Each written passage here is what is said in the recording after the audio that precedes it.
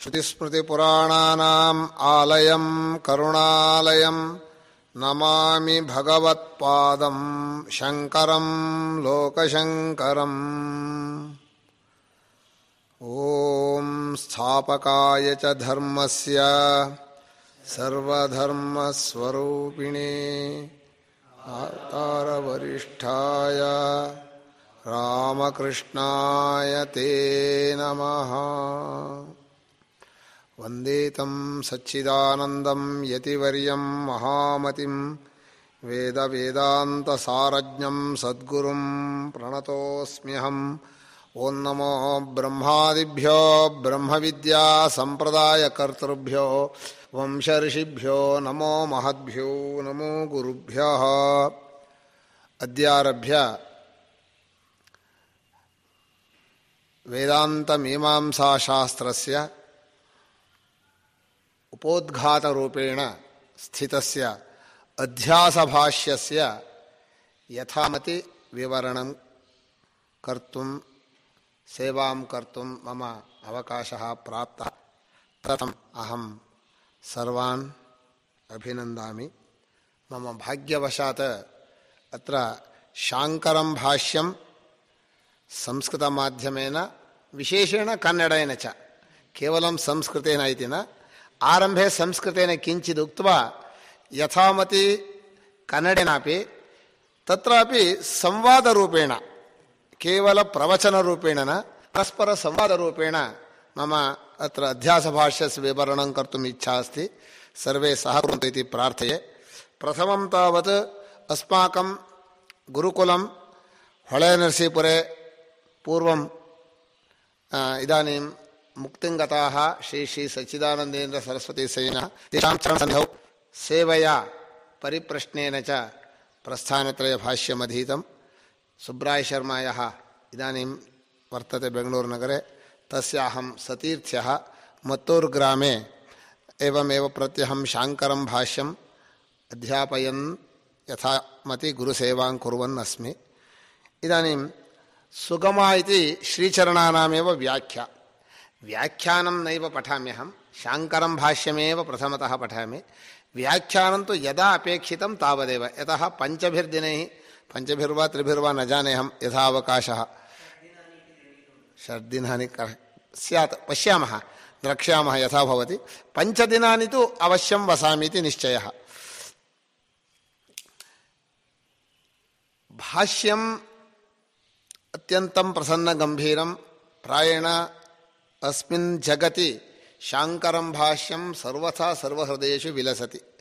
ಯದ್ಯಪಿ ದ್ವೈತಾದ್ವೈತ ವಿಶಿಷ್ಟಾದ್ವೈತ ಗ್ರಂಥಾಃ ಸಂತಿ ತಥಾಪಿ ವೇದಾಂತಾಃ ಇತ್ಯುಕ್ತೆ ಪ್ರಾಯೇಣ ಪಾಶ್ಚಾತ್ಯದೇಶೇಷು ಶಾಂಕರಂ ಭಾಷ್ಯಮೇವ ಅದ್ವೈತ ದರ್ಶನಮೇವೇತಿ ಪ್ರಸಿದ್ಧಂ ವರ್ತತೆ. ಅಸ್ಮಿನ್ ಭಾರತೆ ವರ್ತತೆ ಶಾಂಕರಂ ಭಾಷ್ಯಂ. ತತ್ರಾಪಿ ಶಾಂಕರಂ ಭಾಷ್ಯಮಿತಿ ವದಾಮಃ ಚೇದಪಿ ವೇದಾಂತಾಃ ಇತ್ಯುಕ್ತೆ ಅದ್ವೈತ ವೇದಾಂತಾಃ ಏವ. ಅತಃ ಶಂಕರೈಃ ಅದ್ವೈತ ವೇದಾಂತಃ ಪ್ರತಿಷ್ಠಾಪಿತಃ ಇತಿ ನೈವ ವಯಂ ಅಂಗೀಕುರ್ಮಃ. ವಿಸ್ತಾರಿತಃ ತಾವದೇವ. ಪೂರ್ವಮೇವ ಆಸೀತ್ ವೇದಾಂತೇಷು ತದ್ ವಿಸ್ತಾರಿತಃ. ಅತಃ ಅತ್ರ ಆರಭ್ಯ ಇದಾನಿಂ ಕನ್ನಡ ಭಾಷೆ ಕಿಂಚಿತ್ ಕಥಯಿಷ್ಯಾಮಿ. ಶಂಕರರ ಅವತಾರವಾದ ಮೇಲೆ ಪರಿಶುದ್ಧವಾದ ವೇದಾಂತ ಸಂಪ್ರದಾಯ, ಅಂದರೆ ಸಂಪ್ರದಾಯ ಅನ್ನೋ ಶಬ್ದಕ್ಕೆ ನಾವು ಚೆನ್ನಾಗಿ ಅರ್ಥ ಮಾಡ್ಕೋಬೇಕು. ಹೇಳಿಕೊಡುವ ಕ್ರಮ. ಸಂಪ್ರದಾಯ ಅಂದರೆ ಕೇವಲ ಅನುಕರಣೆ ಮಾತ್ರ ಅಲ್ಲ, ರೂಢಿ ಅಲ್ಲ. ಒಬ್ಬರಿಂದ ಗುರುಗಳು ತನ್ನ ಶಿಷ್ಯನಿಗೆ ಹೇಳಿಕೊಡುವ ಕ್ರಮಕ್ಕೆ ಸಂಪ್ರದಾಯ ಅಂತ ಹೆಸರು. ಅದು ವಿಶೇಷವಾಗಿ ಗುರು ಶಿಷ್ಯರಲ್ಲಿ ಅನನ್ಯತೆ ಇದ್ದರೆ ಮಾತ್ರ. ತುಂಬ ಅನನ್ಯನಾದ ಶಿಷ್ಯನಿಗೆ ಆಚಾರ್ಯನೋ ಯಾವ ಕ್ರಮದಲ್ಲಿ ಹೇಳ್ಕೊಡ್ತಾನೋ ಅದನ್ನು ಸಂಪ್ರದಾಯ ಅಂತ ಕರೀತಾರೆ. ಕಠೋಪನಿಷತ್ನಲ್ಲಿ ವಾಕ್ಯ ಸ್ಪಷ್ಟವಾಗಿದೆ, ಅನನ್ಯ ಪ್ರೋಕ್ತೆ ಗತಿರತ್ರ ನಾಸ್ತಿ.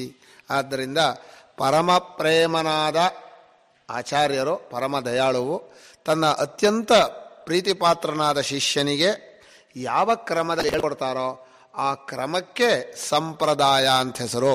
ಅದು ಬಹಳ ಮುಖ್ಯವಾದಂತಹದ್ದು. ಯಾಕೆಂದರೆ ಈ ಸಂಪ್ರದಾಯ ಅನ್ನೋ ಪದವನ್ನು ಬೇರೆ ಬೇರೆ ಪ್ರಕಾರದಲ್ಲಿ ಬಳಸಿ ಎಲ್ಲವೂ ಸಂಪ್ರದಾಯ, ನಮ್ಮ ಸಂಪ್ರದಾಯ ಅಂತಾರೆ. ವೇದಾಂತ ಸಂಪ್ರದಾಯ ಒಂದೇ ಸಂಪ್ರದಾಯ. ಅದನ್ನು ಶಂಕರ ಭಾಷ್ಯದಲ್ಲಿ ಒಂದು ಕಡೆ ಉಲ್ಲೇಖ ಮಾಡಿದ್ದಾರೆ. ಅಧ್ಯಾರೋಪಾಪವಾದಾಭ್ಯಾಂ ನಿಷ್ಪ್ರಪಂಚಂ ಪ್ರಪಂಚ್ಯತೆ ಅಂತ ಅಧ್ಯಾರೋಪಾಪವಾದ ಕ್ರಮದಲ್ಲಿ ನಾವು ನಿಮಗೆ ಪರಮಾರ್ಥ ತತ್ವವನ್ನು ತಿಳಿಸ್ಕೊಡ್ತೇವೆ ಅಂತ. ಅದು ಒಂದು ಭಾಷ್ಯದಲ್ಲಿ ಒಳಗಂಗೆಯಂತೆ ಗುಪ್ತಗಾಮಿನಿ ಸರಸ್ವತಿಯಂತೆ ಹರಿತಾ ಇರುವಂಥ ಒಂದು ಕ್ರಮ ಅದು ಅಧ್ಯಾರೋಪಾಪವಾದ ಅಂತ. ಇದರ ಬಗ್ಗೆ ನಾವು 4 ಮಾತು ಹೇಳಬೇಕು. ಯಾಕೆಂದರೆ ಸಂಪ್ರದಾಯ ಅನ್ನೋ ಶಬ್ದವನ್ನು ಅಧ್ಯಾರೋಪಾಪವಾದ ಅಂತ ಯಾಕೆ ಬಳಸಿದರು ಅನ್ನೋ ಬಗ್ಗೆ ಒಂದು 4 ಮಾತು ಹೇಳ್ತೇನೆ. ಮೊಟ್ಟ ಮೊದಲು ಪರಬ್ರಹ್ಮವನ್ನು ಶಬ್ದದಿಂದ ತಿಳಿಸೋಕೆ ಸಾಧ್ಯವಿಲ್ಲ ಅನ್ನೋದು ಪ್ರಸಿದ್ಧ. ಯಥೋ ವಾಚೋ ನಿವರ್ತಂತೆ ಅಂತ ಹೇಳಿದ್ರಿಂದ. ಆದರೆ ಅನಿವಾರ್ಯ, ಶಬ್ದವಿಲ್ಲದೆ ಆಗೋದಿಲ್ಲ, ಶಬ್ದ ಬಳಸಿದರೆ ಸರಿಯಾಗೋದಿಲ್ಲ. ಅದಕ್ಕೋಸ್ಕರವಾಗಿ ಶಾಸ್ತ್ರ ಏನು ಮಾಡಿದೆ ಅಂದರೆ, ಶಿಷ್ಯನು ಏನು ತಪ್ಪಾಗಿ ತಿಳ್ಕೊಂಡಿದ್ದಾನೋ ಆ ತಪ್ಪಾಗಿ ತಿಳ್ಕೊಂಡದ್ದನ್ನು ಅನುವಾದ ಮಾಡ್ತಾ, ಅನುವಾದ ಭಾಗದಲ್ಲಿ ಅನುವಾದಾಂಶವನ್ನು ಬಿಟ್ಟು ಅಪವಾದ ಪ್ರಧಾನವಾಗಿ ನೀವು ಚಿಂತನೆ ಮಾಡಿದರೆ ಅದು ಗುರುಗಳು ಹೇಳುವಾಗ ಅದು ಅಧ್ಯಾರೋಪಾಪವಾದ ಅನಿಸುತ್ತೆ. ಅಧ್ಯಾಸ ಮತ್ತು ಅಧ್ಯಾರೋಪ ಈ ಅರ್ಥ ವ್ಯತ್ಯಾಸ ಏನಪ್ಪ ಅಂದರೆ, ಅಧ್ಯಾಸ ತಪ್ಪಾಗಿ ತಿಳ್ಕೊಂಡಂಥ ಒಂದು ಕಲ್ಪಿತ ಬುದ್ಧಿ, ಅದು ತಪ್ಪು ಪ್ರತ್ಯಯ, ತಪ್ಪು ತಿಳುವಳಿಕೆ. ಆದರೆ ಅಧ್ಯಾರೋಪ ಬರೀ ತಪ್ಪು ತಿಳುವಳಿಕೆ ಅಲ್ಲ, ತಪ್ಪು ತಿಳುವಳಿಕೆಯನ್ನು ಗುರುಗಳು ಅನುವಾದ ಮಾಡಿಕೊಂಡಾಗ ಸರಿಯಾಗಿ ತಿಳಿಸೋದಕ್ಕೆ ಆವಾಗ ಅದು ಅಧ್ಯಾರೋಪ ಆಗತ್ತೆ. ಈ ವ್ಯತ್ಯಾಸವೇ ಬಹಳ ಜನಕ್ಕೆ ಗೊತ್ತಾಗೋಲ್ಲ. ಇನ್ನೊಂದು ಸಲ ಹೇಳ್ತೇನೆ, ಈಗ ಉದಾಹರಣೆ ಹೇಳ್ತೇನೆ. ಈಗ ಬ್ರಹ್ಮವಿದಾಪ್ನೋತಿ ಪರಂ ಅಂತ ವೇದಾಂತ ವಾಕ್ಯ ಇದೆ. ಬ್ರಹ್ಮಜ್ಞಾನದಿಂದ ಪರಮ ಪುರುಷಾರ್ಥವನ್ನು ಪಡೆಯುತ್ತಾನೆ ಅಂತ ವಾಕ್ಯಾರ್ಥ ಆಗತ್ತೆ. ಈ ವಾಕ್ಯಾರ್ಥವನ್ನು ನೋಡಿದರೆ ಜ್ಞಾನದಿಂದ ಏನನ್ನೋ ಪಡೆಯುತ್ತಾನೆ ಅನ್ನೋ ಅರ್ಥ ಬರುತ್ತಲ್ವ, ಯಥಾರ್ಥವಾಗಿ ತಗೊಂಡ್ರೆ. ಆದರೆ ಸಂಪ್ರದಾಯದಿಂದ ಹೇಳೋದಾದರೆ ಜ್ಞಾನದಿಂದ ಪಡೀತಾನೆ ಅಂದರೆ ಪಡೆಯೋದು ಅನ್ನೋದಲ್ಲ, ಮೊದಲೇ ಪಡೆದದ್ದನ್ನೇ ಪಡ್ಕೋತಾನೆ. ಜ್ಞಾನದಿಂದಲೇ ಅಂತ ಯಾಕೆ ಹೇಳಿದರು ಅಂದರೆ, ಬೇರೆ ಯಾವ ಸಾಧನವೂ ಬೇಕಿಲ್ಲ ಅಂತ ಅಪವಾದ. ಜ್ಞಾನ ಮಾತ್ರದಿಂದ ಅದು ಸಿಗತ್ತೆ ಅನ್ನೋ ಶಬ್ದದಿಂದ ಉಳಿದ ಕರ್ಮ ಉಪಾಸನಾದಿಗಳು ಪೂಷಕವಾಯಿದು ಅಂಥದ್ದು ಸೋಪಾನವಾಗಬಹುದೇ ಹೊರತು ಪ್ರಧಾನವಾಗಿ ಜ್ಞಾನದಿಂದಲೇ ಪಡ್ಕೊಳ್ತಾನೆ. ಬ್ರಹ್ಮದ ಜ್ಞಾನದಿಂದಲೇ ಪಡ್ಕೊಳ್ತಾನೆ, ಬೇರೆ ಜ್ಞಾನದಿಂದ ಆಗೋದಿಲ್ಲ. ಹೀಗೆ ಪ್ರತಿ ಪದವೂ ಕೂಡ ಅಧ್ಯಾರೋಪ ಅಪವಾದ. ಈಗ ಪರಮಾತ್ಮನನ್ನು ತಿಳ್ಕೋಬೇಕು ಅಂತ ಹೇಳ್ತೀವಿ. ತಿಳ್ಕೋಬೇಕು ಅಂತಂದರೆ ಹೊರಗಿರಬೇಕು ಅಂತ ಅನಿಸ್ಬಿಡತ್ತೆ ನಮಗೆ. ಸಹಜವಾಗಿ ನಾವು ತಿಳಿಯುವ ಪದಾರ್ಥ ನಮಗಿಂತ ಭಿನ್ನವಾಗಿರುತ್ತೆ ಅಂತ. ನನ್ನ ಸ್ವರೂಪವೇ ಆಗಿದ್ದರೆ ತಿಳ್ಕೋಬೇಕು ಅನ್ನೋ ಪದ ವಿರುದ್ಧವಾಗತ್ತೆ. ತಿಳ್ಕೊಳ್ಬೇಕು ಅಂತ ಹೇಳದೆ ಹೋದರೆ ತಿಳ್ಕೊಳ್ಳೋ ವಿಚಾರಕ್ಕೆ ಅವನು ಬರೋದಿಲ್ಲ. ಆದ್ದರಿಂದ ನಾವು ಇಲ್ಲಿ ಹೇಳಿದ್ದು ಪರಮಾತ್ಮನಲ್ಲಿ ಜ್ಞೇಯತ್ವ ಅಧ್ಯಾರೋಪ ಆಗಿದೆ. ಅಂದರೆ ಜ್ಞೇಯ ಅಂತ ಹೇಳಿ ಶಾಸ್ತ್ರ ಜ್ಞೇಯವಲ್ಲದೆ ಹೋದರೂ ಜ್ಞೇಯತ್ವವನ್ನು ಅದರ ಮೇಲೆ ಹಾಕಿದೆ. ಜ್ಞೇಯ ಆಗೋಕ್ಕೆ ಸಾಧ್ಯವೇ ಇಲ್ಲ. ಜ್ಞೇಯ ಅಂದರೆ ಹೊರಗಿರಬೇಕು. ಯತ್ ಜ್ಞೇಯಂ ಜ್ಞಾತು ಅನ್ಯದ್ ಭವೇತ್, ಜ್ಞಾತೃವಿಗಿಂತ ಜ್ಞೇಯ ಹೊರಗಿರಬೇಕು. ಅಷ್ಟೇ ಅಲ್ಲ, ಜ್ಞೇಯವಾಗೋಕ್ಕೆ ಸಾಧ್ಯವೇ ಇಲ್ಲ ಅದು. ಹಾಗಿದ್ರೂ ಕೂಡ ಅವಶ್ಯವಾಗಿ ಪರಮಾತ್ಮನನ್ನೇ ತಿಳಿಬೇಕು. ಅಪವಾದ ಏನು ಅಂದರೆ, ಪರಮಾತ್ಮನನ್ನು ಬಿಟ್ಟು ಬೇರೆದನ್ನು ತಿಳಿಯೋ ಪ್ರಯತ್ನ ಮಾಡಕೂಡ್ದು, ಬೇರೆ ಯಾವುದು ಜ್ಞೇಯ ಅಲ್ಲ ಅಂತ ಅಪವಾದ. ಒಂದು ಜ್ಞೇಯ ಅಂದರೆ ಇನ್ನು ಉಳಿದದ್ದು ಜ್ಞೇಯವಲ್ಲ ಅಂತ ಅಪವಾದ. ಈ ಸಂಪ್ರದಾಯವನ್ನು ನೀವು ಚೆನ್ನಾಗಿ ಮಾಡ್ಕೊಳ್ಳದೆ ಹೋದರೆ, ಇದು ಪ್ರತಿ ಶಂಕರ ಭಾಷ್ಯದಲ್ಲಿ ಪ್ರತಿ ಪದದಲ್ಲೂ ಇದೆ, ವೇದಾಂತ ವಾಕ್ಯದಲ್ಲೂ ಇದೆ. ಇದು ಯಾರಿಗೆ ಅರ್ಥವಾಗೋದಿಲ್ವೋ ಅವರಿಗೆ ಉಪನಿಷತ್ತು ಪೂರ್ಣವಾಗಿ ಗೊತ್ತಾಗೋದು ಇಲ್ಲ. ಅಷ್ಟೇ ಅಲ್ಲ, ಪೂರ್ತಿ ಕಾಂಟ್ರಡಿಕ್ಷನ್ ಅಂದರೆ ವಿರುದ್ಧವಾಗಿ ಕಾಣುತ್ತೆ. ಬರೀ ಗೊಂದಲ, ಹೀಗೆ ಹೇಳ್ತಾನೆ ಹೀಗೆ ಹೇಳ್ತಾನೆ, ಗೀತೆಯಲ್ಲೋ ಅಲ್ಲಿ ಹಾಗೆ ಹೇಳ್ತಾನೆ ಹೀಗೆ ಹೇಳ್ತಾನೆ ಅಂತ. ಆದರೆ ನಿಜವಾಗಿ ಯಾರು ಈ ಅಧ್ಯಾರೋಪಾಪವಾದ ಕ್ರಮವನ್ನು ಚೆನ್ನಾಗಿ ಅರ್ಥ ಮಾಡಿಕೊಂಡು ಗುರುಗಳಿಂದ ಶ್ರವಣ ಮಾಡ್ತಾರೋ, ಆ ಸದ್ಗುರುಗಳು ಕೊಟ್ಟ ಕಾರುಣ್ಯದ ಉಪದೇಶದಿಂದ ಅವನಿಗೆ ವೇದಾಂತದ ಅರ್ಥ ಚೆನ್ನಾಗಿ ಗೊತ್ತಾಗುತ್ತೆ ಅನ್ನೋದು. ಈಗ ಗುರು ಮಾಡಿಕೊಂಡದ್ದು, ಶಿಷ್ಯ ತಿಳ್ಕೊಂಡದ್ದು ಬೇರೆ, ಗುರುಗಳು ಮಾಡ್ಕೊಂಡ ಅಧ್ಯಾರೋಪ ಏನಪ್ಪ ಅಂತ ನೀವು ಕೇಳಬಹುದು. ಅದಕ್ಕೆ ಹೇಳ್ತಾರೆ, ಮೊದಲು ಮನುಷ್ಯನಿಗೆ ಅನರ್ಥ ಹೇತು ತುಂಬ ಕಾರಣ ಹೇಳ್ತಾ ಇದ್ವಿ. ನನ್ನ ಅನರ್ಥ ಕಾರಣ ಏನಪ್ಪ, ನನ್ನ ದುಡ್ಡಿಲ್ಲ, ನನಗೆ ಆರೋಗ್ಯ ಇಲ್ಲ, ನನಗೆ ವಯಸ್ಸಾಯಿತು, ನನಗೆ ತಿಳುವಳಿಕೆ ಇಲ್ಲ. ಈ ರೀತಿ ಅನರ್ಥಕ್ಕೆ ಕಾರಣವನ್ನು ಹೊರಗಡೆ ಪ್ರಪಂಚದಲ್ಲಿ ನೂರಾರು ಹುಡುಕೋ ಅಭ್ಯಾಸ ಇದೆ. ಶಾಸ್ತ್ರ ಮತ್ತು ಗುರುಗಳು ಬಂದು ಅದಲ್ಲ ಅನರ್ಥಕ್ಕೆ ಕಾರಣ, ನಿನ್ನ ಸ್ವರೂಪದ ಬಗ್ಗೆ ಇರುವ ತಪ್ಪು ತಿಳುವಳಿಕೆ. ತಪ್ಪು ತಿಳುವಳಿಕೆಯೇ ಅನರ್ಥಕ್ಕೆ ಕಾರಣ ಅನ್ನೋದು ಒಂದು ಅಧ್ಯಾರೋಪ. ಯಾಕೆ ಅಧ್ಯಾರೋಪ ಅಂದರೆ, ಶಾಸ್ತ್ರದೃಷ್ಟಿಯ ಆ ಅಧ್ಯಾಸವನ್ನು ಇದೆ ಅಂತ ಹೇಳೋಕೆ ಹೊರಟದ್ದಲ್ಲ ಅದು. ಅಧ್ಯಾಸವು ನಿಮ್ಮ ಅನರ್ಥ ಕಾರಣ ಅಂತ ಹೇಳಿದ ಮಾತ್ರದಿಂದ ನೀವೇನು ತಿಳ್ಕೊಬೋದು? ಶಾಸ್ತ್ರ ಹೇಳಿದೆಯಲ್ಲ ಅನರ್ಥ ಕಾರಣ ಅಧ್ಯಾಸ ಅಂತ, ಅಧ್ಯಾಸ ಹಾಗೆ ಸಿದ್ಧಪಡಿಸ್ಕೋತೀರಿ. ಹಾಗಲ್ಲ. ನಿಮಗೆ ಅನರ್ಥ ಕಾರಣ ಬೇರೆದಿತ್ತಲ್ಲ, ಅಂದರೆ ದಾರಿದ್ರ್ಯವೋ, ಬಡತನವೋ, ಅಥವಾ ಮುಪ್ಪೋ, ಅಥವಾ ಬೇರೆ ಯಾವುದೇ ಒಂದು ಆಸೆನೋ, ಯಾವುದೇ ಅನರ್ಥ ಕಾರಣ ಹೊರಗಡೆ ಕಾಣ್ತಾ ಇದ್ದದ್ದು ಯಾವುದೂ ಅಲ್ಲ ಅಂತ ಅದನ್ನು ಅಪವಾದ ಮಾಡೋಕ್ಕೋಸ್ಕರ ಅಧ್ಯಾಸವೇ ಅನರ್ಥ ಕಾರಣ ಅಂತ ಹೇಳಿದರು. ಹೀಗೆ ಮುಂದೆ ಹೇಳ್ತಾರೆ. ಅಧ್ಯಾಸ ಅನ್ನೋದೇ ಇವತ್ತಿನ ವಿಷಯ. ಅಧ್ಯಾಸ ಅನ್ನೋ ಶಬ್ದಕ್ಕೆ ಸಂಕ್ಷೇಪವಾಗಿ ಅರ್ಥ ಹೇಳೋದಾದರೆ ತಪ್ಪು ತಿಳುವಳಿಕೆ ಅಂತ ಅಷ್ಟೇ ಅರ್ಥ. ಪದಾರ್ಥದಲ್ಲಿ ಅಧ್ಯಸನಂ ಅಧ್ಯಾಸ. ತಪ್ಪು ತಿಳುವಳಿಕೆ ಆಂಗ್ಲ ಭಾಷೆಯಲ್ಲಿ ಹೇಳಿದ್ರೆ ಮಿಸ್ಅಂಡರ್ಸ್ಟ್ಯಾಂಡಿಂಗ್ ಅಂತ ಅಷ್ಟೇ ಹೇಳ್ಬೋದು. ಆದರೆ ಅದರ ವೇದಾಂತದಲ್ಲಿ ಟೆಕ್ನಿಕಲ್ ಆಗಿ ಬಳಸಿದ್ರೆ ಹೇಗೆ ಅಂತದನ್ನು ಮುಂದೆ ಹೇಳ್ತೇನೆ ನಾನು. ಈಗ ಈ ವಿಷಯವನ್ನು ನಿರೂಪಣೆ ಮಾಡುವಾಗ ನಮಗೆ ಬೇಕಾದಂತಹದ್ದು ಸಾರ್ವತ್ರಿಕ ಅನುಭವ ಮತ್ತು ಯುಕ್ತಿ. ಲೋಕದಲ್ಲಿ ಅನುಭವ ಅನ್ನೋದಿದೆಯಲ್ಲ, ಅನುಭವವೇ ಜ್ಞಾನಕ್ಕೆ ಪರಮ ಸಾಧನ. ಅನುಭವವನ್ನು ಜೋಡಿಸುವಂಥ ಯುಕ್ತಿ, ಅನುಭವ, ಯುಕ್ತಿ, ಶಾಸ್ತ್ರವಾಕ್ಯ, ಈ ಮೂರು ಸೇರಿಬಿಟ್ರೆ ಜ್ಞಾನ ಪರಿಶುದ್ಧವಾಗತ್ತೆ. ಈಗ ಅನುಭವ ಯಾರಿಗೆ ಆಗೋದೇ ಇಲ್ವೋ ಅವನು ಬರೀ ಶಾಸ್ತ್ರ ಕೇಳಿದರೆ ಶಾಬ್ದ ಜ್ಞಾನವಾಗತ್ತೆ. ಶ್ರದ್ಧೆಯಿಂದ ಒಪ್ಕೊಂಡಿದ್ದಾನೆ, ಮುಂದೆ ನಿಧಾನವಾಗಿ ಸಾಧನೆ ಮಾಡಿ ಮುಂದೆ ಅನುಭವವನ್ನು ಚೆನ್ನಾಗಿ ಯೋಚನೆ ಮಾಡಿ ತಿಳ್ಕೊತಾನೆ ಅಂತ ಅರ್ಥ ಮಾಡ್ಬೋದು. ಇನ್ನು ಅನುಭವವೂ ಇಲ್ಲ, ಯುಕ್ತಿಯೂ ಇಲ್ಲ ಅಂತ ಇಟ್ಕೊಳ್ಳೋಣ. ಯುಕ್ತಿ ಅಂದರೆ ಅನುಭವವನ್ನು ಜೋಡಿಸೋ ಯುಕ್ತಿ, ಕೇವಲ ತರ್ಕ ಅಲ್ಲ. ಅನುಭವವನ್ನು ಜೋಡಿಸೋ ಯುಕ್ತಿ ಇದೆಯಲ್ಲ, ಅನುಭವಾನುಸಾರ ಯುಕ್ತಿಯೂ ಬರದೆ ಹೋದರೆ ಪಾಪ ಬುದ್ಧಿ ಮಟ್ಟ ಎದ್ದಿಲ್ಲ. ಸ್ವಲ್ಪ ಉಪಾಸನೆ ಮಾಡೋ, ಚೆನ್ನಾಗಿ ಭಜನೆ ಮಾಡೋ, ಒಳ್ಳೆ ಕರ್ಮಯೋಗವನ್ನು ಮಾಡೋ, ಅದು ಬೇಕು. ಯಾಕೆಂದರೆ ಮನುಷ್ಯನಿಗೆ ಬುದ್ಧಿಶಕ್ತಿ ಭಗವಂತ ಒಬ್ಬೊಬ್ಬರಿಗೆ ಒಂದೊಂದು ಥರ ಕೊಟ್ಟಿರ್ತಾನೆ. ಆದ್ದರಿಂದ ಅನುಭವ ಮತ್ತು ಯುಕ್ತಿಯಿಂದ ಈ ವಾಕ್ಯಾರ್ಥವನ್ನು ಅಂದರೆ ಭಾಷ್ಯವನ್ನು ನಮ್ಮ ಸಂಪ್ರದಾಯ ಕ್ರಮದ ಹಾಗೆ ನೀವು ಚಿಂತನೆ ಮಾಡಿದರೆ ಅವಶ್ಯವಾಗಿ ಶಂಕರ ಭಾಷ್ಯ ಈಗಲೇ ಎಲ್ಲರಿಗೂ ಕೂಡ ಸರಿಯಾದ ಅರ್ಥವನ್ನು, ಜ್ಞಾನವನ್ನು ಕೊಡುತ್ತೆ ಅನ್ನೋದು ಸಂದೇಹ ಇಲ್ಲ. ಈಗ ನಾನು ಆರಂಭ ಮಾಡ್ತೇನೆ.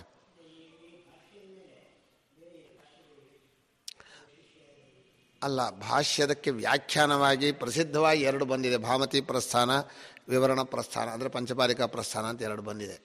ಅಲ್ಲಿ ಏನಾಗಿದೆ ಅಂದರೆ ನನ್ನ ಅಭಿಪ್ರಾಯದಲ್ಲಿ ಶಂಕರ ಭಾಷ್ಯ ಸರಳ, ಸಂಸ್ಕೃತವೂ ಸರಳ, ಅರ್ಥವೂ ಸರಳ, ಅನುಭವಕ್ಕೆ ಹೊಂದೋದು ಸರಳ.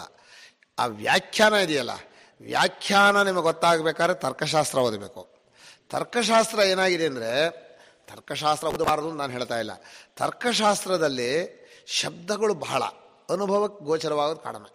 ಭಾಷ್ಯಕಾರರೇ ಒಂದು ಕಡೆ ತಮಾಷೆ ಮಾಡ್ತಾರೆ, 6 ಪದಾರ್ಥವನ್ನು ಒಂದು ಪದಾರ್ಥ ಅಂತ ಹೇಳ್ತಾರಪ್ಪ ಈ ತಾರ್ಕಿಕರು ಅಂತ. ದ್ರವ್ಯ ಗುಣ ಕರ್ಮ ಸಾಮಾನ್ಯ ವಿಶೇಷ ಅಭಾವ ಇರಲಿಲ್ಲ. ಷಟ್ ಪದಾರ್ಥ ಮನ್ಯಂತೆ ಅಂತಲೇ ಭಾಷ್ಯಕಾರರು ಬರೆಯೋದು. 6 ಪದಾರ್ಥವನ್ನು, ಇದು 6 ಪದಾರ್ಥ ಅಂದರೆ ಕಾಣೋದು 1, 6 ಅಂತ ಹೇಳಿದರೆ ಹೇಗೆ ಹೊಂದಾಗುತ್ತೆ ಅಂದರೆ ಅವರೊಂದು ಕ್ರಮದಲ್ಲಿ ವ್ಯವಹಾರಕ್ಕೋಸ್ಕರ ಬಳಸ್ಕೊಂಡಿದ್ದಾರೆ. ನಾನು ತರ್ಕಶಾಸ್ತ್ರ ನಿಂದನೆ ಹೊರಟಲ್ಲ. ನಮ್ಮ ವೇದಾಂತ ಶಾಸ್ತ್ರಕ್ಕೆ ತರ್ಕಶಾಸ್ತ್ರ ಅಷ್ಟೇನು ಬೇಕಾಗಿಲ್ಲ. ನಮಗೆ ಗೊತ್ತಿರುವ ಅನುಭವಗಳನ್ನು ಜೋಡಿಸೋಕೆ ಎಷ್ಟೋ ಅಷ್ಟು ಬೇಕು. ಅಷ್ಟಾದ್ದರಿಂದ ಈಗ ಆರಂಭದಲ್ಲಿ ಅನುಭವವನ್ನು ಇಟ್ಕೊಳ್ಬೇಕು. ಅನುಭವದಲ್ಲಿ 2 ವಿಧ ಇದೆ ಅಂತ ಒಂದು ಹೇಳ್ತೇನೆ. ಒಂದು ಲೌಕಿಕದಲ್ಲಿ ಅನುಭವ, ಲೌಕಿಕ ಅನುಭವ, ಇನ್ನು ಪರಮಾರ್ಥ ಅನುಭವ ಅಂತ. ಪರಮಾರ್ಥ ಅನುಭವ ಅಂದರೆ ಮುಂದೆ ಹೇಳ್ತೇನೆ ನಾನು ಏನು ಅಂತ. ಲೋಕಾನುಭವ ಅನ್ನೋದು ನಮಗೆಲ್ರಿಗೂ ಇದೆ. ಲೋಕದಲ್ಲಿ ಏನು ಅನುಭವ ಇದೆಯೋ ಅದನ್ನೇ ಇಟ್ಕೊಂಡಿದ್ದಾರೆ. ಹಾಗೆ ಲೋಕಾನುಭವ, ಪರಮಾರ್ಥಾನುಭವ ಎರಡನ್ನೂ ಇಟ್ಕೊಂಡು ಯುಕ್ತಿಯನ್ನು ಜೋಡಿಸ್ತಾರೆ. ಯುಕ್ತಿ ಅಂದರೆ ಅನುಭವಗಳ ಜೋಡಣೆಯಿಂದ ಏನು ಬರುತ್ತೋ ಅದು. ಸರಳವಾಗಿ ಹೇಳೋದಾದರೆ, ಒಂದು ಕಾಣ್ತಾ ಇದೆ, ಕಾಣ್ತಾ ಇರೋದು ನನಗಿಂತ ಬೇರೆಯಾಗಿರಬೇಕು ಅಂತ ಒಂದು ಯುಕ್ತಿ. ಯಾವುದು ಕಾಣುತ್ತೋ ಅದು ನೋಡುವವನಿಗಿಂತ ಬೇರೆಯಾಗಿರುತ್ತೆ. ಇದು ಅನುಭವಾನುಸಾರ ಯುಕ್ತಿ, ಅದರಲ್ಲೇನು ಕಷ್ಟ ಏನಿಲ್ಲ. ಹೀಗೆ ಸರಳವಾದ ಅನುಭವದ ಆಧಾರದ ಮೇಲೆ ಯುಕ್ತಿಯನ್ನು ಕೊಡ್ತಾರೆ. ಈಗ ನಾನು ಈ ಅಧ್ಯಾಸ ಭಾಷ್ಯವನ್ನು ಆರಂಭ ಮಾಡುವಾಗ ಸ್ವಲ್ಪ ಗ್ರಂಥವನ್ನು ಓದ್ತೇನೆ, ಸರಳ ಕನ್ನಡದಲ್ಲೇ ಹೇಳ್ತೇನೆ. ಇದರಲ್ಲಿ ನಮ್ಮ ಗುರುಗಳು ಮಂಗಳ ಶ್ಲೋಕ 1-2 ಮಾಡಿದ್ದಾರೆ. ಮಂಗಳ ಶ್ಲೋಕವನ್ನು ಸಂಕ್ಷೇಪವಾಗಿ ಹೇಳ್ತೇನೆ.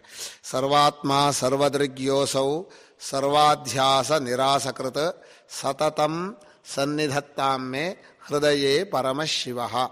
ಸರ್ವಾತ್ಮನಾದ, ಸರ್ವರ ದೃಗ್ರೂಪನಾದ ಅಂದರೆ ಎಲ್ಲರಿಗೂ ಕಣ್ಣಾಗಿರುವ, ಕಣ್ಣು ಅಂದರೆ ದೃಷ್ಟಿ, ಸಾಕ್ಷಿಯಾಗಿರುವ, ಸರ್ವದೃಕ್ ಯೋಸವು ಸರ್ವಾಧ್ಯಾಸ ನಿರಾಸಕೃತ, ಯಾವ ಪರಮಶಿವನೋ ಸಕಲ ಅಧ್ಯಾಸ ಅಂದರೆ ಸಕಲ ತಪ್ಪು ತಿಳುವಳಿಕೆಯನ್ನು ನಿರಾಸ ತಳ್ಳು ಹಾಕ್ತಾ ಇದ್ದಾನೋ ಅಂಥ ಸರ್ವಾಧ್ಯಾಸ ನಿರಾಸಕೃತ ಸತತಂ ಸನ್ನಿಧತ್ತಾಮೆ ಹೃದಯೇ ಪರಮಶಿವ. ಆ ಪರಮ ಮಂಗಳನಾದ ಪರಮಶಿವ ನಮ್ಮ ಹೃದಯದಲ್ಲಿ ಯಾವಾಗಲೂ ಸಾನ್ನಿಧ್ಯವನ್ನು ಕೊಡಲಿ. ಬೇಡ್ಕೊಂಡಿದ್ದಲ್ಲ, ಹೃದಯದಲ್ಲಿ ಶಿವನಲ್ಲಿ ಶಿವ ಪದವನ್ನು ತಪ್ಪು ಕಲ್ಪನೆಗಳನ್ನು ಕಳೆಯುವಂಥವನು ಅನ್ನೋ ಅರ್ಥದಲ್ಲಿ ಪ್ರಯೋಗಿಸಿದ್ದಾರೆ. ಮನುಷ್ಯನ ತಪ್ಪು ಕಲ್ಪನೆ ಬರೋದಕ್ಕೆ ತಪ್ಪು ತಿಳುವಳಿಕೆ ಕಾರಣ. ತಪ್ಪು ತಿಳುವಳಿಕೆಯಿಂದ ತಪ್ಪು ಕಲ್ಪನೆಗಳು ಬರುತ್ತೆ. ತಪ್ಪು ಕಲ್ಪನೆಗಳೇ ಅಶಿವ. ಅಶಿವ ಅಂದರೆ ಅಮಂಗಳ. ಎಷ್ಟು ತಪ್ಪು ತಿಳುವಳಿಕೆ ಇದೆ ಅಂದರೆ ಎಣಿಸೋಕೆ ಬರೋಲ್ಲ. ಒಂದು ಸರಿಯಾದ ತಿಳುವಳಿಕೆ ಎಣಿಸಬಹುದು. ತಪ್ಪು ತಿಳುವಳಿಕೆ ಎಷ್ಟೇನು ಕೇಳಿದರೆ ಅದನ್ನು ಹಾಗೆ ಕೌಂಟ್ ಮಾಡೋದು ಹೇಗೆ? 100 ಕೋಟಿ ಆಗ್ಬೋದು, 1,00,000 ಕೋಟಿ ಆಗ್ಬೋದು, ಎಷ್ಟು ಆಗ್ಬೋದು. ಪ್ರಪಂಚದ ಎಲ್ಲ ಜನರ ಎಲ್ಲ ತಪ್ಪು ತಿಳುವಳಿಕೆಯನ್ನು ಒಬ್ಬನೇ ಪರಮಾತ್ಮ ತಾನು ಸಹಿಸಿಕೊಂಡು, ಅಂದರೆ ತನ್ನ ಮೇಲೆ ಬಂದ ಆರೋಪವನ್ನು ತಡ್ಕೊಂಡು ಹಾಗೇ ಇದ್ದು ಮತ್ತೆ ಪ್ರತಿಯಾಗಿ ಏನೂ ಪ್ರತೀಕಾರ ಮಾಡದೆ ಒಂದೇ ಸ್ವರೂಪದಲ್ಲಿ ಇದಾನಲ್ಲ, ಅವನನ್ನು ನಾನು ಈಗ ಪರಮಶಿವ, ಪರಮ ಮಂಗಳ, ಆ ಚೈತನ್ಯವನ್ನೇ ಪರಮಶಿವ ಅಂತ ನಾವು ಕರಿತೀವಿ. ಇದು ಶಿವ ಅನ್ನೋದು ಪೌರಾಣಿಕ ಅರ್ಥ ಬೇರೆ. ಇಲ್ಲಿ ವೇದಾಂತದ ಅರ್ಥದಲ್ಲಿ ಯಾವ ತಪ್ಪು ಕಲ್ಪನೆಗಳಿಗೂ ಅಲುಗಾಡದೆ, ಮತ್ತೊಬ್ಬರ ಮೇಲೆ ಯಾರ ಆರೋಪವನ್ನು ಮಾಡದೆ, ಕೇವಲ ತನ್ನ ಸ್ವರೂಪದಲ್ಲೇ ಇರುವ ಆ ಜ್ಞಾನ ಸ್ವರೂಪನಾದ ಪರಮಶಿವನಿಗೆ ಸಾನ್ನಿಧ್ಯವನ್ನು ಕೊಡುವ ನಮ್ಮೆಲ್ಲರಿಗೂ ಅಂಥೇಳಿ ಪ್ರಾರ್ಥನೆ ಮಾಡ್ತಾ ಅಧ್ಯಾಸ ಭಾಷ್ಯವನ್ನು ಪ್ರಾರಂಭ ಮಾಡ್ತಾ ಇದ್ದೇನೆ.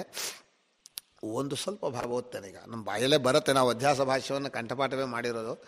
ಯುಷ್ಮದಸ್ಮತ್ ಪ್ರತ್ಯಯ ಗೋಚರಯೋ, ಹೇಳಿ ಒಂದ್ಸಲ. ವಿಷಯ ವಿಷಯಿಣೋ ತಮಃ ಪ್ರಕಾಶವತ್ ವಿರುದ್ಧ ಸ್ವಭಾವಯೋ ಇತರೇತರ ಭಾವಾನುಪಪತ್ತೌ ಸಿದ್ಧಾಯಾಂ ತದ್ಧರ್ಮಾಣಾಮಪಿ ಸುತರಾಂ ಇತರೇತರ ಭಾವಾನುಪಪತ್ತಿ ಇತ್ಯತಃ ಅಸ್ಮತ್ ಪ್ರತ್ಯಯ ಗೋಚರೆ ವಿಷಯಿಣಿ ಚಿದಾತ್ಮಕೆ ಯುಷ್ಮತ್ ಪ್ರತ್ಯಯ ಗೋಚರಸ್ಯ ವಿಷಯಸ್ಯ ತದ್ಧರ್ಮಾಣಾಂಚ ಅಧ್ಯಾಸಃ ತದ್ವಿಪರ್ಯಯೇಣ ವಿಷಯಿಣಃ ತದ್ಧರ್ಮಾಣಾಂಚ ವಿಷಯೇ ಅಧ್ಯಾಸಃ ಮಿಥ್ಯೇತಿ ಭವಿತುಂ ಯುಕ್ತಂ. ಇದಿಷ್ಟು ಮೊದಲ ಭಾಗ. ಈಗ ವೇದಾಂತ ಶಾಸ್ತ್ರ, ನಮ್ಮ ಸೂತ್ರ ಭಾಷ್ಯಕ್ಕೆ ವೇದಾಂತ ಮೀಮಾಂಸಾ ಶಾಸ್ತ್ರ ಅಂತಲೇ ಕರೆದಿರೋದು. ಸೂತ್ರ ಭಾಷ್ಯ ಬ್ರಹ್ಮಸೂತ್ರ ಅನ್ನೋದು ಶಂಕರರ ಕಾಲದಲ್ಲಿ ಇತ್ತೋ ಇಲ್ವೋ. ಗೀತೆಯಲ್ಲಿ ಬ್ರಹ್ಮಸೂತ್ರ ಪದೈಶ್ಚೈವ ಅಂತ ಬರುತ್ತೆ. ಅದು ಬ್ರಹ್ಮಸೂತ್ರ ಪದ ಅಂದರೆ ಉಪನಿಷತ್ತಲ್ಲಿ ಹೇಳುವ ವಾಕ್ಯಗಳನ್ನೇ ಕೊಟ್ಟಿದ್ದಾರೆ. ಅದನ್ನು ಬ್ರಹ್ಮಸೂತ್ರ ಅಂದರೆ ನಾವು ಹೇಳುವ ವ್ಯಾವಹಾರಿಕ ಬ್ರಹ್ಮಸೂತ್ರ ಅಲ್ಲ. ಶಂಕರರು ಕೊಟ್ಟಿರುವ ಹೆಸರು ಎರಡು: ವೇದಾಂತ ಮೀಮಾಂಸಾ ಶಾಸ್ತ್ರ ಅಂತ ಒಂದು, ಶಾರೀರಿಕ ಮೀಮಾಂಸಾ ಶಾಸ್ತ್ರ ಅಂತ ಒಂದು. ಎರಡನ್ನ ಈ ಸೂತ್ರ ಕೊಟ್ಟಿದ್ದಾರೆ. ಉತ್ತರ ಮೀಮಾಂಸಾ ಅಂತಲೂ ಕರೀತಾರೆ. ಪೂರ್ವ ಮೀಮಾಂಸಾ ಅದನ್ನು ಉತ್ತರ ಮೀಮಾಂಸಾ ಅಂತಲೂ ಕರೀತಾರೆ. ಹೀಗೆ ವೇದಾಂತ ಮೀಮಾಂಸಾ ಶಾಸ್ತ್ರವಾದ ಈ ಬ್ರಹ್ಮಸೂತ್ರಕ್ಕೆ ಪೀಠಿಕೆಯನ್ನು ಬರೆಯುವಾಗ ವೇದಾಂತಗಳಿಗೆ ಪೀಠಿಕೆಯನ್ನು ಬರೆದು ಬಿಟ್ಟರು ಭಾಷ್ಯಕಾರರು. ಅಲ್ಲಿ ಏನು ಮಾಡಿದರು? ಅಸ್ಯಾನರ್ಥ ಹೇತೋ ಪ್ರಹಾಣಾಯ ಆತ್ಮೈಕತ್ವ ವಿದ್ಯಾ ಪ್ರತಿಪತ್ತಯೇ ಸರ್ವೇ ವೇದಾಂತಾ ಆರಭ್ಯಂತೆ. ಸಕಲ ವೇದಾಂತಗಳು ಈ ತಪ್ಪು ತಿಳುವಳಿಕೆಯನ್ನು ಕಳೆಯುವುದಕ್ಕೋಸ್ಕರವೂ ಆತ್ಮನೊಬ್ಬನೇ ಎಲ್ಲವೂ ಅನ್ನುವಂತಹ ಜ್ಞಾನವನ್ನು ಕೊಡುವುದಕ್ಕೋಸ್ಕರವೂ ಹೊರಟಿವೆ. ತಪ್ಪು ತಿಳುವಳಿಕೆಯನ್ನು ಕಳೆಯುವುದರ ಮೂಲಕ ಆತ್ಮನೊಬ್ಬನೇ ಎಲ್ಲವೂ ಅನ್ನುವಂತಹ ಜ್ಞಾನವನ್ನು ಕೊಡುವುದಕ್ಕೋಸ್ಕರ ವೇದಾಂತಗಳು ಹೊರಟಿದೆ ಅಂತ ವೇದಾಂತಕ್ಕೆ ಪೀಠಿಕೆ. ಭಾಷ್ಯ ಸೂತ್ರ ಭಾಷ್ಯಕ್ಕೆ ಪೀಠಿಕೆ ಅಲ್ಲ, ವೇದಾಂತಗಳಿಗೆ. ನ ಕೇವಲಂ ವೇದಾಂತಾನಾಂ ಸರ್ವಶಾಸ್ತ್ರಾಣಾಂ, ಸಕಲ ಶಾಸ್ತ್ರಕ್ಕೂ ಇದು ಪೀಠಿಕೆ ಅಂತ ಭಾಷ್ಯಕಾರರು ಬರೆದರು. ಹೀಗೆ ಬರೆಯುವಾಗ ಭಾಷ್ಯಕಾರರ ಆಳ ಇದೆಯಲ್ಲ, ಚಿಂತನೆಯ ಆಳ ಎಷ್ಟು ಬಲವಾಗಿದೆ ನೀವು ಯೋಚನೆ ಮಾಡಬೇಕು. ಇದರಲ್ಲಿ ಬಹಳ ಮುಖ್ಯವಾದಂತಹ ಕೆಲವು ಅಂಶಗಳಿದೆ. ನಮ್ಮಲ್ಲಿ ತರ್ಕ ಜೋರಾಗಿದೆ. ತರ್ಕ ಜೋರಾದರೆ ನಾವು ಸಮಾಧಾನವಾಗಿ ಅನುಭವವನ್ನು ನೋಡಬೇಕು. ಮೊದಲು ವೇದಾಂತ ವಾಕ್ಯದಿಂದ ಹುಟ್ಟುವ ಜ್ಞಾನ ಯಾವ ಅಜ್ಞಾನವನ್ನು ಕಳೆಯುತ್ತೋ ಆ ಅಜ್ಞಾನ ಎಂಥದ್ದು ಅಂತ ಹೇಳ್ತಾರೆ. ಇದು ಹೇಗಾಯಿತು ಅಂದರೆ, ವ್ಯಾಕರಣವನ್ನು ಓದಿದರೆ ಏನು ಜ್ಞಾನ ಬರುತ್ತೋ ಆ ಜ್ಞಾನ ಏನನ್ನು ತಪ್ಪು ತಿಳುವಳಿಕೆಯನ್ನು ಕಳೆಯುತ್ತೆ ಅಂದರೆ ಅಪಭ್ರಂಶ ಪ್ರಯೋಗ, ಸಂಸ್ಕೃತದಲ್ಲಿ ತಪ್ಪು ಪ್ರಯೋಗ ಮಾಡೋದನ್ನು ಕಳೆಯುತ್ತೆ. ಅದನ್ನು ಮುಂಚೆ ಯಾರಾದರೂ ಹೇಳ್ತಾರಾ ಎಷ್ಟು ತಪ್ಪು ತಿಳುವಳಿಕೆ ಅಂತ?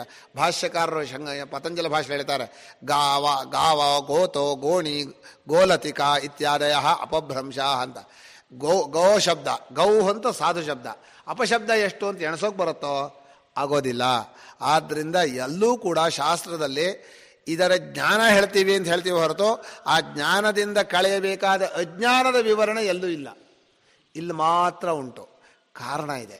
ಇದು ಯಾಕೆಂದರೆ ನಮ್ಮ ಬಗ್ಗೆ ನಮಗಿರೋ ತಪ್ಪು ತಿಳುವಳಿಕೆ. ಆದ್ದರಿಂದ ಮನುಷ್ಯ ತನ್ನನ್ನೇ ತಾನು ತಪ್ಪು ತಿಳ್ಕೊಂಡ್ರೆ ಅವನು ಜಗತ್ತನ್ನೂ ತಪ್ಪು ತಿಳ್ಕೊತಾನೆ, ಪರಮಾರ್ಥ ಸತ್ಯವನ್ನು ತಪ್ಪು ತಿಳ್ಕೊತಾನೆ, ಎಲ್ರಿಗೂ ಮೋಸ ಮಾಡ್ತಾನೆ. ಆದ್ದರಿಂದ ಮೊಟ್ಟ ಮೊದಲು ನಾವು ನಮ್ಮನ್ನು ಸರಿಯಾಗಿ ತಿಳ್ಕೊಳ್ಬೇಕು ಅನ್ನೋಕ್ಕೋಸ್ಕರವೇ ನಮ್ಮ ಬಗ್ಗೆ ಇರೋದು ತಪ್ಪು ತಿಳುವಳಿಕೆ ಇಲ್ಲಾದ್ರೆ ಸರಿಯಾದ ತಿಳುವಳಿಕೆ, ಎರಡೇ ಅಲ್ಟರ್ನೇಟಿವ್. ಸಾಮಾನ್ಯವಾಗಿ ತಿಳುವಳಿಕೆಯಲ್ಲಿ ತಪ್ಪು ತಿಳುವಳಿಕೆ, ಸಂಶಯವಾದ ತಿಳುವಳಿಕೆ, ತಿಳುವಳಿಕೆ ಇಲ್ಲದೆ ಇರೋದು ಮೂರು: ಅಜ್ಞಾನ, ಸಂಶಯ ಜ್ಞಾನ, ಮಿಥ್ಯಾಜ್ಞಾನ ಅಂತ ಮೂರು ಹೇಳ್ತಾರೆ. ಆದಮೇಲೆ ಈ ಮೂರನ್ನೂ ಕಳೆಯುತ್ತೆ ಸಮ್ಯಜ್ಞಾನ ಅಂತ ಹೇಳ್ತಾರೆ. ಇದು ಸಕಲ ವಾದಿಗಳ ಇದರಲ್ಲೂ ಇದೆ. ಆದರೆ ನಾವು ಹೇಳೋದೇನು ಅಂದರೆ ನಮ್ಮ ಬಗ್ಗೆ ಎರಡೇ ಅಲ್ಟರ್ನೇಟಿವ್. ಒಂದು ಸರಿಯಾದ ತಿಳುವಳಿಕೆ, ಇಲ್ಲದೆ ಹೋದರೆ ತಪ್ಪಾದ ತಿಳುವಳಿಕೆ. ಇನ್ನು ಎರಡು ಇರೋದಿಲ್ಲ. ಯಾಕೆಂದರೆ ನನಗೆ ಗೊತ್ತಿಲ್ಲ ಅನ್ನೋದಿಲ್ಲ, ನಾನು ನನ್ನ ಬಗ್ಗೆ ಸಂಶಯ ತಿಳ್ಕೊತೀನಿ ಅನ್ನೋದಿಲ್ಲ. ನಮಗೆ ಏನು ತಿಳುವಳಿಕೆ ಸರಿಯಾದ ತಿಳುವಳಿಕೆ ಅಂತ ಮಾಡ್ಕೊಂಡಿದ್ದೀವಿ. ಅದು ಸರಿಯಾದ ತಿಳುವಳಿಕೆ ಆಗಿರ್ಬೋದು ಅಥವಾ ತಪ್ಪಾದ ತಿಳುವಳಿಕೆ ಆಗಿರ್ಬೋದು, ಎರಡೇ ಅಲ್ಟರ್ನೇಟಿವ್.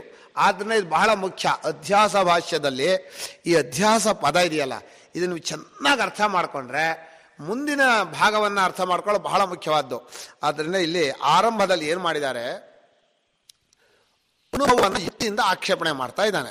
ಪೂರ್ವ ಪಕ್ಷಿ ಬಾಯಲ್ಲಿ ಹೇಳಿದ್ದಾರೆ. ಅನುಭವ ಏನಿದೆ ಅಂದರೆ ಅಹಮಿದಂ ಮಮೇದಮಿತಿ ನೈಸರ್ಗಿಕೋಯಂ ಲೋಕ ವ್ಯವಹಾರ. ನಾನು ಹೋಗ್ತೇನೆ, ನಾನು ಬರ್ತೇನೆ, ನಾನು ಕುಡಿತೇನೆ, ನಾನು ತಿಂತೇನೆ, ಇದು ಲೋಕದಲ್ಲಿರೋ ವ್ಯವಹಾರ. ಈ ವ್ಯವಹಾರದಲ್ಲಿ ನಾನು ನನ್ನದು ಅನ್ನುವಂಥ ಒಂದು ಏನು ತಿಳುವಳಿಕೆ ಇದೆ, ಈ ತಿಳುವಳಿಕೆಯ ಹಿಂದ್ಗಡೆ ಏನು ಜ್ಞಾನ ಇದೆ. ನಾನು ನಂದು ತಿಳುವಳಿಕೆ, ಆ ತಿಳುವಳಿಕೆಯ ವ್ಯವಹಾರಕ್ಕೆ ಹಿಂದೆ ಒಂದು ಜ್ಞಾನ. ಇದಿಷ್ಟೂ ಕೂಡ ವೇದಾಂತಿಗಳು ಹೇಳೋದು ತಪ್ಪು ತಿಳುವಳಿಕೆಯಿಂದ ಅಂತ ಹೇಳಿದರು. ನಾನು ಅಂತ ನೀವು ಮಾಡ್ಕೊಂಡಿರೋ ತಪ್ಪು ತಿಳುವಳಿಕೆಯಿಂದ, ನಮ್ಮದು ಒಂದು ಮಾಡ್ಕೊಂಡಿರೋ ತಪ್ಪು ತಿಳುವಳಿಕೆಯಿಂದ ಅಂತ ಹೇಳಿದರು. ಅದನ್ನು ಪೂರ್ವ ಪಕ್ಷ ಆಕ್ಷೇಪಣೆ ಮಾಡ್ತಾ ಇದ್ದಾನೆ. ತಪ್ಪು ತಿಳುವಳಿಕೆ ಅಲ್ಲ ಅದು. ಯಾಕೆ ಅಂತ ಅವನು ಪೂರ್ವ ಪಕ್ಷಿಯನ್ನು ಕೇಳಿದರೆ, ಯಾಕೆ ಪಾತ್ರ ಎಲ್ಲ ಅಂತ ಕೇಳಿದರೆ, ನೀವು ಹೇಳೋ ತಪ್ಪು ತಿಳುವಳಿಕೆ ಜಗತ್ತಿನಲ್ಲಿ ಸಾಧ್ಯ ಇಲ್ಲ, ಆದ್ದರಿಂದ ಅದು ತಪ್ಪು ತಿಳುವಳಿಕೆ ಅಲ್ಲ ಅಂದ. ಇದು ಇಲ್ಲಿ ನಮ್ಮ ಲಕ್ಷ್ಮೀಕೇಶವ ಬಂದಿಲ್ಲ. ಯಾಕೆ ಅಂದರೆ ನನ್ನ ಕೈಲಿ ಕಾರ್ಡ್ ಇದೆ, ಅವನು ನಾನು ಬರೋದಿಲ್ಲ ಅಂತ ಬರ್ದಿದ್ದಾನೆ, ಆದ್ರೆ ಬಂದಿಲ್ಲ ಅಂತ ತರ್ಕ ಕಣ್ಣು ಮುಂದೆ ಕೂತಿದ್ದಾರೆ. ಇದು ಅನುಭವ. ಅನುಭವವು ತರ್ಕವೂ ವಿರೋಧವಾದರೆ ಯಾವುದು ಸೋಲುತ್ತೆ? ತರ್ಕ ಸೋಲುತ್ತೆ. ತರ್ಕಕ್ಕೆ ಬೆಲೆ ಇಲ್ಲ. ಅವನು ಹೇಳ್ತಾ ಇದ್ದಾನೆ ಸಾಧ್ಯ ಇಲ್ಲ. ಸ್ವಾಮಿ, ಲೋಕದಲ್ಲಿ ನಾನು ಸ್ವಲ್ಪ ದಪ್ಪ ಆಗ್ಬಿಟ್ಟಿದ್ದೀನಿ, ನಾನು ತೆಳ್ಳಗಾಗಬೇಕು ಅಂತ ವಾಕಿಂಗ್ ಮಾಡ್ತಾರೆ, ಹೌದಾ ಅಲ್ವಾ? ನಾನು ಸ್ವಲ್ಪ ಇದಾಗಿದೆ, ಡಾಕ್ಟ್ರ್ ಹತ್ರ ಔಷಧಿ ತಗೋಬೇಕು ಅಂತ ಹೋಗ್ತಾರೆ. ನಾನು ಅಂತ ಕರಿತಾ ಇರೋದು ಕಾಣ್ತಾ ಇರೋ ದೇಹವನ್ನು. ಕಾಣ್ತಾ ಇರೋ ದೇಹವನ್ನು ನಾನು ಅಂತ ಕರೆದಾಗ ಯಾವುದನ್ನು ನೋಡ್ತೀನೋ ನಾನು ಅಂದರೆ ಅದು ನೀನು ನಾನು ಸೇರಿದ್ದಾಯ್ತಲ್ವಾ. ನೀನು ಅಂತ ಹೇಳಬಹುದಾದದ್ದು ನಾನು ಅಂತ ಹೇಳಿದಾಗ ತಪ್ಪು ತಿಳುವಳಿಕೆ. ಅದು ಆ ಗೋಡೆಗೆ ಸ್ವಲ್ಪ ಇದಾಗಿದೆ, ಅದಕ್ಕೆ ಪ್ಲಾಸ್ಟ್ ಮಾಡು ಅಂತಂದರೆ ಅವನಿಗೇನಿಲ್ಲ. ದೇಹವು ಹಾಗೆ ಗೋಡೆ ಹಾಕಿ ಕಾಣ್ತಾ ಇದ್ದಿದ್ರೆ ನೀನು ಅಂತ ಹೇಳಬಹುದಾಗಿದ್ದರೆ ಅದನ್ನು ನಾನು ಅಂತ ಹೇಳಬಾರ್ದಾಗಿತ್ತು. ಯಾವುದು ನಾನಾಗತ್ತೋ ಅದನ್ನು ನೀನು ಅಂತ ಹೇಳೋಕೆ ಬರೋದಿಲ್ಲ, ನೀನು ಅಂತ ಹೇಳೋಕೆ ಬಂದದ್ದನ್ನು ನಾನು ಅಂತ ಹೇಳೋಕೆ ಬರೋದಿಲ್ಲ. ಇದು ಯುಕ್ತಿ. ಈ ಯುಕ್ತಿಯನ್ನು ಅವನು ಬಳಸ್ಕೊಂಡು ಏನು ಮಾಡ್ದ, ಯಾರೋ ಹಾಗೆ ಹೇಳ್ತಾ ಇಲ್ಲ ಅಂದ್ಬಿಟ್ಟ. ಆ ಯುಕ್ತಿಯನ್ನು ಅವನು ಬಳಸ್ಕೊಂಡ್ಯಾನೆ, ಪೂರ್ವ ಪಕ್ಷಿ ಬಳಸ್ಕೊಂಡ್ಯಾನೆ, ಸಿದ್ಧಾಂತಿ ಅಲ್ಲ. ನೀವು ಭಾಳ ಮುಖ್ಯವಾಗಿ ಯೋಚನೆ ಮಾಡಬೇಕು. ಯುಷ್ಮಸ್ಪೃತಯೋಚರಯೋ ಆರಂಭ ಮಾಡಿ ಮಿಥ್ಯೇತಿ ಭವಿತುಂ ಯುಕ್ತಂ ಅನ್ನೋದು ಲೋಕಾನುಭವದ ಮೇಲೆ ಪೂರ್ವ ಪಕ್ಷಿ ಮಾಡಿರುವ ಯುಕ್ತಿ ತರ್ಕ. ಏನು ತರ್ಕ ಮಾಡಿದ್ದಾನೆ ಅಂತ ಹೇಳ್ತೇನೆ. ಅವನು ತರ್ಕ ಮಾಡಿರೋದು ಹೀಗೆ, ಈ ಥರ ತಪ್ಪು ತಿಳುವಳಿಕೆ ಆಗೋದಿಲ್ಲ ಅಂದ. ಯಾವ ಥರ? ಎರಡು ವಿರುದ್ಧವಾದ ವಸ್ತುಗಳನ್ನು ಒಂದರಲ್ಲಿ ಒಂದು ತಪ್ಪು ತಿಳ್ಕೊಳ್ಳೋದು, ಒಂದು ಇಲ್ಲದೆ ಇರೋದು ಒಂದು ಇರೋದು, ಅದನ್ನು ಒಂದರಲ್ಲಿ ಒಂದು ತಪ್ಪು ತಿಳ್ಕೊಳ್ಳೋದು, ಒಂದು ನೀನು ಅಂತ ಕಾಣೋದು ಒಂದು ನಾನು ಅಂತ ಕಾಣೋದು, ಅದನ್ನು ಒಂದರಲ್ಲಿ ಒಂದು ತಪ್ಪು ತಿಳ್ಕೊಳ್ಳೋದು. ಈ ರೀತಿಯಾದ ತಪ್ಪು ತಿಳುವಳಿಕೆ ಲೋಕದಲ್ಲಿ ಎಲ್ಲೂ ನಡೆಯೋದಿಲ್ಲ. ತಪ್ಪು ತಿಳುವಳಿಕೆ ಆಗಬೇಕಾದ್ರೆ ಸ್ವಲ್ಪ ಸಾಮ್ಯತೆ ಇರಬೇಕು, ಅಥವಾ ಒಂದನ್ನು ಹಿಂದೆ ನೋಡಿರಬೇಕು, ಅಥವಾ ಆ ಕಾಲಕ್ಕೆ ಅವನಿಗೇನೋ ಇಂದ್ರಿಯದಲ್ಲಿ ದೋಷ ಬಂದಿರಬೇಕು, ಏನೋ ಲೋಕದಲ್ಲಿ ಒಂದು ತಪ್ಪು ತಿಳುವಳಿಕೆಗೆ ನಿಯಮ ಇದೆ, ಅದು ಮುಂದೆ ಹೇಳ್ತಾರೆ. ಆ ನಿಯಮವನ್ನು ಮೀರಿ ನೀವು ವೇದಾಂತಿಗಳು ಕೂತ್ಕೊಂಡು ಈ ರೀತಿ ತಪ್ಪು ತಿಳುವಳಿಕೆ ಆಗಿದೆ, ಜನರ ವ್ಯವಹಾರ ಎಲ್ಲ ಜನರಿಗೂ ಆಗಿದೆ, ಒಬ್ಬರಿಗಲ್ಲ, ಪ್ರಪಂಚದ ಇರೋ ಎಲ್ಲ ಜನರು ಈ ತಪ್ಪು ತಿಳುವಳಿಕೆಯಿಂದ ವ್ಯವಹಾರ ಮಾಡ್ತಾರೆ ಅಂತ ನೀವು ಹೇಳಿದರೆ ಆ ತಪ್ಪು ತಿಳುವಳಿಕೆ ಆಗಿಲ್ಲ, ಸಾಧ್ಯವೇ ಇಲ್ಲ, ಆ ತಪ್ಪು ತಿಳುವಳಿಕೆ ಆಗೋಕ್ಕೆ ಸಾಧ್ಯ ಇಲ್ಲ ಅಂತ ಯುಕ್ತಿ ಹೇಳಿದ. ಮಿಥ್ಯ ಭವಿತುಂ ಯುಕ್ತಂ ಅಂದರೆ ನೀವು ಹೇಳುವ ತಪ್ಪು ತಿಳುವಳಿಕೆಯೇ ಲೋಕದಲ್ಲಿ ಇಲ್ಲ ಅಂತ ಪೂರ್ವ ಪಕ್ಷಿ ವೇದಾಂತಿಗಳ ಮೇಲೆ ಆಕ್ಷೇಪಣೆ ಮಾಡಿದ. ಅಕಸ್ಮಾತ್ ಅದು ಸ್ಟ್ಯಾಂಡ್ ಆಗಿದ್ದರೆ ಅಂದರೆ ಹೌದು ಪೂರ್ವ ಪಕ್ಷಿ ಹೇಳಿದ ಹಾಗೆ ಲೋಕದ ವ್ಯವಹಾರವೆಲ್ಲ ತಪ್ಪು ತಿಳುವಳಿಕೆಯಿಂದ ಆಗಿಲ್ಲ ಅಂತ ಆದರೆ ಏನಾಗ್ಬಿಡುತ್ತೆ ಅಂದರೆ ಮುಂದೆ ವೇದಾಂತ ಹೇಳುತ್ತಲ್ಲ ಆ ಜ್ಞಾನಕ್ಕೆ ಜಾಗ ಇಲ್ಲ. ವೇದಾಂತ ಬಂದದ್ದೇ ತಪ್ಪು ತಿಳುವಳಿಕೆ ಕಳೆಯೋಕ್ಕೋಸ್ಕರ, ಜ್ಞಾನದಿಂದ ಅಜ್ಞಾನ ಹೋಗ್ಬೇಕಾಗಿಲ್ಲ, ಸರಿಯಾದ ಜ್ಞಾನ ಆಗ್ಬಿಡತ್ತಲ್ಲ. ಆ ಸರಿಯಾದ ಜ್ಞಾನ ಅಂತಾದರೆ ಇಡೀ ವೇದಾಂತ ಶಾಸ್ತ್ರವೇ ವ್ಯರ್ಥ ಅಂತ ಆಗತ್ತೆ. ಆದ್ದರಿಂದ ಈಗ ಭಾಷ್ಯಕಾರ ಏನು ಮಾಡಿದರು, ಓಹೋ ಇವನು ಹೀಗೆ ಆಕ್ಷೇಪಣೆ ಮಾಡ್ತಾ ಇದ್ದಾನೆ, ನೀನು ನಾನು ಅಂತ ಕಾಣುವಂಥ ವಸ್ತುವಿಗೆ ತಪ್ಪಲಿಕ್ಕೆ ಬರೋಕ್ಕೆ ಸಾಧ್ಯ ಇಲ್ಲ ಅಂತ ಇದ್ದಾನೆ. ಕಂಡಿದೆಯಲ್ಲಪ್ಪ ಅಂದರು ಅವರು. ಕಂಡಿದೆಯಲ್ಲ ಅಂದ್ರೇನು, ಲೋಕದಲ್ಲಿ ವ್ಯವಹಾರದಲ್ಲೇ ಇದನ್ನು ನೀನು ಅಂತ ಏ ದೇಹವೇ, ಏ ಮನಸ್ಸೇ, ನಿನ್ನಿಂದ ಬಹಳ ನಾನು ಒದ್ದಾಡ್ತಾ ಇದ್ದೀನಿ ಅಂತ ಮನಸ್ಸನ್ನು ನೀನು ಅಂತ ಹೇಳ್ಬೋದು, ಆದರೆ ನಾನು ಯೋಚನೆ ಮಾಡ್ತೀನಿ ಅಂತ ಹೇಳ್ತಾನೆ. ಏ ದೇಹವೇ ನೀನು ಅಂತ ಹೇಳ್ಬೋದು, ಆದರೆ ನಾನು ಕೂತಿದ್ದೀನಿ, ನಾನು ದಪ್ಪಗಿದ್ದೀನಿ ಅಂತ ಹೇಳ್ತಾನೆ.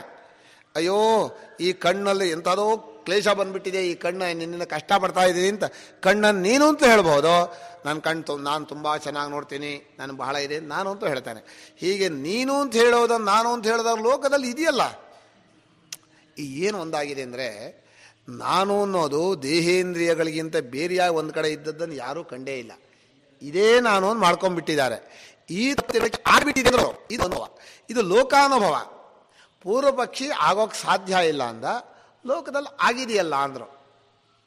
ಈಗ ಇದರ ವಿವರಣೆ ಕೊಡಬೇಕು. ಈ ಯುಷ್ಮದಸ್ಮತ್ ಪ್ರತ್ಯಯ ಗೋಚರಯೋ ಇದೆಯಲ್ಲ, ಈ ಗೋಚರವಾದದ್ದು ಎರಡರ ವಿವರಣೆ ಕೊಡಬೇಕಾದ್ರೆ ಸಂಸ್ಕೃತ ಭಾಷೆಯಾದ್ದರಿಂದ ವಿಗ್ರಹವಾಕ್ಯ ಹೇಳಬೇಕು, ಆದಮೇಲೆ ಅದಕ್ಕೆ ವಿಭಕ್ತಿಯನ್ನು ಹೇಳಬೇಕು, ಇತರೇತರ ಭಾವ ಅಂದರೆ ಏನು ಅಂತ ಹೇಳಬೇಕು. ಅದು ಅನುಪಪತ್ತಿ ಅಂತ ಅವನು ತಗೊಂಡಿರೋದು. ಅನುಪಪತ್ತಿ ಅಂದರೆ ಯುಕ್ತಿಗೆ ಹೊಂದೋದಿಲ್ಲ ಅಂತ ಹೇಳ್ತಾ ಇದ್ದಾರೆ. ಒಂದೊಂದಾಗ ಆರಂಭ ಮಾಡೋಣ. ಯುಷ್ಮದ್ ಅಸ್ಮತ್ ಪ್ರತ್ಯಯ ಗೋಚರಯೋ ಅಂದ. ಯುಷ್ಮತ್ ಪ್ರತ್ಯಯ ಅಸ್ಮತ್ ಪ್ರತ್ಯಯ ಅದಕ್ಕೆ ಗೋಚರ. ಇಲ್ಲಿ ಯುಷ್ಮತ್ ಪ್ರತ್ಯಯ ಅಸ್ಮತ್ ಪ್ರತ್ಯಯ ಅಂದರೆ ನೀನು ಅನ್ನೋ ಅರಿವು. ಈ ಪ್ರತ್ಯಯ ಅನ್ನೋ ಪದ ಇದೆಯಲ್ಲ, ಇದು ಹೇಗೆ ಬಂತು ಅಂತ ಹೇಳಿದ್ರೆ, ಈ ಒಂದು ಪದಾರ್ಥ ಇದೆ ಇಲ್ಲಿ ಮುಂದೆ, ಇದು ಕನ್ನಡಕ. ಇದನ್ನು ಹೇಳುವಾಗ ಬಾಯಲ್ಲಿ ಕನ್ನಡಕ ಅಂತ ಹೇಳ್ತೇನೆ, ಕಣ್ಣಿಗೆ ವಸ್ತು ಕಾಣುತ್ತೆ. ವಸ್ತು ಬಾಯಲ್ಲಿ ಶಬ್ದ ಆಯಿತು, ಅದು ಮನಸ್ಸಿನಲ್ಲಿ ಆಕಾರ ಬರುತ್ತಲ್ಲ, ಅದಕ್ಕೆ ಪ್ರತ್ಯಯ ಅಂತ ಹೆಸರು. ಪ್ರಪಂಚವನ್ನು ನಾವು 3 ಭಾಗ ಮಾಡ್ತೀವಿ. ಹೊರಗಡೆ ಇರೋದೆಲ್ಲ ವಸ್ತು, ಆ ವಸ್ತುವಿಗೆ ಬಾಯಲ್ಲಿ ಹೇಳುವಾಗ ಶಬ್ದ ನಾಮ, ಆ ನಾಮ ಶಬ್ದ ಎರಡಕ್ಕೂ ಒಳಗಡೆ ಆ ಏನು ವಸ್ತು ಇದೆಯೋ ಅದೇ ಆಕಾರವಾದ ಮನಸ್ಸು ಬರುತ್ತಲ್ಲ, ಅದಕ್ಕೆ ಪ್ರತ್ಯಯ ಅಂತ ಕರಿತೀವಿ. ಈ ಪ್ರತ್ಯಯ ಅನ್ನೋದು ವೇದಾಂತದಲ್ಲಿ ಬಹಳ ಮುಖ್ಯ. ಯಾಕೆ ನಾವು ಪ್ರತ್ಯಯದ ಮೇಲೆ ನಮ್ಮ ವಿಚಾರವೆಲ್ಲ ನಡೆಯೋದು, ಬರೀ ಶಬ್ದದ ಮೇಲೆ ವಿಚಾರ ನಡೆಯೋದು ವ್ಯಾಕರಣದವರು, ಬರೀ ವಸ್ತುವಿನ ವಿಚಾರ ಮಾಡೋರು ವಿಜ್ಞಾನಿಗಳು. ಇದೇನು ಪದಾರ್ಥ ಅಂತ ಬಾಹ್ಯ ಪದಾರ್ಥಗಳನ್ನೇ ವಿಚಾರ ಮಾಡೋರು ಸೈನ್ಸ್ನವರು. ನಮಗೆ ಅದು ಸಂಬಂಧ ಇಲ್ಲ. ಬರೀ ಶಬ್ದವನ್ನೇ ವಿಚಾರ ಮಾಡ್ತಾರೆ. ಏನು ಶಬ್ದ, ಹೇಗಾಯಿತು, ಯಾಕೆ ಅಂತ ಈ ಶಬ್ದವನ್ನೇ ಕುರಿತು ಚರ್ಚೆ ಮಾಡೋರು ವ್ಯಾಕರಣದವರು. ಅವ್ರನ್ನು ಬಿಟ್ವಿ. ಪ್ರತ್ಯಯ ಒಳಗಡೆ ಇದೆಯಲ್ಲ, ಅದು ಎಲ್ಲಿಂದ ಬಂತು, ಯಾಕೆ ಬಂತು ಅಂತ ವಿಚಾರ ಮಾಡೋದು ವೇದಾಂತಿಗಳು. ಈ ಪ್ರತ್ಯಯದಲ್ಲಿ ಅಹಂ ಅಂತ ಒಂದು ಪ್ರತ್ಯಯ, ತ್ವಂ ಅಂತ ಒಂದು ಪ್ರತ್ಯಯ. ಅಹಂ ಇತಿ ಪ್ರತ್ಯಯ, ಅಸ್ಮತ್ ಪ್ರತ್ಯಯ ಅಂತ ಮಾಡ್ಕೋಬೇಕು. ಅದು ಕರ್ಮಧಾರೆಯ ಸಮಾಸ. ಇತಿ ಶಬ್ದ ಅನುಕರಣ. ಅಹಂ ಚ ಅಸೌ ಪ್ರತ್ಯಯಶ್ಚ ಹೇಳಬೇಕು.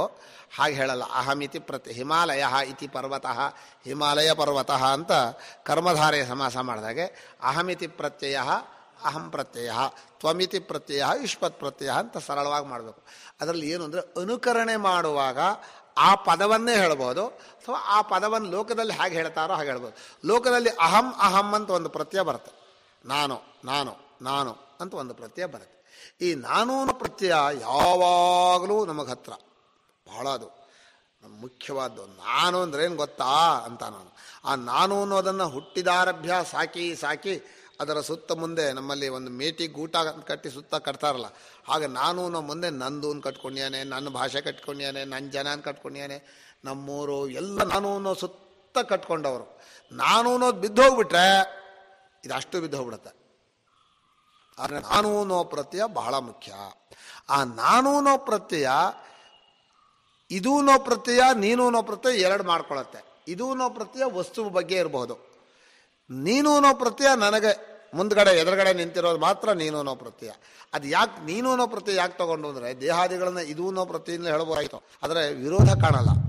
ಮನುಷ್ಯನಿಗೆ ವಿರೋಧವಾದರೆ, ಈಗ ಕತ್ತಲೆ ಬೆಳಕು ಎಷ್ಟು ವಿರೋಧವೋ ಹಾಗೆ ನಾನು ಇದು ವಿರೋಧ ಅಲ್ಲ, ನಾನು ನೀನು ವಿರೋಧ.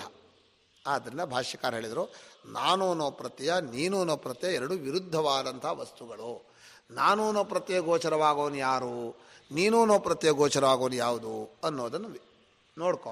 ನೀನು ಅನ್ನೋ ಪ್ರತ್ಯಯವನ್ನು ಎಲ್ಲಿಂದ ಮಾಡಬಹುದು ಅಂದರೆ ಶಂಕರಾಚಾರ್ಯ ದೃಷ್ಟಿಯಲ್ಲಿ ಮನಸ್ಸಿನಿಂದ ಶುರು ಮಾಡ್ಬೋದು. ಮನಸ್ಸೇ ನೀನು ಭಾರಿ ಚಂಚಲ, ಅಯ್ಯೋ ಈ ಇಂದ್ರಿಯಗಳ ಕಾಟ ಸಾಕಾಗೋಯ್ತಪ್ಪ, ಈ ಧ್ಯಾನವನ್ನೇ ಮಾಡೋಕೆ ಬಿಡಲ್ಲ, ಕಿವಿಯೇ ಮುಚ್ಕೊಳ್ಳಲ್ಲ, ಎಲ್ಲ ಶಬ್ದಗಳೆಲ್ಲ ಬಂದು ಕೂತ್ಕೊಳ್ಳುತ್ತೆ ಅಂತ ಇಂದ್ರಿಯಗಳನ್ನು ನೀನು ಅಂತ ಕರಿಬಹುದು, ಮನಸ್ಸನ್ನು ನೀನೇ ಅಂತ ಹೇಳಬಹುದು, ದೇಹವನ್ನು ನೀನೇ ಅಂತ ಹೇಳಬಹುದು.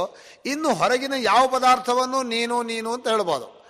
ನೀನು ನೀನು ಅಂತ ಹೇಳುವಾಗ ನೀನುಗೆ ಎದುರಾಗಿ ಇನ್ನೊಂದು ಕಡೆ ನಾನಿದ್ದೀನಿ.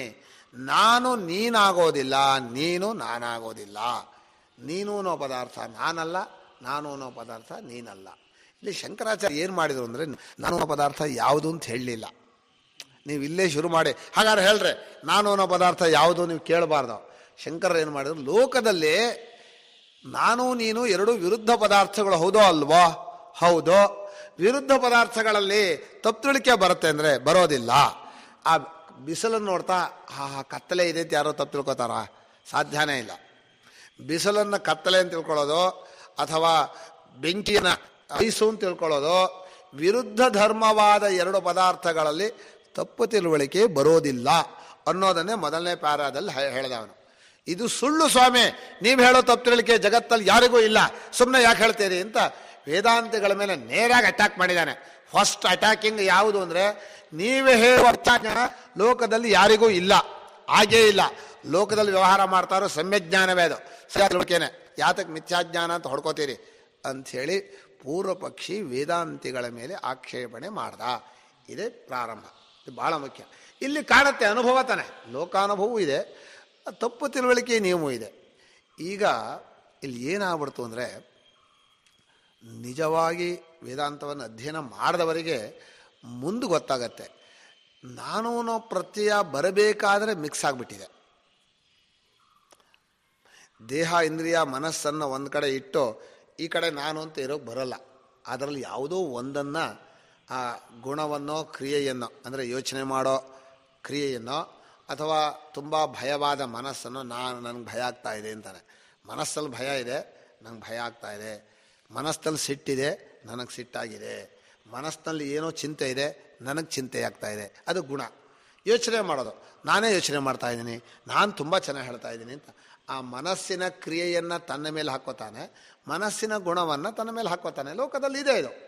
ಹೀಗಿರೋವಾಗ ನೀನು ಮನಸ್ಸು ಅಂತ ಸ್ಪಷ್ಟವಾಗಿ ಕಂಡ ಮೇಲೆ ನಾನು ಅದರಿಂದ ತೆಗಿಬೇಕಲ್ಲ, ತೆಗಿಯೋಕೆ ಬರೋಲ್ಲ ನಮಗೆ, ಅದಾಗೋದಿಲ್ಲ.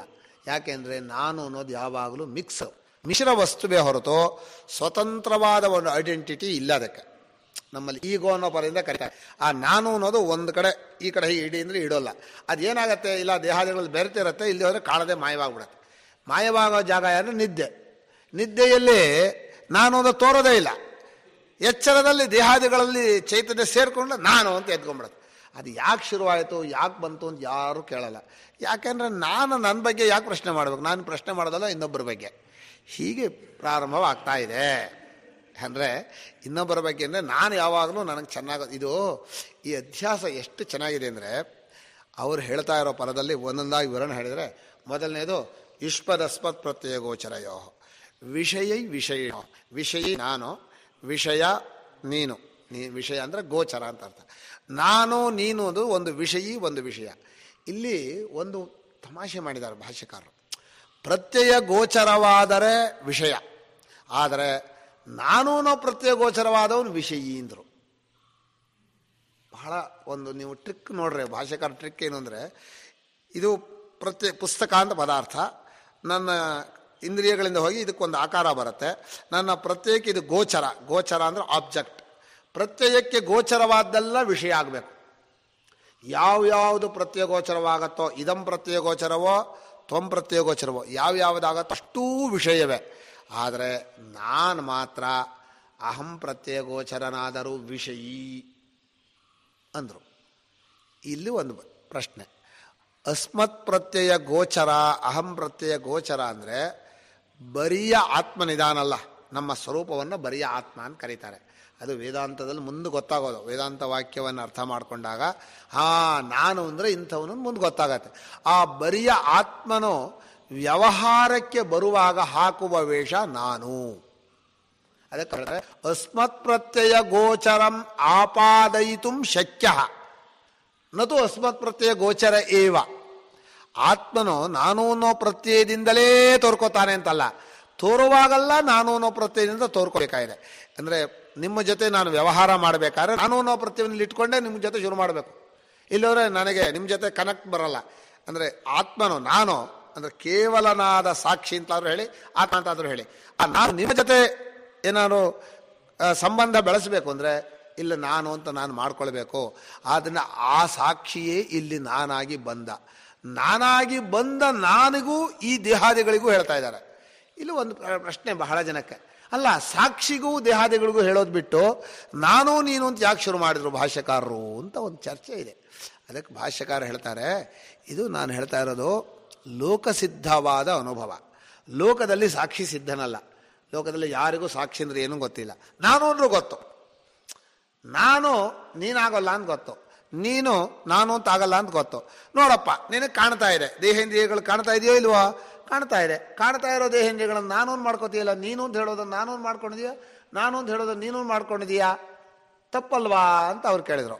ಇಲ್ಲ ಇಲ್ಲ, ಆ ಥರ ತಪ್ಪು ತಿಳಿಕೆ ಆಗೋಕ್ಕೆ ಸಾಧ್ಯ ಇಲ್ಲ ಅಂದ ಅವನು. ಅವನು ತಪ್ಪು ತಿಳಿಕೆ ಆಗಲಿಲ್ಲ ಅನ್ನಲಿಲ್ಲ, ಏನು ಹೇಳಿದಾನೆ? ಯಾಕೆ ಸಾಧ್ಯ ಆಗಲಿಲ್ಲ ಅಂದ್ರೆ ತಪ್ಪು ತಿಳಿಕೆ ರೂಲ್ಸಲ್ಲೂ ಹಾಗೆ ಬರಲ್ಲ. ತಪ್ಪು ತಿಳಿಕೆಗೆ ಒಂದು ರೂಲ್ಸ್ ಇದೆ. ಏನು ರೂಲ್ಸ್ ಇದೆ? ಒಂದು ಉದ್ದವಾಗಿ ಹೀಗೆ ಬಿದ್ದಿದ್ರೆ ಅದನ್ನು ಬೇಕಾದ್ರೆ ಹಾವು ಅಂತ ತಿಳ್ಕೊಬೋದು.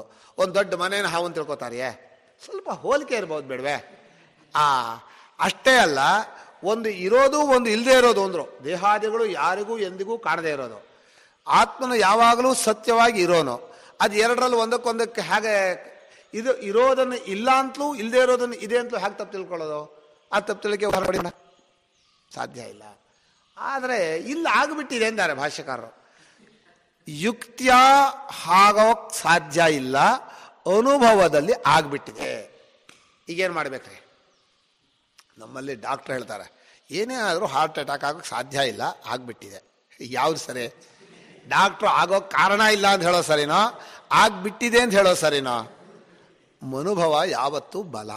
ಅದಕ್ಕೆ ನಾವು ಹೇಳೋದು ಅನುಭವವನ್ನು ಹಿಡ್ಕೊಂಡೇ ಜ್ಞಾನ ಮಾಡಬೇಕು. ಇಲ್ಲಿ ಹೇಳ್ತಾ ಇದ್ದಾರೆ ನೀನು ನಾನು ಅನ್ನೋ ಗೋಚರವಾಗೋದನ್ನು ಆಗೋಕ್ಕೆ ಸಾಧ್ಯ ಇಲ್ಲ ಅಂದರೆ ಮುಂದೆ ಹೇಳ್ತಾನೆ ಆಗಿದೆಯಲ್ಲ, ವ್ಯವಹಾರದಲ್ಲಿ ಕಾಣ್ತಾ ಇದೆಯಲ್ಲ. ಆದ್ದರಿಂದ ಭಾಷ್ಯಕಾರರು ಯುಕ್ತಿಗೆ ಯುಕ್ತಿಯನ್ನು ಕೊಡಲಿಲ್ಲ. ಅವನ ಯುಕ್ತಿ ಏನಾಗ್ಬಿಡ್ತು ಅಂದರೆ ವ್ಯವಹಾರ ಅನುಭವವನ್ನು ಮೀರ್ಬಿಡ್ತು. ಪೂರ್ವಪಕ್ಷಿ ಯುಕ್ತಿ ಕರೆಕ್ಟ್ ಅದ, ನೀನು ಅನ್ನೋ ನಾನು ಅಂತ ಆಗಲ್ಲ, ನಾನು ಅನ್ನೋ ನೀನು ಆಗಲ್ಲ, ಕರೆಕ್ಟ್. ಆದರೆ ಇಲ್ಲಿ ನಾನು ಕೂತಿದ್ದೀನಿ ಅಂತ ಹೇಳ್ತಾ ಇದ್ದೀನಲ್ಲ, ನಾನಾಗ್ಬಿಟ್ಟಿದ್ದೀನಲ್ಲ. ಅದನ್ನು ಯುಕ್ತಿಯನ್ನು ಅನುಭವ ತಳ್ಳಿ ಹಾಕ್ಬಿಡ್ತು. ಯಾವ ಅನುಭವ? ಲೋಕಾನುಭವ. ಚೆನ್ನಾಗಿ ನೆನಪಿಟ್ಕೋಬೇಕು. ಅದಕ್ಕೆ ಭಾಷ್ಯಕಾರರು ಇಲ್ಲಿ ಈಶ್ವರಸ್ಪತ್ ಪ್ರತ್ಯಯ ಗೋಚರಯೋ ವಿಷಯಿ ನಾನು, ವಿಷಯ ದೇಹಾದಿಗಳು, ತಮಃ ಪ್ರಕಾಶವತ್ ವಿರುದ್ಧ ಸ್ವಭಾವಯೋ, ಕತ್ತಲೆ ಬೆಳಕಿನಂತೆ ವಿರುದ್ಧ ಸ್ವಭಾವ ಅಂತಂದರು. ಕತ್ತಲೆ ಬೆಳಕಿನಂತೆ ವಿರುದ್ಧ ಸ್ವಭಾವ ಅಂದರೆ ಇದರಲ್ಲೇ ತುಂಬ ಚರ್ಚೆ ಮಾಡಿದ್ದಾರೆ. ನೀವೆಲ್ಲ ಕೇಳಿರ್ಬೋದು ವೇದಾಂತಲ್ಲೇ, ನಾನಷ್ಟು ಚರ್ಚೆ ಮಾಡೋಕ್ಕಾಗಲ್ಲ. ಅನುಭವ ಪ್ರಧಾನ. ಕತ್ತಲೆ ಅಂದ್ರೇನು ಅಂತ ಕೇಳಿದರು, ಬೆಳಕಿನ ಅಭಾವ ಅಷ್ಟೇ. ಬೆಳಕಿನ ಅಭಾವ ಅಂದರೆ ಅಭಾವ ವಸ್ತು ಅಲ್ಲ. ಬೆಳಕಿಲ್ಲದೆ ಇರೋದನ್ನು ಕತ್ತಲೆ ಅಂತ ಕರಿತೀವಿ. ಲೋಕದಲ್ಲೂ ಹಾಗೆ, ಎಲ್ಲ ಕಡೆಯಲ್ಲೂ ಹಾಗೆ. ಮೀಮಾಂಸಕರ ಪಕ್ಷದಲ್ಲಿ ಹಾಗೆ, ತಾರ್ಕಿಕರ ಪಕ್ಷದಲ್ಲಿ ಹೀಗೆ, ನೀಲಂ ತಮಃ ಚಲತಿ, ಇಷ್ಟುದ್ದ ಚರ್ಚೆ ಮಾಡ್ತಾರೆ. ಸ್ವಾಮಿ ನಮ್ಮ ಅನುಭವ ಹೇಳ್ತಾ ಇದೆ, ನೀವು ಏನಾದರೂ ಚರ್ಚೆ ಮಾಡಿ, ಬೆಳಕಿದೆ ಬೆಳಕಿಲ್ಲ ಅಷ್ಟೇ ಹೇಳ್ಬೋದು. ಇದರಲ್ಲಿ ಇನ್ನೊಂದು ಚರ್ಚೆ ಇದೆ, ಕತ್ತಲೆ ಬೆಳಕು ಒಂದೇ ಕಡೆ ಇರುತ್ತೋ ಇಲ್ವೋ ಅಂತ. ಅಯ್ಯೋ, ನಾನು ಹೇಳಿದೆ ಸ್ವಾಮಿ, ನಮಗೆ ಯಾವುದು ಕತ್ತಲೆ ಅನ್ನಿಸ್ತಾ ಇದೆಯೋ ಅದು ಬೆಳಕಾಗೋಕ್ಕೆ ಸಾಧ್ಯ ಇಲ್ಲ, ಯಾವುದು ಬೆಳಕು ಅನ್ನಿಸ್ತಾ ಇದೆಯೋ ಅದು ಕತ್ತಲೆ ಆಗೋಕ್ಕೆ ಸಾಧ್ಯ ಇಲ್ಲ. ಈ ಅರ್ಥದಲ್ಲಿ ಕೊಟ್ಟಿದ್ದಾರೆ. ಕತ್ತಲೆ ಬೆಳಕು ಒಂದೇ ಕಡೆ ಇರುತ್ತೆ ಅಂದರೆ ಅವರೇನು ಅಂದರೆ ಸ್ವಲ್ಪ ಕತ್ತಲೆ ಸ್ವಲ್ಪ ಬೆಳಕು ಇರೋದಲ್ಲ ಅಂತಾರೆ. ಇದಲ್ಲ, ಇದು ದೃಷ್ಟಾಂತವನ್ನು ದೃಷ್ಟಾಂತ ಕೊಟ್ಟರೆ ತಿರ್ಚೋದಿದು. ದೃಷ್ಟಾಂತ ಎಷ್ಟಕ್ಕೆ ಕೊಟ್ಟಿದ್ದಾರೆ? ವಿರುದ್ಧವಾದ ಎರಡು ವಸ್ತುಗಳನ್ನು ತಪ್ಪು ತಿಳ್ಕೊಳ್ಳೋಕೆ ಸಾಧ್ಯ ಇಲ್ಲ ಅಂತ ಪೂರ್ವಪಕ್ಷಿ ಕೊಡ್ತಾ ಇದ್ದಾನೆ. ಅಷ್ಟು ತಗೊಂಡ್ರೆ ಸಾಕು. ಕತ್ತಲೆ ಅನ್ನೋದು ಇಲ್ಲದೆ ಇರೋ ಪದಾರ್ಥ, ಬೆಳಕು ಅನ್ನೋದು ಇರುವ ಪದಾರ್ಥ, ಆತ್ಮನೋ ಇರುವ ಪದಾರ್ಥ ನಮ್ಮ ಸ್ವರೂಪ. ದೇಹಾದಿಗಳು ನೀನು ಅಂತ ಹೇಳೋದು ಎಲ್ಲೂ ಇಲ್ಲ. ಅವರು ಎಷ್ಟು ಜೋರಾಗಿ ಕೇಳಿಬಿಟ್ಟಿಯಾರಂದರೆ, ದೇಹ ಇಂದ್ರಿಯ ಮನಸ್ಸು ಅನ್ನೋದು ನಮ್ದಿದೆಯೋ, ನಮ್ಮದು ಅಂದ್ರೆ ನಾನಾಗಿದ್ದೀನಿ, ನಮ್ಮದೋ ನಾನೋ ಅಥವಾ ನನ್ನ ಮುಂದೆ ಕಾಣ್ತಾ ಇದೆಯೋ, ಹಾಗಾದ್ರು ಹೇಳಿ ಆ ದೇಹೇಂದ್ರಿಯ ಮನಸ್ಸುಗಳನ್ನ ಹೀಗೆ ಮುಂದೊಡ್ಡಿ ನೋಡೋಕೆ ಯಾರ ಕೈಲೂ ಆಗಲ್ಲ. ಯಾಕಾಗಲ್ಲ ಅಂದರೆ ದೇಹೇಂದ್ರಿಯ ಮನಸ್ಸುಗಳು ನೋಡೋಕೆ ಪುನಃ ಇನ್ನೊಂದು ದೇಹೇಂದ್ರಿಯಗಳಿಲ್ಲ ನಮಗೆ. ಹಾಗಾದರೆ ಇದೆಯಲ್ಲ ಅಂದರೆ ಏನು ಮಾಡಿಬಿಟ್ಟಿಯಾರಂದರೆ, ಇದು ಇಬ್ಬರು ಕುರುಡ್ರು. ನಿಮಗೆ ನಾನು ಕಾಣ್ತೀನಿ, ನಮಗೆ ನೀವು ಕಾಣ್ತೀರಿ, ನೀವು ಇದ್ದೀರಿ ಅಂತ ಹೇಳೋಣ, ನಾವು ಇದ್ದೀರಿ ಅಂತ ಹೇಳೋಣ ಅಂತ ಇಬ್ಬರು ಇದು ಮಾಡ್ಕೊಂಡದ್ದು ಅಂತ ಒಪ್ಪಂದ. ನಿಜವಾಗಿ ನೀವೂ ಇಲ್ಲ ನಾವೂ ಇಲ್ಲ, ಇರೋದು ಯಾವುದು ಒಂದೇ ಇರೋದು. ನೀವು ಹೇಗಿದ್ದೀರ್ರಿ, ನನಗೆ ಕಾಣ್ತಿರಲ್ಲ ಹಾಗೆ, ನಾನು ಹೇಗಿದ್ದೀನಿ ನಿಮಗೆ ಕಾಣ್ತೀನಲ್ಲ ಹಾಗೆ ಅಂತ ನಾನು. ಇದು ತಪ್ಪಿದು. ಇದು ನಮ್ಮ ಗೌಡಪಾದರು ಬಹಳ ಚೆನ್ನಾಗಿ ಹೇಳ್ತಾರೆ. ಅಲ್ಲಪ್ಪ, ನೀನು ಅನ್ನೋದನ್ನು ಮುಂಚೆ ಪ್ರೂವ್ ಮಾಡಬೇಕು, ನಾನಾಗಬೇಕು, ನಾನಿರಬೇಕು, ನಾನು ಅಂದರೆ ಈ ದೇಹಾದಿಗಳಿರಬೇಕು. ಇದನ್ನು ಪ್ರೂವ್ ಮಾಡೋಕೆ ಅದನ್ನು ತಗೊಂಡ್ರೆ ಅದು ಅಸಿದ್ಧ, ಅದು ಸಾಧ್ಯ. ಅದು ತಗೋ ನಾನು ಆಗಿದೆ ಅಂತ ಹೇಳೋದು. ಆದರೆ ಲೋಕ ವ್ಯವಹಾರ ಆಗಿದೆ. ನಾವು ಹೇಗೆ ಕಾಣ್ತಾ ಇದ್ದೀವಿ ಅಂದರೆ ಅವ್ರು ಹೇಳುವಾಗ, ನಾವು ಹೇಗಿದ್ದೀರಿ, ನನ್ನ ತಲೆ ಎಲ್ಲ ಉದುರು ಬಿದ್ದು ಹೋಗಿದೆ ಅಂತಾರೆ. ಅಲ್ಲ, ನನಗೆ ತಲೆ ಇದೆಯೇ, ನಾನು ಅವ್ರ ಕಣ್ಣಿಗೆ ಕಾಣ್ತಾ ಇದ್ದಾನೆ, ಆ ತಲೆ ನಾನಾಗ್ತೇನೆ ಅಥವಾ ಅವ್ರು ಹೇಳಿ ನಿಜ ಹೌದು ಅಂತ ಒಪ್ಕೋಬೇಕು. ಇಷ್ಟೆಲ್ಲ ವಿವೇಕವೇ ಇಲ್ಲ ಮನುಷ್ಯ. ಹೌದು ಹೌದು ಅಂತ ಇದನ್ನೇ ಶ್ರುತಿ ಒಂದೇ ವಾಕ್ಯದಲ್ಲಿ ಹೇಳಿದರು, ಅಂಧೇ ನೈವ ನಿಯಮಾನ ಯಥಾಂಧ. ಎಲ್ಲ ಕೊಡ್ರಪ್ಪ, ಎಲ್ಲ ಪರಸ್ಪರ ಕೈ ಹಿಡ್ಕೊಂಡ್ಬಿಟ್ಟಿದ್ದಾರೆ. ನಾವೆಲ್ಲ ಇದ್ದೀವಿ ಅಂತ ಹೇಳ್ಕೊಳ್ಳೋಣಪ್ಪ, ಇಲ್ಲಿ ಹೋದ್ರೆ ನಾವೇ ಇಲ್ಲ ಅಂತ ಆಗ್ಬಿಡ್ತೀವಿ ಅಂತ. ಇಷ್ಟು ಭಯ. ದೇಹೇಂದ್ರಿಯಗಳ ಅಭಿಮಾನ ಎಷ್ಟು ಜೋರಾಗಿದೆ ಅಂದರೆ, ಇನ್ನೊಬ್ಬರು ನಮ್ಮನ್ನು ನೋಡದೆ ಹೋದರೆ ನಮ್ಮ ಅಸ್ತಿತ್ವವೇ ಇಲ್ಲ. ನಾವು ಇರಬೇಕಾದ್ರೆ ಎಲ್ಲ ನಮ್ಮನ್ನು ನೋಡಬೇಕು. ಇದು ಯಾವ ಭ್ರಾಂತಿ ಇದು? ಇದಕ್ಕೇನು ಹೇಳೋಣ? ಶಂಕರರು ಹೇಳಿದರು, ಸಾಧ್ಯವೇ ಇಲ್ಲ, ನೀವು ಎಂದಿಗೂ ಕೂಡ ಇನ್ನೊಬ್ಬರಿಗೆ ಕಾಣೋರಲ್ಲ. ಅಲ್ಲಿ ಒಂದು ಕಡೆ ಬರೀತಾರೆ, ನನಗೆ ಕಣ್ಣಲ್ಲಿ ನೀರು ಬರ್ತಾ ವಾಕ್ಯ ಕೇಳಿದರೆ. ನಾರದರು ಪರಮಾತ್ಮ ನಾರಾಯಣನನ್ನು ವಿಶ್ವರೂಪನಾಗಿ ದರ್ಶನ ಪಡ್ಕೊಂಡ್ರು. ಅದು ಎಲ್ಲಿ? ಆ ಚಳಿ ಬದರಿಕಾಶ್ರಮ ಶೀತದ್ವೀಪಕ್ಕೆ ಹೋಗಿ ತಪಸ್ ಮಾಡಿ ದರ್ಶನ ಪಡ್ಕೊಂಡ್ರು. ಆ ನಾರಾಯಣ ವಿಶ್ವರೂಪನಾಗಿ ನಿಂತಿಯಾನೆ, ಅನುಗ್ರಹ ಮಾಡ್ತಾ ಇದ್ದಾನೆ. ಆಗ ನಾರಾಯಣ ಹೇಳ್ದ, ನಾನು ನಾರಾಯಣನ ನೋಡಿದೆ ಅಂತ ಮಾಡ್ಕೋಬೇಡ, ಇದು ನನ್ನ ನಿಜವೂ ಅಲ್ಲ, ನಾನು ನಿನಗೆ ಕಂಡಿಲ್ಲ. ಮಾಯಾಹೇಷ ಮಯಾ ಸೃಷ್ಟ ಯನ್ಮಾಂ ಪಶ್ಯಸಿ ನಾರದ ಸರ್ವಭೂತ ಗುಣೈರ್ಯುಕ್ತಂ ಮೈವಮ್ಮಾಂ ಜ್ಞಾತುಮರ್ಹಸಿ. ಹೋಗಿದ್ದೆ ನಾರಾಯಣನ ಕಂಡೆ ಅಂತ ಎಲ್ಲರೂ ಹೇಳಿಬಿಟ್ಟೆ. ಖಂಡಿತ ನನಗೆ ಗೋಚರವಾಗೋನಲ್ಲ, ನಾನು ಯಾವಾಗಲೂ ಅದೃಶ್ಯ ಸ್ವರೂಪದಲ್ಲೇ ಇರುವವನು. ನಿನ್ನ ಪ್ರೇಮಕ್ಕೆ ಮೆಚ್ಚಿ, ನಾನು ಭಕ್ತಿಗೆ ಮೆಚ್ಚಿ ವಿಶ್ವರೂಪರಾಗಿ ನಿಂತ್ಕೊಂಡೆ ಅಂತ. ಇದು ಭಗವಂತ ಅದೃಶ್ಯನಾದರೂ ಒಂದು ರೀತಿ ತೋರ್ಕೊಳ್ಳೋದು ಭಕ್ತಿಯ ಸಾಧನಕ್ಕೆ.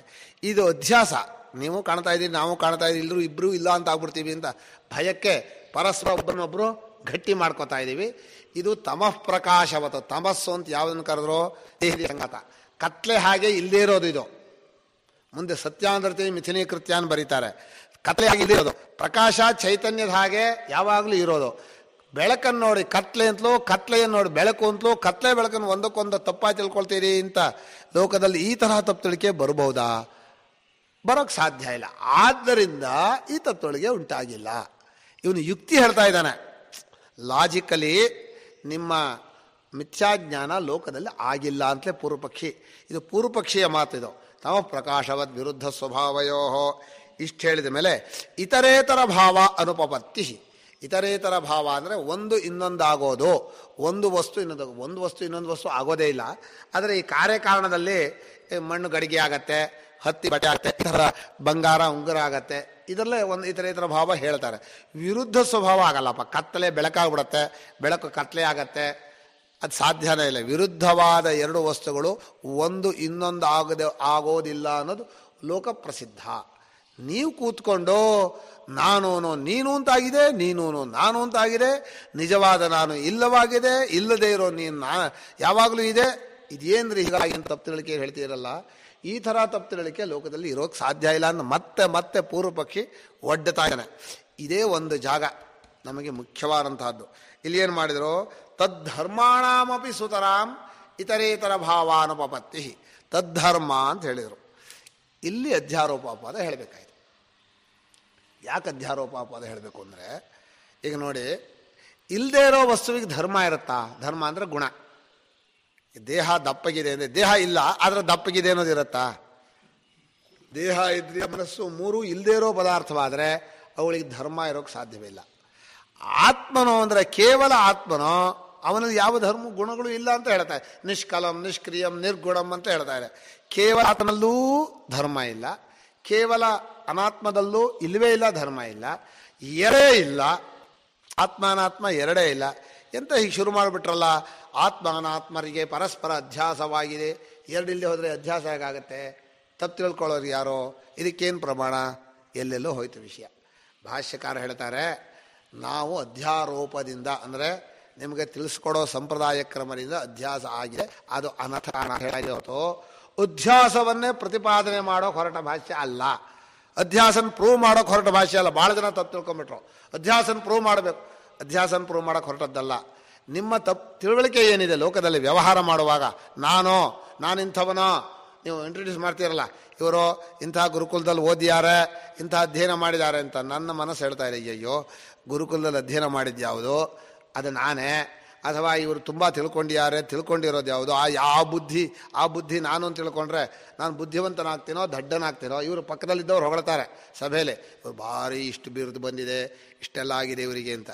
ನಾನಿಲ್ಲಿ ಸುಮ್ಮನೆ ಕೂತ್ಕೊಂಡಲ್ಲ, ಅವ್ರು ಹೇಳ್ತಾ ಇರೋದು ನನ್ನನ್ನು ಹೇಳ್ತಾರೋ ನನಗಿಂತ ಬೇರೆಯದನ್ನು ಹೇಳ್ತಾ ಇದ್ದಾರೋ ಅಂತ ಯೋಚನೆ ಮಾಡಿದರೆ ನಿಜ ಏನೋ, ನನಗಿಂತ ಬೇರೆ ಅದನ್ನು ಹೇಳ್ತಾ ಇದ್ದಾರೆ. ಆದರೆ ನೋಡೋರು ಜನರಿಗೆ ಅಯ್ಯೋ ಅವರ ಬಗ್ಗೆ ಭಾರಿ ಹೇಳ್ಬಿಟ್ರು, ಭಾರಿ ದೊಡ್ಡವರು. ಯಾರು ದೊಡ್ಡವರು? ಯಾರೂ ಇಲ್ಲ ಅಲ್ಲಿ. ಬರೀ ಕಾಣದೇ ಇರೋರಲ್ಲ, ಪರಸ್ಪರ ಕುರುಡ್ರೋ ಒಬ್ರೊಬ್ರು ಅನ್ಕೊಂಡು ಇವ್ರು ದೊಡ್ಡವರು. ಅಹೋರೂಪ ಮಹೋಧ್ವನಿ ಅಂತ ನಮ್ಮಲ್ಲಿ ಒಂದು ತಮಾಷೆ ಹೇಳ್ತಾರೆ, ಕೇಳಿದ್ದೀರಾ? ಉಷ್ಟ್ರಾಣಾಂಚ ಖರಾಣಾಂಚ ಅಂತ. ಒಂಟೆ ಕತ್ತೆ ಪರಸ್ಪರ ಮದುವೆ ಮಾಡ್ಕೊಂಡಾಗ ಕತ್ತೆ ಸಂಗೀತ ಹಾಡಿದ್ವು, ಒಂಟೆ ಕುಣಿದ್ವು, ಡ್ಯಾನ್ಸ್ ಮಾಡಿದ್ವು. ಆಹಾ ಏನು ರೂಪ, ಒಂಟೆ ರೂಪ ಅಂತ ಕತ್ತೆ ಹಾಡ್ತಾ ಇದೆ. ಆಹಾ ಎಂಥ ಧ್ವನಿ ಅಂತ ಕತ್ತೆ ಧ್ವನಿ. ಹಾಗಾಗತ್ತೆ ನಾವು ನಮ್ಮನ್ನು ಹೊರಗಡೆ ಅದನ್ನು ನಮ್ಮಲ್ಲಿ ಅಹೋರೂಪ ಪೂರ್ತಿ ಹೇಳಲ್ಲ ಶ್ಲೋಕನ, ಅಹೋರೂಪ ಮಹೋಧ್ವನಿ ಅಷ್ಟೇ ಹೇಳ್ತಾರೆ. ಏನು ರೂಪ, ಏನು ರೂಪ, ಏನು ಧ್ವನಿ, ಏನು ಧ್ವನಿ. ಹಾಗೆ ಅಧ್ಯಾಸದಲ್ಲಿ ತಪ್ಪು ತಿಳಿಕೆಯಲ್ಲಿ ಒಬ್ರನ್ನೊಬ್ರು ಹೊಗಳಿದ್ರೆ ಹೊಗಳೋರು ಅಂಥವ್ರೆ, ಕೇಳೋರು ಅಂಥವ್ರೆ, ನಾವು ಅಂಥವ್ರೆ. ಇವ್ರು ಹೇಳೋದು ಬೇಕಿಲ್ಲ, ಇದು ಇಲ್ಲ, ಅರ್ಥವೂ ಇಲ್ಲ ಇದರಲ್ಲಿ. ತಪ್ಪು ತಿಳುವಳಿಕೆಯಿಂದ ಮತ್ತೊಬ್ಬರನ್ನ ಹೊಳಿದ್ದಾಗತ್ತೋ ಬೈದದ್ದಾಗತ್ತೋ ಅವಮಾನ ಮಾಡಿದ್ದಾಗತ್ತೆ. ಅದನ್ನು ಸುಮ್ಮನಿರೋದು ಒಳ್ಳೆಯದು. ಭಾಷ್ಯಕಾರರು ಭಾಳ ಜನ ಹೇಳ್ತಾರೆ ತದ್ಧರ್ಮಾಣಾಮಪಿ. ಈಗ ದೇಹೇಂದ್ರಿಯಗಳ ಧರ್ಮ ಅಂತ ಒಂದನ್ನು ನಾವು ಈಗ ಧ್ಯಾಪ ಮಾಡಬೇಕು ಶಾಸ್ತ್ರದೃಷ್ಟ್ಯ. ದೇಹೇಂದ್ರಿಯಗಳು ಇದೇನು ನಾವು ತಿಳ್ಕೊಂಡಿದ್ದಿಲ್ಲ. ದಪ್ಪಗಿದೆ, ಕಪ್ಪಗಿದೆ, ಅಥವಾ ಬೆಳೆಯಾಗಿದೆ, ಅಥವಾ ವಯಸ್ಸಾಗಿದೆ, ಧರ್ಮ, ದೇಹ ಧರ್ಮ. ಇಂದ್ರಿಯ ಧರ್ಮಗಳು ಚೆನ್ನಾಗಿ ಕಾಣಿಸ್ತಾ ಇದೆ, ಕಿವಿ ಕೇಳಿಸ್ತಾ ಇದೆ, ಕಿವಿ ಕೇಳಿಸ್ತಾ ಇಲ್ಲ ಇತ್ಯಾದಿಗಳು. ಇನ್ನು ಮನಸ್ಸಿನ ಧರ್ಮ. ಈ ಮನಸ್ಸಿನ ಧರ್ಮದಲ್ಲಿ ಎಣಿಸೋಕೆ ಬರೋಲ್ಲ. ಆಸೆ, ಭಯ, ಕೋಪ, ಯೋಚನೆ, ಬುದ್ಧಿ ಎಲ್ಲ ನೂರಾರು ಮನಸ್ಸಿನ ಧರ್ಮಗಳು. ಈ ಧರ್ಮಗಳು ತಗೊಂಡೋಗಿ ನನಗಿದೆ ಅಂತ, ನಾನು ದಪ್ಪಗಿದ್ದೀನಿ, ನಾನು ಯೋಚನೆ ಮಾಡ್ತೀನಿ, ನಂಗೆ ಭಯ ಆಗಿದೆ ಅಂತ, ಇವುಗಳ ಧರ್ಮವನ್ನು ತನ್ನ ಮೇಲೋ, ತನ್ನಲ್ಲಿ ಒಂದು ಸ್ವಭಾವ ಇದೆ. ನಾನು ಅಂದರೆ ಕೇವಲ ಆತ್ಮ ಸರ್ವಜ್ಞ, ಸರ್ವಶಕ್ತ ಅಲ್ವಾ, ಸ್ವತಃ ಸಿದ್ಧ. ಸ್ವತಃ ಸಿದ್ಧ ಅಂದರೆ ಯಾರೂ ಹೇಳ್ಕೊಡದೆ ತಾನೇ ಇದ್ದಾನೆ ಅಂತ. ಈ ದೇಹಾದಿಗಳು ಸ್ವತಃ ಸಿದ್ಧ ಆಗ್ಬಿಡ್ತಾವೆ. ನನಗೆಲ್ಲ ಗೊತ್ತಿದೆ ಅಂತಾನೆ. ಎಂಥ ದಡ್ಡನಾದರೂ ತಾನು ದಡ್ಡ ಅಂತ ಹೇಳ್ಕೊಳ್ಳಲ್ಲ, ನನಗೆಲ್ಲ ಗೊತ್ತಿದೆ ಅಂತ. ಆತ್ಮನಿಂದ ಬಂದ ಧರ್ಮ ಅದು. ಕೇವಲ ಆತ್ಮನನ್ನು ದೇಹಾದಿಗಳಲ್ಲಿ ಹಾಕಿ ಆತ್ಮನ ಗುಣ ಏನಾಗಿದೆಯೋ ಅದು ಇದಕ್ಕೆ ಬಂದ್ಬಿಟ್ಟು ನಾನು ಸರ್ವಜ್ಞ, ನಾನು ಸರ್ವಶಕ್ತ, ನಾನು ಏನು ಬೇಕಾದ್ರೂ ಮಾಡಬಲ್ಲೆ, ನಾನು ಅಂದ್ರೆ ಕಮ್ಮಿ ಅಲ್ಲ ಅಂತ. ಪಾಪ ದೇಹಾದಿಗಳು ಹೇಳಬಾರ್ದಾಯಿತು, ಆತ್ಮನೇ ಹೇಳಬೇಕಾಯಿತು. ಇದಕ್ಕೆ ಹೇಳ್ಕೊತಾ ಇದ್ದಾನೆ. ತಪ್ಪು ಅಂತ ಅನ್ಬಾರ್ದು. ತಪ್ಪು ಅಂದರೆ ಗೊತ್ತಿಲ್ಲದೆ ಹೇಳೋ ತಪ್ಪು, ಎಲ್ಲ ಜನರು ಹೇಳೋ ತಪ್ಪೇ ಇದು. ಹೀಗೆ ಆತ್ಮಧರ್ಮವನ್ನು ದೇಹಾದಿಗಳಲ್ಲಿ ಹೇಳುವಾಗ ನಾನು ಚೇತನವಾಗಿದ್ದೀನಿ, ಇದೇ ಚೈತನ್ಯ ಅಂತ. ಇದು ಚೈತನ್ಯಯುಕ್ತವಾಗಿದೆ ಅಂತ ವಾದಿಗಳು, ಚಾರ್ವಾಕರು, ಇವರು ಬೌದ್ಧರು ಎಲ್ಲರೂ ಕೂಡ ವಾದ ಮಾಡ್ತಾರೆ. ಸ್ಪಷ್ಟವಾಗಿ ಕಾಣ್ತಾ ಇದೆ, ಮುಂದೆ ಜಡ, ಹಿಂದೆ ಚೇತನ, ಬೇರೆ ಬೇರೆ ಕಾಣ್ತಾ ಇದೆ. ಆದರೆ ಒಂದನ್ನು ತಪ್ಪಾಗಿ ತಿಳ್ಕೊಂಡು ವ್ಯವಹಾರ ಮಾಡ್ತಾ ಇದ್ದಾರೆ.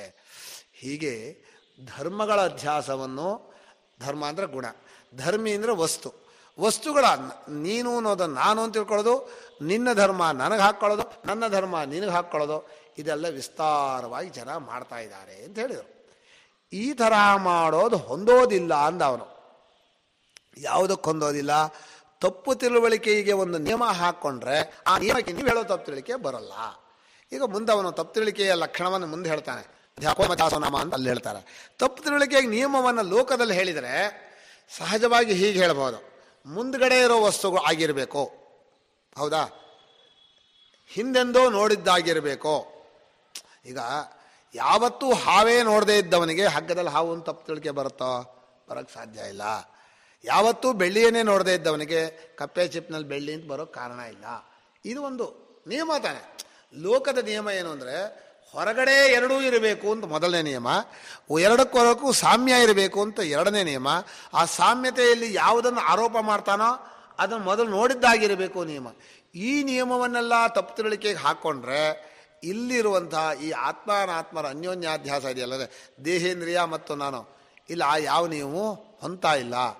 ಆದ್ದರಿಂದ ದೇರ್ಫೋರ್ ಅವು ಹೇಳ್ದ, ನೀವು ಹೇಳೋ ತಪ್ಪು ತಿಳುವಳಿಕೆ ಆಗಿಲ್ಲ ಅಂದ್ಬಿಟ್ಟ. ಆಗಿಲ್ಲ ಅಂತ ಹೇಳೋ ಸರಿ, ಆಗಿರೋದು ಕಂಡಿದೆಯಲ್ಲ ಅಂದ್ರೆ ಇವರು ನೀನು ಆಗಬಾರ್ದಾಗಿತ್ತು, ಆಗೋಕ್ಕೆ ಸಾಧ್ಯ ಇಲ್ಲ ಅನ್ನೋದೆಲ್ಲ ತರ್ಕ ಆಗಿದೆ. ತಥಾಪಿ ಅಂತ ಶುರು ಮಾಡಿದವರು ಭಾಷ್ಯಕಾರರು, ಇಲ್ಲ ಆಗಬಾರ್ದಾಗಿತ್ತು ಆಗಿದೆಯಲ್ಲ ಅಂತ. ಈಗ ನಿಮಗೆ ಇನ್ನೊಂದು ವಿಷಯವನ್ನು ಹೇಳಬೇಕು. ಏನು ಅಂದರೆ ಈ ಮಿಥ್ಯಾಜ್ಞಾನ ಅನ್ನೋದು ಇದೆಯಲ್ಲ, ಇದು ಜ್ಞಾನದಲ್ಲಿ 4 ಭಾಗವನ್ನು ಇಟ್ಕೋಬೇಕು. ಸರಿಯಾದ ತಿಳುವಳಿಕೆ, ತಪ್ಪಾದ ತಿಳುವಳಿಕೆ, ನೆನಪು ತಿಳುವಳಿಕೆ, ಪ್ರತ್ಯಭಿಜ್ಞೆ ಅಂತ ತಿಳುವಳಿಕೆ. 4 ತರಹ ತಿಳುವಳಿಕೆ ನಾವು ವ್ಯವಹಾರದಲ್ಲಿ ಬರ್ತೀವಿ. ಪ್ರತ್ಯಭಿಜ್ಞೆ ಅಂದ್ರೇನು ಅಂದರೆ ನೆನ್ನೆ ಇವತ್ತು ನೋಡಿದರೆ ಅವರನ್ನು ನೆನ್ನೆ ನೋಡಿದ್ದೀನಿ, ಇವತ್ತು ನೋಡ್ತಾ ಇದ್ದೀನಿ, ಅವನೇ ಇವನು ಅಂತ ಈಗ ಅನುಭವ, ನೆನ್ನೆಯ ಅನುಭವ, ನೆನ್ನೆಯ ಅನುಭವದ ನೆನಪು, ಆ ನೆನಪಿಗೆ ತಕ್ಕ ಹಾಗೆ ಈ ಅನುಭವ, ಇಷ್ಟು ಆದರೆ ಅದಕ್ಕೆ ಪ್ರತ್ಯಭಿಜ್ಞೆ ಅಂತ ಹೆಸರು. ಪ್ರತ್ಯಭಿಜ್ಞೆ ಅನ್ನೋದು ಅಷ್ಟು ಮುಖ್ಯ. ಬರೀ ನೆನ್ನೆ ನೆನಪಾದರೆ ಸ್ಮೃತಿ. ಈಗ ನಾನು ಮನೆಗೆ ಹೋಗ್ಬೇಕಪ್ಪ, ನಮ್ಮ ಮನೆ ಎಲ್ಲಿದೆ ನಂಗೆ ನೆನಪಿರ್ಬೇಕಾ? ಸ್ಮೃತಿನೇ ಕಳ್ಕೊಂಬಿಟ್ರೆ ಎತ್ತತ್ಲ ಹೋಗ್ಬಿಡ್ತಾನೆ. ವ್ಯವಹಾರದಲ್ಲಿ ಸ್ಮೃತಿ ಮತ್ತು ಪ್ರತ್ಯಭಿಜ್ಞೆ ಬಹಳ ಮುಖ್ಯ. ಈ ಎರಡೂ ಜ್ಞಾನವನ್ನು ಒಪ್ಕೊಂಡಿದ್ದಾರೆ ವ್ಯವಹಾರದಲ್ಲಿ. ಸ್ಮೃತಿಯಲ್ಲಿ ವಿಷಯ ಇಲ್ಲ, ಪ್ರತ್ಯಭಿಜ್ಞೆಯಲ್ಲಿ ಮುಂದ್ಗಡೆ ಇವರನ್ನು ನೋಡಿದ್ದೀನಿ, ಈಗೊಂದು ಅನುಭವ ಇದೆ, ಹಿಂದೆ ನೋಡಿದ ಒಂದು ನೆನಪಿದೆ. ಹಿಂದೆ ನೋಡಿದ ಅನುಭವದ ನೆನಪು ಮತ್ತು ಈಗಿನ ಅನುಭವ ಎರಡೂ ಸರಿಯಾದರೆ ಕೂಡಿದರೆ ಅದು ಪ್ರತ್ಯಭಿಜ್ಞೆ ಅಂತ. ಈ ಪ್ರತ್ಯಭಿಜ್ಞೆ ಬುದ್ಧವಲ್ಲ. ಯಾಕೆಂದರೆ ಹಿಂದೆ ನೋಡಿದ ವಸ್ತು ಈಗ ನೋಡೋಕೆ ಬರೋದೇ ಇಲ್ಲ, ಅದು ಹೋಗ್ಬಿಡುತ್ತೆ, ಕ್ಷಣಿಕವಾದಿಗಳಿಗೆ ಪ್ರತ್ಯಭಿಜ್ಞೆ ಇಲ್ಲ. ಆದ್ದರಿಂದ ಪ್ರತಿಜ್ಞೆ ಅನ್ನೋದು ವ್ಯಾವಹಾರಿಕವಾಗಿ ಒಪ್ಕೋತೀವಿ, ಪ್ರಮಾಣ ಅಂತ ಒಪ್ಕೊಳ್ಳಲ್ಲ. ಯಾವುದಕ್ಕೂ ಪ್ರತಿಭಿಜ್ಞೆ ಪ್ರಮಾಣ ಅಲ್ಲ. ಸ್ಮೃತಿನೂ ಒಪ್ಕೋತೀವಿ. ಆದರೆ ಈ ಸ್ಮೃತಿಯಲ್ಲಿ ಏನಾಗುತ್ತೆ ಅಂದರೆ ಸುಳ್ಳೆ ನೆನಪಾಗ್ಬಿಡತ್ತೆ. ನಾನು ಕನ್ನಡಕ ತಂದಿದ್ದೀನಿ, ನೆನಪು ಹುಡುಕಿದರೆ ಕನ್ನಡಕ ಇಲ್ಲ. ನೆನಪಿದೆ, ಇಟ್ಕೊಂಡಿದ್ದೀನಿ, ಖಂಡಿತ ಇಟ್ಕೊಂಡೇ ನೆನಪು. ಬ್ಯಾಗೆಲ್ಲ ಹುಡುಕಿ ಆಯಿತು, ಎಲ್ಲ ನೋಡಿತು, ಎಲ್ಲೂ ಕನ್ನಡಕ ಸಿಕ್ಕಲಿಲ್ಲ. ಈಗ ನೆನಪು ಸರಿನೋ ಇಲ್ಲಿ ಇಲ್ಲ ಅನ್ನೋದು ಸರಿನೋ ಅಂದರೆ ಇಲ್ಲ ಅನ್ನೋದು ಅನುಭವ, ಕಾಣ್ತಾ ಇಲ್ಲ ಅನ್ನೋದು ಅನುಭವ.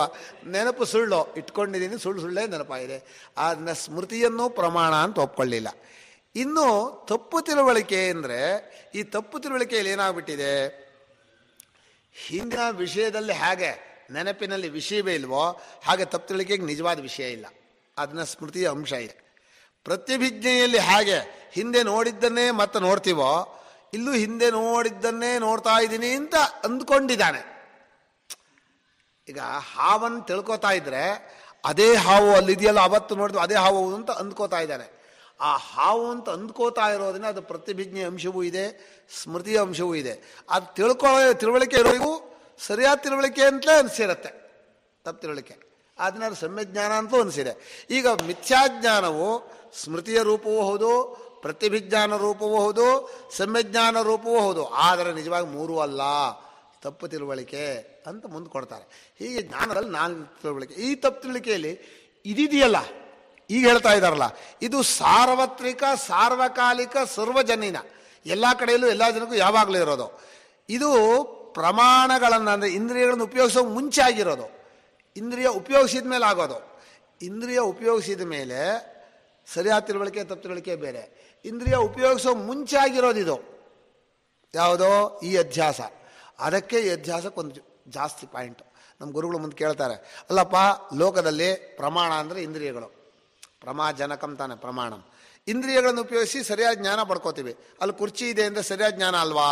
ಇದು ಅಧ್ಯಾಸ ಪುರಸ್ಸರ ಹೇಗೆ ಅಂದರೆ ನೋಡಿ, ಅದು ಕುರ್ಚಿ ಸರಿಯಾದ ಜ್ಞಾನ, ಇದು ಕುರ್ಚಿ ತಪ್ಪಾದ ಜ್ಞಾನ, ಹೌದಾ? ಆದರೆ ಆ ಸರಿಯಾದ ಜ್ಞಾನದಲ್ಲೂ ಈ ತಪ್ಪಾದ ಜ್ಞಾನದಲ್ಲೂ ಈ ಕಣ್ಣನ್ನು ನಾನು ಮಾಡ್ಕೊಳ್ಳೋದೆ ಎರಡೂ ಆಗಲ್ಲ ಅಲ್ವಾ? ಈ ಕಣ್ಣನ್ನು ನಾನು ಮಾಡ್ಕೊಳ್ಳೋದು ಕಾಮನ್ನು, ಇದು ತಪ್ಪು ತಿಳುವಳಿಕೆ. ಆದ್ದರಿಂದ ಆ ಸರಿಯಾದ ತಿಳುವಳಿಕೆಗೂ ಈ ತಪ್ಪಾದ ತಿಳುವಳಿಕೆಗೂ ಈ ತಪ್ಪು ತಿಳುವಳಿಕೆ ಇದ್ದೇ ಇರುತ್ತೆ ಅಂದರು. ನಮ್ಮ ಇಂದ್ರಿಯ ವ್ಯವಹಾರ ಎರಡಿದೆ, ಸರಿಯಾದ ತಿಳುವಳಿಕೆ ತಪ್ಪಾ ತಿಳುವಳಿಕೆ ಅಂತ. ಆದರೆ ನಾವು ಇಂದ್ರಿಯಗಳನ್ನೇ ನಾನು ಮಾಡ್ಕೊಳ್ಳೋದಿದೆಯಲ್ಲ, ಅದು ದೊಡ್ಡ ತಪ್ಪು ತಿಳುವಳಿಕೆ. ಅದು ಎರಡಕ್ಕೂ ಕಾಮನ್ ಆಗಿದೆ. ಈ ವಿಷಯ ನಿಮ್ಗೆ ಚೆನ್ನಾಗಿ ಅರ್ಥ ಆಗಬೇಕು. ಅದಕ್ಕೋಸ್ಕರವಾಗಿ ಈ ಪ್ರಮಾಣ ವ್ಯಾಪಾರವನ್ನೇ ಇಲ್ಲಿ ತೊಗೊಂಬರಬಾರ್ದು. ಎಲ್ಲೇ ಅಧ್ಯಾಸ ವಿಷಯದಲ್ಲಿ ಅಲ್ಲೇ ಬಿದ್ದುಬಿಟ್ವಿ ನಾವು. ಅಧ್ಯಾಸಕ್ಕೇನು ಪ್ರಮಾಣ ಅಂತ ಕೇಳಿದರು. ಸ್ವಾಮಿ, ಪ್ರಮಾಣ ಅಂತ ಯೋಚನೆ ಮಾಡೋ ಮೊದಲು ಅಧ್ಯಾಸ ಆಗಿರುತ್ತೆ. ಅಧ್ಯಾಸವಾದ ಮೇಲೆ ಪ್ರಮಾಣ ಅಂತ ಶುರುವಾಗೋದು. ಅಧ್ಯಾಸಕ್ಕೇನು ಪ್ರಮಾಣ ಅಂತ ಕೇಳೋದು ತಪ್ಪು ಅಂತ ನಾನು ಹೇಳೋದು. ಯಾಕೆ ತಪ್ಪು ಅಂತ ತರ್ಕ ಮಾಡ್ತಾರೆ. ಅದನ್ನು ಅರ್ಥ ಮಾಡ್ಸೋಕ್ಕಾಗಲ್ಲ. ಇದು ಅನುಭವದಲ್ಲಿ ಹೋದರೆ ಗೊತ್ತಾಗತ್ತೆ. ಅನುಭವ ಹೋಗದೆ ಹೋದರೆ, ವಾದಕ್ಕೆ ಹೋದ್ರೆ ನಿಂತ್ಕೊಳ್ಳಿ, ನಾನು ಸುಮ್ಮನೆ ಹೇಳಿ, ನಾನು ಸುಮ್ಮನೆ ಕೂತ್ಕೋತೀನಿ. ಪ್ರಮಾಣ ಹೇಳಬೇಕು ಸ್ವಾಮಿ. ಅಧ್ಯಾಸಕ್ಕೆ ಚಿಂತಾ ಪ್ರಮಾಣ ಯಾವುದೋ ಅರ್ಥಾಪತ್ತಿ ಪ್ರಮಾಣ, ವೇದ ಪ್ರಮಾಣ, ಶಾಸ್ತ್ರ ಪ್ರಮಾಣ ಅಂದರೆ ವೇದಾಂತ ವಾಕ್ಯ ಪ್ರಮಾಣ, ಆಮೇಲೆ ಅನುಭವೂ ಪ್ರಮಾಣ, ಇನ್ನೇನೋ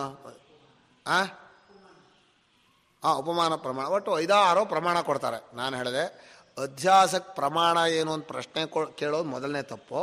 ಆ ಪ್ರಮಾಣ ಕೊಡೋಕ್ಕೆ ಹೋದರೆ ಎರಡನೇ ತಪ್ಪಾಗತ್ತೆ. ನೀ ಯಾವತ್ತು ಸುಳ್ಳು ಹೇಳೋದನ್ನು ಬಿಟ್ಟೆ ಅಂತ ಕೇಳಿದ್ರಂತೆ. ಉತ್ತರ ಹೇಳೋಕೆ ಹೋದರೆ ಎರಡೂ ತಪ್ಪಾಗತ್ತೆ. ಹಾಗಾಯ್ತಿದು. ಸುಳ್ಳು ಹೇಳೋದನ್ನು ಯಾವಾಗ ಬಿಟ್ಟೆ ಅಂದರೆ, ಇವತ್ತು ಬಿಟ್ಟೆ ಅಂದರೆ ಮುಂಚೆ ಹೇಳಿದೆ ಅಂತ ಆಗತ್ತೆ, ಬಿಟ್ಟಿಲ್ಲ ಅಂದರೆ ಈಗಲೂ ಹೇಳ್ತಾ ಇದ್ದೇನೆ ಅಂತ ಆಗತ್ತೆ. ಆದ್ದರಿಂದ ಅಧ್ಯಾಸಕ್ಕೆ ಏನು ಪ್ರಮಾಣ ಅಂತ ಕೇಳಿದರೆ, ಪ್ರಮಾಣ ಅಂತ ಹೇಳೋದೇ ಅಧ್ಯಾಸ ಆದಮೇಲೆ. ಅದನ್ನು ಅಧ್ಯಾಸ ಪ್ರಮಾಣ ಅಂತ ಕೇಳಬಾರ್ದು. ಅದು ಗೊತ್ತಾಗಬೇಕು. ಅದು ಗೊತ್ತಿಲ್ಲದೆ ಅದನ್ನೇ ಪ್ರೂವ್ ಮಾಡೋಕ್ಕೆ ದೊಡ್ಡ ದೊಡ್ಡ ಗ್ರಂಥ ಬರೆದ್ಬಿಟ್ರು. ನಮ್ಮ ಗುರುಗಳು ಹೇಳಿದರು, ಈ ಅಧ್ಯಾಸ ಅನ್ನೋದು ಇದೆಯಲ್ಲ ದೊಡ್ಡದಪ್ಪ, ಇದು ಎಲ್ಲರನ್ನೂ ತನ್ನೊಳಗೆ ಎಳ್ಕೊಂಬಿಡುತ್ತೆ. ಯಾರು ಇದನ್ನು ಹೊರಗೆ ಹೋಗೋಕ್ಕಾಗಲ್ಲ. ಇದು ಅನುಭವದಿಂದ ನೋಡಿದವ್ರು ಮಾತ್ರ ಗೊತ್ತಾಗುತ್ತೆ. ಅನುಭವವನ್ನು 2 ವಿಧವಾಗಿ ನೋಡಬೇಕು. ಒಂದು ಲೋಕಾನುಭವ, ಒಂದು ಪರಮಾರ್ಥಾನುಭವ. ಲೋಕಾನುಭವದಲ್ಲಿ ನಮಗೆ ಗೊತ್ತಿದೆ, ದೇಹೇಂದ್ರಿಯಗಳನ್ನು ನಾನು ಮಾಡ್ಕೊಂಡಿರೋ ವ್ಯವಹಾರ ಇದೆ. ಮುಂದೆ ಪರಮಾರ್ಥಾನುಭವವನ್ನು ಭಾಷ್ಯಕಾರ ಹೇಳ್ತಾರೆ, ಯಾಕಂದರೆ ಅದು ಗುರುಗಳಿಂದ ಬರೋದು. ಪರಮಾರ್ಥಾನುಭವ ಬರೋದಾದ್ರೆ ಸರಿಯಾದ ಸಂಪ್ರದಾಯದಲ್ಲಿ, ಅಂದರೆ ಅಧ್ಯಾರೋಪಾಪವಾದ ಕ್ರಮದಲ್ಲಿ ವೇದಾಂತ ವಾಕ್ಯವನ್ನು ಸದ್ಗುರುಗಳಿಂದ ಶ್ರವಣ ಮಾಡಿದಾಗಲೇ ಅರ್ಥ ಆಗೋದು. ಬರೀ ಗ್ರಂಥ ಓದಿದ್ರೆ ಗೊತ್ತಾಗೋದಿಲ್ಲ, ಏನು ಮಾಡಿದ್ರೂ ಗೊತ್ತಾಗಲ್ಲ. ಆದ್ದರಿಂದ ಈಗ ಅಧ್ಯಾಸ ಅನ್ನೋದು ಎಷ್ಟು ದೊಡ್ಡದು. ಈಗ ಇದರಲ್ಲಿರೋ ವಿಷಯಗಳು ಏನೇನಪ್ಪ ಅಂದರೆ, ಮೊದಲು ಅಧ್ಯಾಸದ ಸ್ವರೂಪ ಹೇಳ್ತಾರೆ. ಈಗ ಹೇಳ್ತಾರೆ ಅಧ್ಯಾಸ ಸ್ವರೂಪ. ಆಮೇಲೆ ಲೋಕದಲ್ಲಿರೋ ಅಧ್ಯಾಸ ಅಂದರೆ ಏನು ಅಂತ ಹೇಳ್ತಾರೆ. ವೇದಾಂತಗಳು ಹೇಳುವ ಅಧ್ಯಾಸ ಮುಂಚೆ ಹೇಳಿ, ಆಮೇಲೆ ಲೋಕದಲ್ಲಿರುವ ಅಧ್ಯಾಸ ಏನು ಅಂತ ಹೇಳಿ, ಅದು ಇದು ಆಗಬಹುದಾ ಅಂತ ಅದನ್ನು ಸಂಭಾವನಾ ಭಾಷೆ ಅಂತ ಹೇಳ್ತಾರೆ. ಅದನ್ನು ಹೇಳಿ, ಇನ್ನು ಈ ಅಧ್ಯಾಸ ಕ್ಷೇತ್ರ ಅಂತ ಹೇಳ್ತೀವಲ್ಲ, ಅದಕ್ಕೆ ಏನು ಹೇಳ್ತಾರೆ, ಫೀಲ್ಡ್, ಅದನ್ನು ಎಷ್ಟು ದೊಡ್ಡದು ಅಂತ ಹೇಳಿ, ಆಮೇಲೆ ಅಧ್ಯಾಸದಿಂದ ಆದ ಅನರ್ಥಗಳನ್ನು ಹೇಳಿ ಕೈ ಮುಗಿಸ್ತಾರೆ. ಆಮೇಲೆ ವೇದಾಂತ ವಾಕ್ಯ ಹೇಗೆ ಅಧ್ಯಾಸವನ್ನು ಕಳೆಯುತ್ತೆ. ಇಲ್ಲಿ ಬೇರೆ ಬೇರೆ ಪ್ರಶ್ನೆಗಳನ್ನು ನಾವು ಮಾಡ್ತೀವಿ. ಅಧ್ಯಾಸಕ್ಕೆ ಏನು ಪ್ರಮಾಣ ಅಂತ ಕೇಳ್ತೀವಿ, ತಪ್ಪೋ. ಅಧ್ಯಾಸ ಕಾರಣ ಏನು ಅಂತ ಕೇಳ್ತಾರೆ, ತಪ್ಪೋ ಅಂತೀನಿ ನಾನು. ಕಾರಣ ಅಂತ ಬರೋ ಬುದ್ಧಿನೇ ಅಧ್ಯಾಸವಾದ ಮೇಲೆ ಬರುತ್ತದು. ಇವನು ಕೇಳ್ತಾನೆ ಅಧ್ಯಾಸಕ್ಕೆ ಕಾರಣ ಏನು ಅಂತ. ಸಂಗ್ರಹವಾಗಿ ಹೇಳೋದಾದರೆ, ಯಾಕ್ರಿ ತಪ್ಪು ತಿಳ್ಕೊಂಡ ಅಂತ ಕೇಳಿ, ತಿಳುವಳಿಕೆ ಇಲ್ಲದೆ ಇರೋದ್ರಿಂದ ಅಂತ ಅಷ್ಟೇ ಹೇಳ್ಬೋದು. ಅದು ತಪ್ಪು ತಿಳುವಳಿಕೆ ತಿಳುವಳಿಕೆ ಇಲ್ಲದೆ ಇರೋ ಕಾರಣ ಅನ್ನೋದು ಇದಲ್ಲ, ಎಂಥದೋ ಉಪಾದಾನ ಕಾರಣ ಅಲ್ಲ.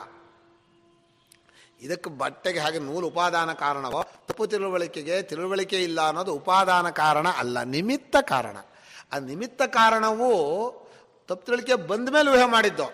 ನಾನು ಅದಕ್ಕೆ ಹೇಳಿದೆ, ನನ್ನ ಬಗ್ಗೆ 2 ಆಲ್ಟರ್ನೇಟಿವ್ ಇರೋದು. ತಪ್ಪು ತಿಳುವಳಿಕೆ, ಇಲ್ಲಿ ಹೋದರೆ ಸರಿಯಾದ ತಿಳುವಳಿಕೆ. ತಪ್ಪು ತಿಳುವಳಿಕೆ ಇದೆಯಲ್ಲ, ಯಾಕೆ ನನ್ನ ಬಗ್ಗೆ ತಿಳುವಳಿಕೆ ಇಲ್ಲದೆ ಇರೋದ್ರಿಂದ ಅಷ್ಟೇ ಹೇಳ್ಬೋದು.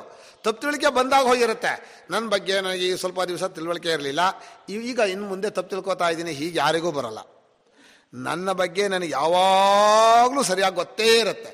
ಅದಕ್ಕೆ ನಹಿ ಕಶ್ಚಿತ್ ಇತ್ತಮಹಮಿತಿ ಆತ್ಮಾನಂ ಪ್ರಮಾಯ ಪಶ್ಚಾತ್ ಪ್ರಮೇಯ ಪರಿಚಿದಾಯ ಪ್ರವರ್ತದೆ. ಏನು ಶಂಕರ ಭಾಷ್ಯ ಅಂದರೆ, ಯಾರೂ ಕೂಡ ಒಂದು ವಸ್ತು ತಿಳ್ಕೊಬೇಕಾದ್ರೆ ಅಲ್ಲಿ ಕುರ್ಚಿ ಇದೆ ಅಥವಾ ಇಲ್ಲಿ ಬೋರ್ಡಲ್ಲಿ ಏನು ಬರದೆ ಓದ್ರಿ ತಡೀರಿ ನನ್ನನ್ನು ಏನು ಅಂತ ತಿಳ್ಕೊಂಡು ಅದನ್ನು ಏನು ಅಂತ ಓದ್ತೀನಿ ಅಂತ ಯಾರಾದರೂ ಹೋಗ್ತಾರಾ? ಯಾರೂ ಹೋಗಲ್ಲ. ಯಾವುದೇ ವಸ್ತು ಇದನ್ನು ಓದ್ರಿ ಅಂತ ಕೊಟ್ಟರೆ, ಓದೋದಿರಲಿ ಸ್ವಾಮಿ, ನಾನು ಯಾರು ಅಂತ ತಿಳ್ಕೊಂಡ್ಮೇಲೆ ಅದನ್ನು ಓದಬೇಕು, ನಾನು ಓದೋನು ಹೌದೋ ಅಲ್ವೋ ಅಂತ ನಾನು ಯೋಚನೆ ಮಾಡಬೇಕು ಅಂದರೆ ಯಾವ ವ್ಯವಹಾರವೂ ನಡೆಯಲ್ಲ. ನಹಿ ಕಶ್ಚಿತ್ ಇತ್ತಮಹಮಿತಿ ಆತ್ಮಾನಂ ಪೂರ್ವಂ ಪ್ರಮಾಯ ಪಶ್ಚಾತ್ ಪ್ರಮೇಯ ಪರಿಚ್ಛೇದಾಯ ಪ್ರವರ್ತತೆ. ಎಷ್ಟು ಚೆನ್ನಾಗಿರೋ ವಾಕ್ಯ. ಆದ್ದರಿಂದಲೇ ನಾನು ಅನ್ನೋದು ಎಲ್ರಿಗೂ ಗೊತ್ತಿರೋದು ಅಂದರೆ ಇಲ್ಲ ಸರಿಯಾಗಿ ಇಲ್ಲ ತಪ್ಪಾಗಿ. ತಪ್ಪಾಗಿ ಗೊತ್ತಿದ್ದವನು ಸರಿಯಾಗಿ ಗೊತ್ತಿದ್ದೀನಿ ಮಾಡ್ಕೊಂಡಿಯೇನೆ, ತಪ್ಪಾಗಿ ಗೊತ್ತೇನು ಮಾಡ್ಕೊಂಡಿಲ್ಲ. ನಿಜವಾಗಿ ನಮಗೆ ಖಂಡಿತ ನನ್ನ ಬಗ್ಗೆ ತಪ್ಪಾಗಿ ತಿಳ್ಕೊಂಡಿದ್ದೀನಿ ಅಂತ ಬಲವಾಗಿ ಗೊತ್ತಾದೆ, ಅವತ್ತಿಂದ ಉಸಿರು ಬಿಡದೆ ಹೇಗಾರು ಮಾಡಿ ಸರಿಯಾದ ತಿಳುವಳಿಕೆ ಬರ್ಕೋಬೇಕು ಅಂತ ಒದ್ದಾಡ್ತಾ ಇದ್ವಿ. ನಾವು ವೇದಾಂತಕ್ಕೆ ಪ್ರಯತ್ನ ಮಾಡದೇ ಇರೋದು ಏನಪ್ಪ ಅಂದರೆ, ನಾವು ನಮ್ಮ ಬಗ್ಗೆ ಗೊತ್ತಿರೋದಕ್ಕಿಂತ ನಮಗೆ ಅರ್ಥ ಮಾಡ್ಕೊಂಡಿಲ್ಲ. ಭಾಷ್ಯಾರು ಅಧ್ಯಾಸ ಬರೆದದ್ದೇ, ನೀನು ನಿನ್ನ ಬಗ್ಗೆನೇ ತಪ್ಪು ತಿಳ್ಕೊಂಡಿದ್ಯಾ ಕಣೋ, ನಿನ್ನ ಸ್ವರೂಪದ ಬಗ್ಗೆ ನೀನು ತಪ್ಪು ತಿಳ್ಕೆ ಇದೆ ಅಂತ ಗೊತ್ತುಪಡಿಸ್ಕೊಂಡ್ರೆ ಅವತ್ತು ಖಂಡಿತ ಅವನು ಬರ್ತಾ ಇದ್ದ. ಇಷ್ಟು ಹೇಳಿದರೂ ಕೂಡ, ಶಂಕರ ಭಾಷ್ಯ ಇಷ್ಟು ವರ್ಷ ಇಲ್ಲಿದ್ದರೂ ಕೂಡ ಯಾರಿಗೋ ನಮ್ಮ ಬಗ್ಗೆ ನಂಗೆ ತಪ್ಪು ತಿಳ್ಕೆ ಇಲ್ಲಪ್ಪ, ನಾನು ಸರಿಯಾಗಿ ತಿಳ್ಕೊಂಡಿದ್ದೀನಿ ಅಂತ ವ್ಯವಹಾರ ಮಾಡ್ತಾ ಇದ್ದಾನೆ. ಅದು ಆ ಆತ್ಮನ ಅಧ್ಯಾಸ. ಅದೂ ಒಂದು ಆತ್ಮ ಸರ್ವಜ್ಞನಾದ್ದರಿಂದ, ನಾನು ಸರ್ವಜ್ಞ, ನಾನು ಸರ್ವಶಕ್ತ, ನಾನು ಸ್ವತಃ ಸಿದ್ಧ, ನನಗೇನು ಯಾರು ಹೇಳ್ಕೊಡ್ಕಲ್ಲ ಎಲ್ಲ ಅಂತಲೇ ಪ್ರತಿಯೊಬ್ಬರೂ ತಿಳ್ಕೊಂಡಿರೋದು. ಅದು ಏನು ಅನ್ನೋದಕ್ಕೆ ಬಿಡಿಸಿ ಹೇಳಲ್ಲ ನಾನು, ಯಾಕೆಂದ್ರೆ ಭಾಳ ಅದ್ಭುತವಾದ್ದು. ಹೀಗೆ ಅಸ್ಮತ್ ಪ್ರತ್ಯಯ ಗೋಚರೇ ವಿಷಯಿಣಿ ಚಿದಾತ್ಮಕೆ ಅಂತ ಒಂದು ಬರೆದ್ರು. ಈ ಜಾಗದಲ್ಲಿ ಮಾತ್ರ ಅಸ್ಮತ್ ಪ್ರತ್ಯಯ ಗೋಚರನಾಗಿ ಆತ್ಮನು ಬರ್ತಾನೆ. ಅವನು ವಿಷಯಿ.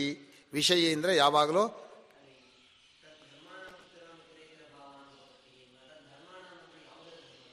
ತಯೋಹೋ ಆತ್ಮಾನಾತ್ಮನೋ, ಆತ್ಮನ ಧರ್ಮಗಳ ಅನಾತ್ಮ ಧರ್ಮವಾಗೋದು, ಅನಾತ್ಮ ಧರ್ಮಗಳ, ಅನಾತ್ಮ ಅಂದರೆ ದೇಹ ಇಂದ್ರಿಯ ಮನಸ್ಸನ್ನು ಇಟ್ಕೊಂಡಿರೋದು, ದೇಹೇಂದ್ರಿಯ ಮನಸ್ಸುಗಳ ಗುಣಗಳು ಆತ್ಮನಿಗೆ ಸೇರೋದಾಗಲಿ, ಆತ್ಮನ ಸ್ವರೂಪದಲ್ಲಿ ಧರ್ಮಗಳು ಇದಕ್ಕೆ ಸೇರೋದಾಗಲಿ ಸಾಧ್ಯ ಇಲ್ಲ ಅಂದರು.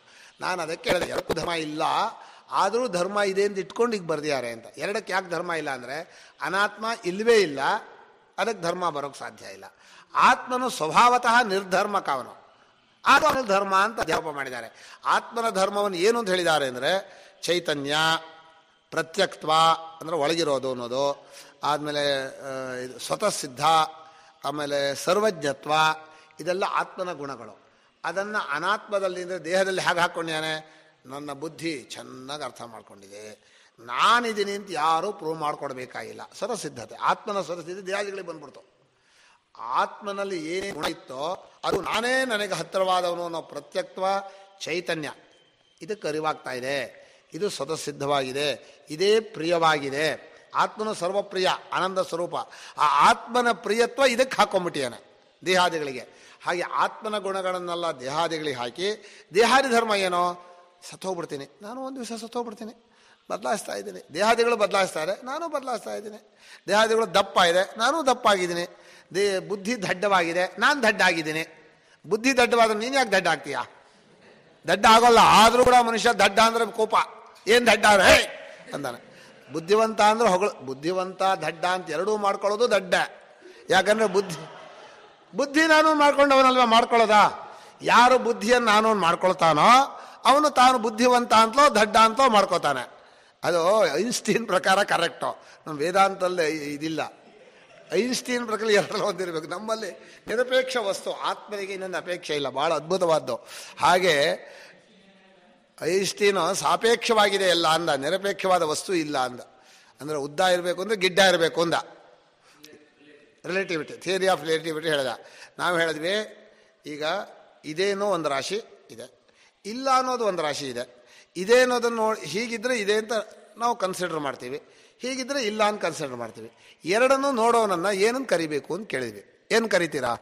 ಇಲ್ಲ ಅನ್ನೋದನ್ನು ನೋಡ್ತಾ ಇದ್ದಾನೆ, ಇದೇ ಅನ್ನೋದನ್ನು ನೋಡ್ತಾ ಇದ್ದಾನೆ. ಅವನು ಇದಾನೋ ಇಲ್ವೋ? ಇಲ್ಲ ಅನ್ನೋ ಜೊತೆ ನೋಡ್ತಾ ಇರುವಾಗ ಇವನು ಇಲ್ಲ ಅಂತ ಆಗ್ಬಿಟ್ರೆ ಇಲ್ಲ ಅದನ್ನು ನೋಡೋರು ಯಾರ? ಇದೇ ಅನ್ನೋದನ್ನು ನೋಡೋ ರಾಶಿಗೆ ಇವನು ಸೇರಿಸ್ಬಿಟ್ರೆ ಇಲ್ಲ ರಾಶಿಗೆ ಬರೋದೇ ಇಲ್ಲ ಅವನು. ಈಗ ನೋಡುವವನನ್ನು ಬರೀ ಇದೇ ಅಂತ ಹಾಕಿದರೆ ಇದೇನೋ ರಾಶಿ ಗ್ರೂಪಿಗೆ ಹಾಕಬೇಕು, ಒಳಗಡೆ ಸೇರಿಸ್ಬೇಕು, ಈ ಕಡೆಗೆ ಬರೋದಿಲ್ಲ.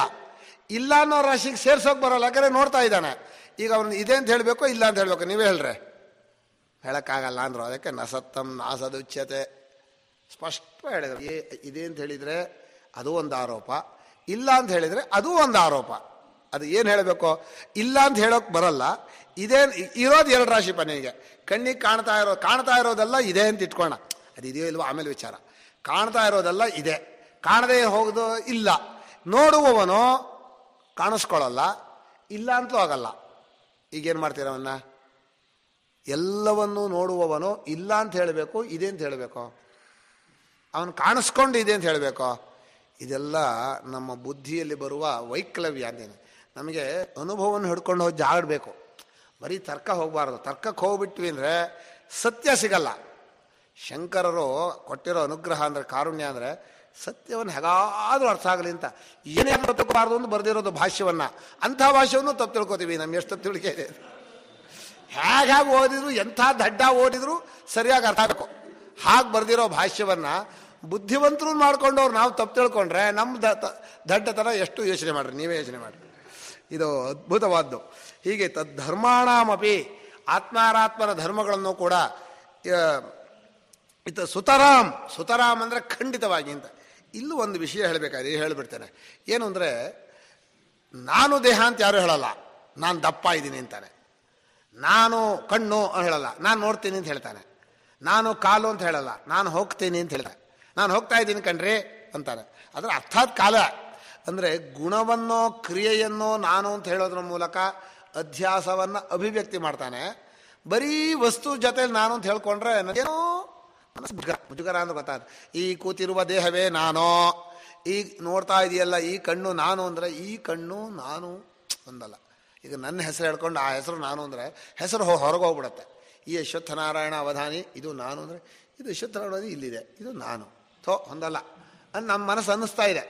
ಯಾವುದನ್ನು ಹೇಳಿದ್ರೂ ನನಗಿಂದ ಹೊರಗಡೆ ಹೋಗ್ಬಿಡತ್ತಲ್ಲ. ಹೊರಗಡೆ ಹೋಗಿ ಕೂಡಲೇ ಅದನ್ನು ನಾನು ಅಂತ ಹೇಳ್ಕೊಳ್ಳುವಾಗ ಮುಜುಗರ ಆಗತ್ತೆ. ಅದಕ್ಕೇನು ಮಾಡ್ತೀವಿ, ನಾನು ದೇಹ ಅಂತ ಹೇಳಲ್ಲ, ನಾನು ದಪ್ಪಗಿದ್ದೀನಿ, ನಾನು ತೆಳ್ಳಗಾಗಬೇಕು, ನನ್ನ ತಲೆ ಎಲ್ಲ ಬಕ್ಕಾಗ್ಬಿಟ್ಟಿದೆ, ನನಗೆ ಹೀಗಾಗಿದೆ ಅಂತ ಅದರ ಧರ್ಮವನ್ನೇ ಹೆಚ್ಚು ಹೇಳೋದು ವ್ಯವಹಾರದಲ್ಲಿ.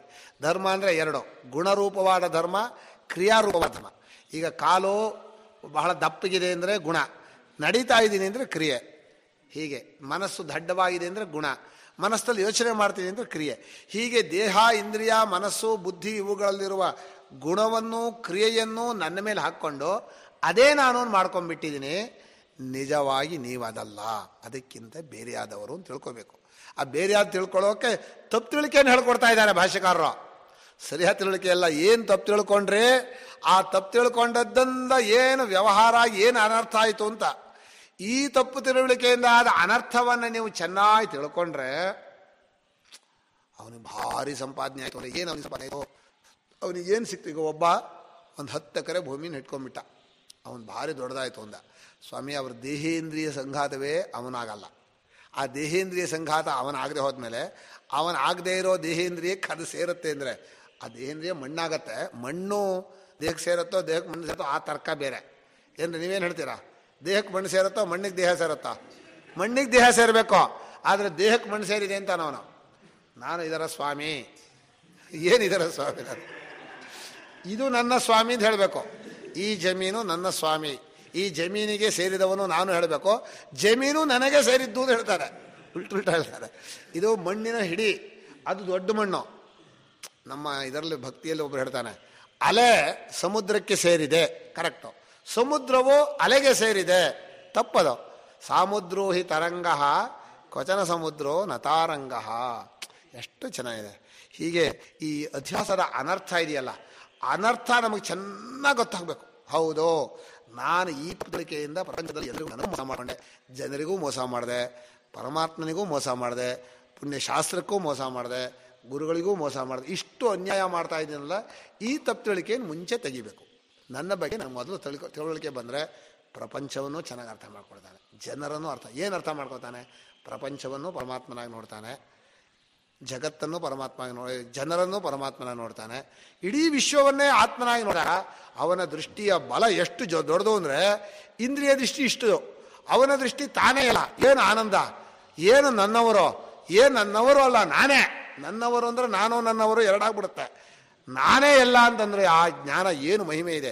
ಅಂಥ ಜ್ಞಾನವನ್ನು ಕೊಡೋ ವೇದಾಂತವನ್ನು ಬಿಟ್ಟು ಸುಮ್ಮನೆ ತರ್ಕದಲ್ಲಿ ಹೊಸಲು ಅದು ನಮಗೂ ಇಲ್ಲ ನಿಮಗೂ ಇಲ್ಲ, ಈ ಒದ್ದಾಟ. ಆದ್ದರಿಂದ ಈಗ ಅಧ್ಯಾಸದ ಅನರ್ಥವನ್ನು ಚೆನ್ನಾಗಿ ಅರ್ಥ ಮಾಡ್ಕೋಬೇಕು, ಅನರ್ಥವನ್ನು ಅರ್ಥ ಮಾಡ್ಕೋಬೇಕು. ಹೀಗೆ ತದ್ಧರ್ಮಾಣಮಪಿ ಸುತರಾಂ ಇತರೇತರ ಭಾವಾನುಪಪತ್ತಿ ಇತ್ಯತಃ. ಇಷ್ಟು ಪೂರ್ವ ಪಕ್ಷಿ ಹೇಳಿದ್ದು. ಹೀಗಿದೆ ಸ್ವಾಮಿ, ನೀವು ಹೇಳುವಂಥ ತಪ್ಪು ತಿಳುವಳಿಕೆ ಹೀಗಿದೆ, ಇದು ನಮ್ಮ ತಪ್ಪು ತಿಳುವಳಿಕೆಯ ನಿಯಮಕ್ಕೆ ವಿರುದ್ಧ, ತಪ್ಪು ತಿಳುವಳಿಕೆ ಆಗೋ ಕಾರಣ ಇಲ್ಲ. ನೀವೇನು ತಪ್ಪು ತಿಳುವಳಿಕೆ ಹೇಳ್ತಾರೆ ಅಂತ ಈಗ ವೇದಾಂತಿಗಳು ಹೇಳುವ ತಪ್ಪು ತಿಳುವಳಿಕೆಯನ್ನು ಪೂರ್ವ ಪಕ್ಷಿಯ ಬಾಯಲ್ಲಿ ಹೇಳಿಸ್ತಾ ಇದ್ದಾರೆ. ಈ ಲಾಯರ್ಸು ಆ ಕಡೆ ಮನುಷ್ಯನ ಹೇಳಿಸ್ತಾರಲ್ಲ, ಹಾಗೆ ಶಂಕರಾಚಾರ್ಯ ಏನು ಮಾಡಿದರು, ಪೂರ್ವ ಪಕ್ಷಿಯ ಬಾಯಲ್ಲಿ ನಾವು ಹೇಳೋ ತಪ್ಪು ತಿಳುವಳಿಕೆ ಹೇಗಿದೆ ಲೋಕದಲ್ಲಿ ಅಂತ ಹೇಳಿಸ್ತಾ ಇದ್ದಾರೆ. ಮೊದಲು ಅಸ್ಮತ್ ಪ್ರತ್ಯಯ ಗೋಚರೇ ವಿಷಯಿಣಿ ಚಿದಾತ್ಮಕೆ ಅಂತ 3 ಆತ್ಮನ ಕಡೆಯಿಂದ ಹೇಳಿದ್ದು. ನಮ್ಮ ಸ್ವರೂಪ ವ್ಯವಹಾರಕ್ಕೆ ಬರುವಾಗ ಅಸ್ಮತ್ ಪ್ರತ್ಯಯ ಗೋಚರವಾಗತ್ತೆ. ಅದು ಬಹಳ ಸೂಕ್ಷ್ಮ, ಅದು ಕೈಗೆ ಸಿಗಲ್ಲ. ಆತ್ಮನು ಅಸ್ಮತ್ ಪ್ರತ್ಯಯ ಗೋಚರನಾಗ್ತಾನೆ ಅಂದರೆ, ಅಸ್ಮತ್ ಪ್ರತ್ಯಯ ಗೋಚರವಾಗುವ ಅಂದರೆ ನಾನು ಅನ್ನೋ ರೂಪದಿಂದ ಬರುವುದೇ ಆತ್ಮನ ನಿಜ ರೂಪ ಅಲ್ಲ. ಆದರೆ ನಾನು ಅನ್ನೋ ರೂಪದಿಂದ ಬರದೇ ಹೋದರೆ ಆತ್ಮ ಇನ್ನೊಬ್ಬರಿಗೆ ಗೊತ್ತೇ ಆಗಲ್ಲ. ಈಗ ಎಚ್ಚರದಲ್ಲಿ ನಾನು ಅನ್ನೋ ರೂಪ ಬರುತ್ತೆ, ನಿದ್ದೆಯಲ್ಲಿ ನಾನು ಅನ್ನೋ ರೂಪ ಬರೋದಿಲ್ಲ. ನಿದ್ದೆಯಲ್ಲಿ ಅರ್ಥ ಮಾಡೋಕತ್ತಾನ ಆಗಲ್ಲ, ಯಾಕಂದ್ರೆ ನಾನು ಅನ್ನೋ ರೂಪ ಇಲ್ಲ ಅಲ್ಲಿ. ನಾನು ಅನ್ನೋ ರೂಪ ಬರದೇ ಹೋದರೆ ನಮಗೆ ನಮ್ಮ ಪರಮಾತ್ಮ ಸ್ವಲ್ಪ ತಿಳ್ಕೊಳ್ಳೋಕೆ ಸಾಧನ ಇಲ್ಲ. ನಮ್ಮ ಉಪನಿಷತ್ತು ಹೇಳ್ತಾ ಇದೆ, ಈ ಜಗತ್ತು, ಈ ಜನ, ಈ ದೇಹೇಂದ್ರಿಯಗಳು ಇದು ನಿನಗೆ ತಿಳ್ಕೊಳ್ಳೋಕೆ ಒಂದು ರೀತಿ ಸಾಧನ. ತಪ್ಪು ತಿಳ್ಕೊಳ್ಳೋಕೆ ಹೇಗೆ ಸಾಧನವೋ ವಿಧೇಯಕ. ಇಂದ್ರೋ ಮಾಯಾ ರೂಪಂ ರೂಪಂ ಪ್ರತಿರೂಪೋ ಬಭೂವ ತದಸ್ಯ ರೂಪಂ ಪ್ರತಿಚಕ್ಷಣಾಯ. ನನ್ನನ್ನು ಯಾರಾದರೂ ಗುರುತಿಸ್ಲಿ ಅಂಥೇಳಿ ಎಲ್ಲ ವಸ್ತುಗಳಲ್ಲೂ ಭಗವಂತ ಸೇರಿಕೊಂಡ. ಇದರಲ್ಲೂ ಸೇರಿಕೊಂಡ, ಇದರಲ್ಲೂ ಸೇರಿಕೊಂಡ, ಇದರಲ್ಲೂ ಸೇರ್ಕೊಂಡ, ಎಲ್ಲ ವಸ್ತುಗಳಲ್ಲೂ ಪೂರ್ಣವಾಗಿ ಸೇರಿಕೊಂಡ. ಯಾತಕ್ಕೆ ಅಂದರೆ ಯಾರಾದರೂ ನನ್ನ ಗುರುತಿಸ್ತಾರಾ, ಪ್ರತಿಭಿಜ್ಞೆ ನಂದಾಗತ್ತಾ ಅಂತ. ಪ್ರತಿಭಿಜ್ಞೆ ಬರೀ ಹೊರಗಡೆ ಆಗಲ್ಲ, ಒಳಗೆ ಆಗಿದ್ದರೆ ಎಲ್ಲ ಕಡೆಯಲ್ಲೂ ಗುರುತಿಸ್ಬೋದು ನೀವು. ಒಳಗೆ ನೀವು ಪರಮಾತ್ಮನನ್ನು ಕಾಣದೆ ಹೋದರೆ ಹೊರಗಡೆ ಯಥಾ ಪ್ರಕಾರ ಬೆಂಚು ಕುರ್ಚಿ ಮೇಜು ಇದು ಹೀಗೆ ವ್ಯವಹಾರ ಮಾಡಿ ಅದು ಚೆನ್ನಾಗಿದೆ, ಇದು ಚೆನ್ನಾಗಿಲ್ಲ, ಇದು ಬೇಕು, ಇದು ಬೇಡ, ಶುರುವಾಯಿತು ಇವನಿಗೆ ರಾಗದ್ವೇಷ, ಇವನ ಮಿಥ್ಯಾಜ್ಞಾನದ ವಿಲಾಸಗಳು ದೊಡ್ಡ ಅನರ್ಥ. ಅದು ಒಬ್ರಿಗಲ್ಲ ಇಬ್ಬರಿಗಲ್ಲ, ಇವನಿಗೂ ಅನರ್ಥ, ಜೊತೆಲಿದ್ದವರಿಗೂ ಭಾಳ ಗಲಾಟೆ, ಸಂಶಯ, ಗಾಬರಿ ಹಾಗಾಗ್ಬಿಡುತ್ತೆ ಹೀಗಾಗ್ಬಿಡುತ್ತೆ ಅಂತಾರೆ. ಏನಾಗುತ್ತೆ ನನಗಂತೂ ಅರ್ಥ ಆಗಲ್ಲ. ಅದಕ್ಕೆ ನಗು ಬರುತ್ತೆ, ಹೀಗಾಗ್ಬಿಡುತ್ತೆ, ಹೌದು ಹಾಗಾಗತ್ತೆ. ಈಗ ಪ್ರಪಂಚದಲ್ಲಿ ಏನೋ ಒಂದು ನಡೆಯುತ್ತೆ ನಿಂತ್ಕೊಳ್ಳೋಣ, ಹಾಗೆ ನಡೆಯುತ್ತೆ, ನೀವು ಚಿಂತೆ ಹೆಚ್ಚಿದ್ರೆ ನಿಮ್ಮ ಕೈಲಿ ಬದಲು ಮಾಡೋಕ್ಕಾಗತ್ತಾ? ನೀವು ಎಷ್ಟು ಮಾಡ್ಬೋದು, ಏನು ಬದಲಾವಣೆ ಆಗತ್ತೆ ನಿಜಾನ ಮಾಡ್ಕೊಳ್ಳೋದು ಎದುರಿಸ್ಬೋದು, ಅಥವಾ ಆ ಬದಲಾವಣೆ ಆಗ್ತಾ ಇರೋ ನಿಜ ಸ್ವರೂಪವನ್ನು ತಿಳ್ಕೊಬೋದು. ಅದನ್ನು ಬಿಟ್ಟು ಹೀಗಾಗ್ಬಿಡ್ತಲ್ಲ ಅಂತ ನೀವು ಕೊರಗಿದ್ದು ಒಂದೇ ಬರೋದು, ಏನೂ ಪ್ರಯೋಜನ ಇಲ್ಲ. ಆದ್ದರಿಂದ ಮನುಷ್ಯ ನಿಜವಾದ ಸತ್ಯವನ್ನು ತಿಳ್ಕೊಂಡು ಎದುರಿಸ್ಬೇಕು, ಎಲ್ಲವನ್ನ ಎದುರಿಸೋ ಶಕ್ತಿ ಬೇಕು. ಆಗ ಆ ತಪ್ಪು ತಿಳುವಳಿಕೆಯನ್ನು ತನ್ನಿಂದ ಮುಂಚೆ ತೆಗೆದು ಹಾಕಬೇಕು. ತನಗೇ ಸರಿಯಾಗಿ ಮಾಡ್ಕೊಳ್ಳೋದು ಪ್ರಪಂಚಕ್ಕಿಂತ ಮಾಡ್ಕೋತಾನ ಅವನು. ಹೇಳ್ತಾರೆ ಅಸ್ಮತ್ ಪ್ರತ್ಯಯ ಗೋಚರೆ ವಿಷಯಿಣಿ ಚಿದಾತ್ಮಕೆ. ಇದು ಆತ್ಮನಿಗೆ ಕೊಟ್ಟಂಥ 3 ಲಕ್ಷಣ.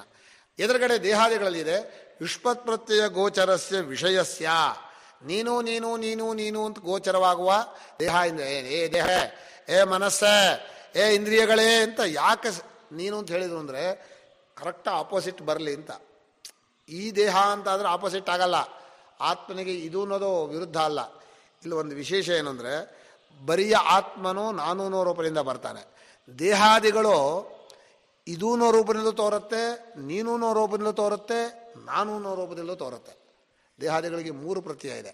ಅಹಂ ಪ್ರತ್ಯಯವೂ ಇದೆ, ಯುಷ್ಮತ್ ಪ್ರತ್ಯವೂ ಇದೆ, ಇದಂ ಪ್ರತ್ಯವೂ ಇದೆ. ಅಯಂ ದೇಹ, ಇಮಾನಿ ಇಂದ್ರಿಯಾಣಿ, ಇದಂ ಮನಃ ಅಂಥೇಳಿ ಇದಂ ಶಬ್ದ ಗೋಚರಬಹುದು. ತ್ವಂ ಹೇ ದೇಹ ತ್ವಂ ಯುಷ್ಮತ್ ಪ್ರತ್ಯಯ ಗೋಚರಬಹುದು. ಅಹಂ ಉಪವಿಷ್ಟ, ಅಹಂ ಉತ್ತಿಷ್ಠಾಮಿ, ಅಹಂ ಗಚ್ಛಾಮಿ ಅಂತ ಅಹಂ ಪ್ರತ್ಯಯ ಗೋಚರಬಹುದು. ಅಹಂ ಪ್ರತ್ಯಯ ಗೋಚರ, ಯುಷ್ಮತ್ ಪ್ರತ್ಯಯ ಗೋಚರ, ಇದಂ ಪ್ರತ್ಯಯ ಗೋಚರ, ಈ 3 ಸಂಘಾತ. ಹೊರಗಡೆ ಈಗ ನಾನು, ಕೇವಲ ನಾನು ಅಹಂ ಪ್ರತ್ಯಯ ಗೋಚರ. ಹೊರಗಡೆ ವಸ್ತು ಇದಂ ಪ್ರತ್ಯಯ ಗೋಚರ, ಮಮ ಪ್ರತ್ಯಯ ಗೋಚರ, ಅಹಂ ಪ್ರತ್ಯಯ ಗೋಚರ ಆಗಲ್ಲ. ಅದು ಇದು ಅಂತ ಹೇಳ್ಬೋದು, ನಂದು ಅಂತ ಬೇಕಾದ್ರೆ ಹೇಳ್ಬೋದು, ಯಾವುದಕ್ಕಾದ್ರೂ ಜೋಡಿಸ್ಕೊಂಡು. ಹೀಗೆ ವ್ಯವಹಾರದಲ್ಲಿ ನಡೀತಾ ಇದೆ. ಈಗ ಹೇಳ್ತಾರೆ ಯುಷ್ಮತ್ ಪ್ರತ್ಯಯ ಗೋಚರಸ್ಯ ವಿಷಯಸ್ಯ ತದ್ಧರ್ಮಾಣಾಂಚ ಅಧ್ಯಾಸ. ಯುಷ್ಮತ್ ಪ್ರತ್ಯಯ ದೇಹೇಂದ್ರಿಯಗಳ ಅಧ್ಯಾಸೋ ನಾಮ ತಸ್ಮಿನ್ ತದ್ಬುದ್ಧಿ ಅಂತ. ಆ ದೇಹೇಂದ್ರಿಯಗಳ ಧರ್ಮ ಎಷ್ಟು ಅಂತ ಮನುಷ್ಯ ದಿವಸ ತಿಕ್ತಾ ಇದ್ದಾನೆ, ತೊಳಿತೀನಿ ಅಂತ. ನಿಜವಾಗಿ ನಮ್ಮ ಗುರು ಹೇಳಿದ್ರೆ ಇದು ಹೇಲಿನ ಒಂದು ಇದು. ಇದನ್ನು ತಿಕ್ಕಿದರೆ, ಹೇಲಿನ ತಿಕ್ಕಿದರೆ ಯಾವತ್ತಾದ್ರೂ ಶುದ್ಧಿ ಆಗುತ್ತೋ? ಹೇಲು ಅಂದ್ರೆ ಗೊತ್ತಾಗತ್ತಲ್ಲ, ಅದು ಒಂದು ಸ್ವಲ್ಪ ಕಮ್ಮಿ ಹೊರಗಡೆ ಅದನ್ನು ಕ್ಲೀನ್ ಸೋಪ್ ಹಚ್ಚಿ ತೊಳಿದರೆ ಅಥವಾ ಮಣ್ಣು ಹಚ್ಚಿ ತಿಕ್ಕಿದರೆ ಏನಪ್ಪ ಅಂದರೆ ದೇಹಕ್ಕೆ ಕಾಯಿಲೆ ಬರಬಾರ್ದು. ಇದೊಂದು ಸಾಧನ ತಿಳ್ಕೊಳ್ಳೋಕ್ಕೆ ಅಂತ ಅಷ್ಟು ಮಾಡ್ಕೋಬೋದೇ ಹೊರತು ಇದೇನೋ ಶುದ್ಧಿ ಆಗ್ಬಿಡ್ತು, ಇವತ್ತು ನನ್ನ ದೇಹ ತುಂಬ ಶುದ್ಧಿ. ಇದು ಇಂಥ ಮೂಢ ಬುದ್ಧಿ ಇಲ್ಲ. ಅಂಥ ದೇಹೇಂದ್ರಿಯಗಳನ್ನು ಹಿಡ್ಕೊಂಡು ಅದರಿಂದ ಏನೋ ಒಂದು ಸಾಧಿಸ್ತೀನಿ ನಾನು ಅಂತ ಮಾಡಿಕೊಂಡ್ರೆ ಏನು ಸಾಧಕತೆ? ಯುಷ್ಮತ್ ಪ್ರತ್ಯಯ ಗೋಚರಸ್ಯ ವಿಷಯಸ್ಯ ತದ್ಧರ್ಮಾಣಾಂಚ. ಇನ್ನು ಮನಸ್ಸಿನ ದೋಷ ಗೊತ್ತಾಗ್ತದೆ. ದೇಹವನ್ನಾದರೂ ಒಂದು ಸಲ ತೊಳೆದೇನು ಮಾಡ್ಬೋದು, ಈ ಮನಸ್ಸನ್ನು ತೊಳೆಯೋಕ್ಕೆ ಆಗಲ್ಲ. ಆ ಮನಸ್ಸು ಕೈಗೆ ಸಿಗಲ್ಲ, ಏನು ಅಂತಲೇ ಗೊತ್ತಾಗಲ್ಲ ಮನಸ್ಸು ಅಂದರೆ. ಅದೇನು ನಾನು ಇಲ್ಲದೆ ಇರುವಾಗ ಅದು ಇರೋಲ್ಲ, ನಾನು ಅಂತ ಅಂದ್ಕೊಂಡಾಗ ಇರುತ್ತೆ. ಅದು ಬರೀ ಯೋಚನೆ ಮಾಡೋದು, ಅದು ದ್ರವ ಪದಾರ್ಥವೋ ಘನ ಪದಾರ್ಥವೋ ಅನಿಲ ಪದಾರ್ಥವೋ ಅದು ಯಾವುದೂ ಅಲ್ವೋ, ಏನಿದು ಮನಸ್ಸು ಅಂತ ಬಹಳ ಸೂಕ್ಷ್ಮ. ಆ ಮನಸ್ಸನ್ನು ಹೇಳುವಾಗ ಒಂದು ಕಡೆ ಹೇಳ್ತಾರೆ ಆತ್ಮನೇ, ನಾನೇ ಮನಸ್ಸಾಗಿ ತೋರ್ಕೊಳ್ಳೋದು ಅಂದ್ಬಿಡ್ತಾರೆ. ತೋರಿಕೆಯ ರೂಪ ಮನಸ್ಸು, ಇರುವ ರೂಪ ಆತ್ಮ. ಆತ್ಮನೇ ಆ ರೀತಿ ತೋರ್ಕೋತಾನೆ. ಅದು ಅಲುಗಾಡ್ತಾನೇ ಇರತ್ತೆ. ನಿಲ್ಲಿಸಿದ್ರೆ ನಿದ್ದೆ ಮಾಡತ್ತೆ. ಈ ಚಂಡಿ ಹಸು ಇರುತ್ತಲ್ಲ, ಹಿಂಡಿಗೆ ಹೋಗಲ್ಲ, ಕೂತ್ಕೊಳ್ಳುತ್ತೆ. ಜೋರ ತಿರುಗಿಸ್ಬಿಟ್ರೆ ಬೇರೆ ಕಡೆ ಓಡುತ್ತೆ. ಹಾಗೆ ಮನಸ್ಸನ್ನು ನೀವು ಧ್ಯಾನಕ್ಕೆ ಕೂರಿಸಿದ್ರೆ ಬೇರೆ ಕಡೆ ಹೋಗುತ್ತೆ. ಬಲವಾಗಿ ಹಿಡಿದ್ರೆ ನಿದ್ದೆ ಬರುತ್ತೆ.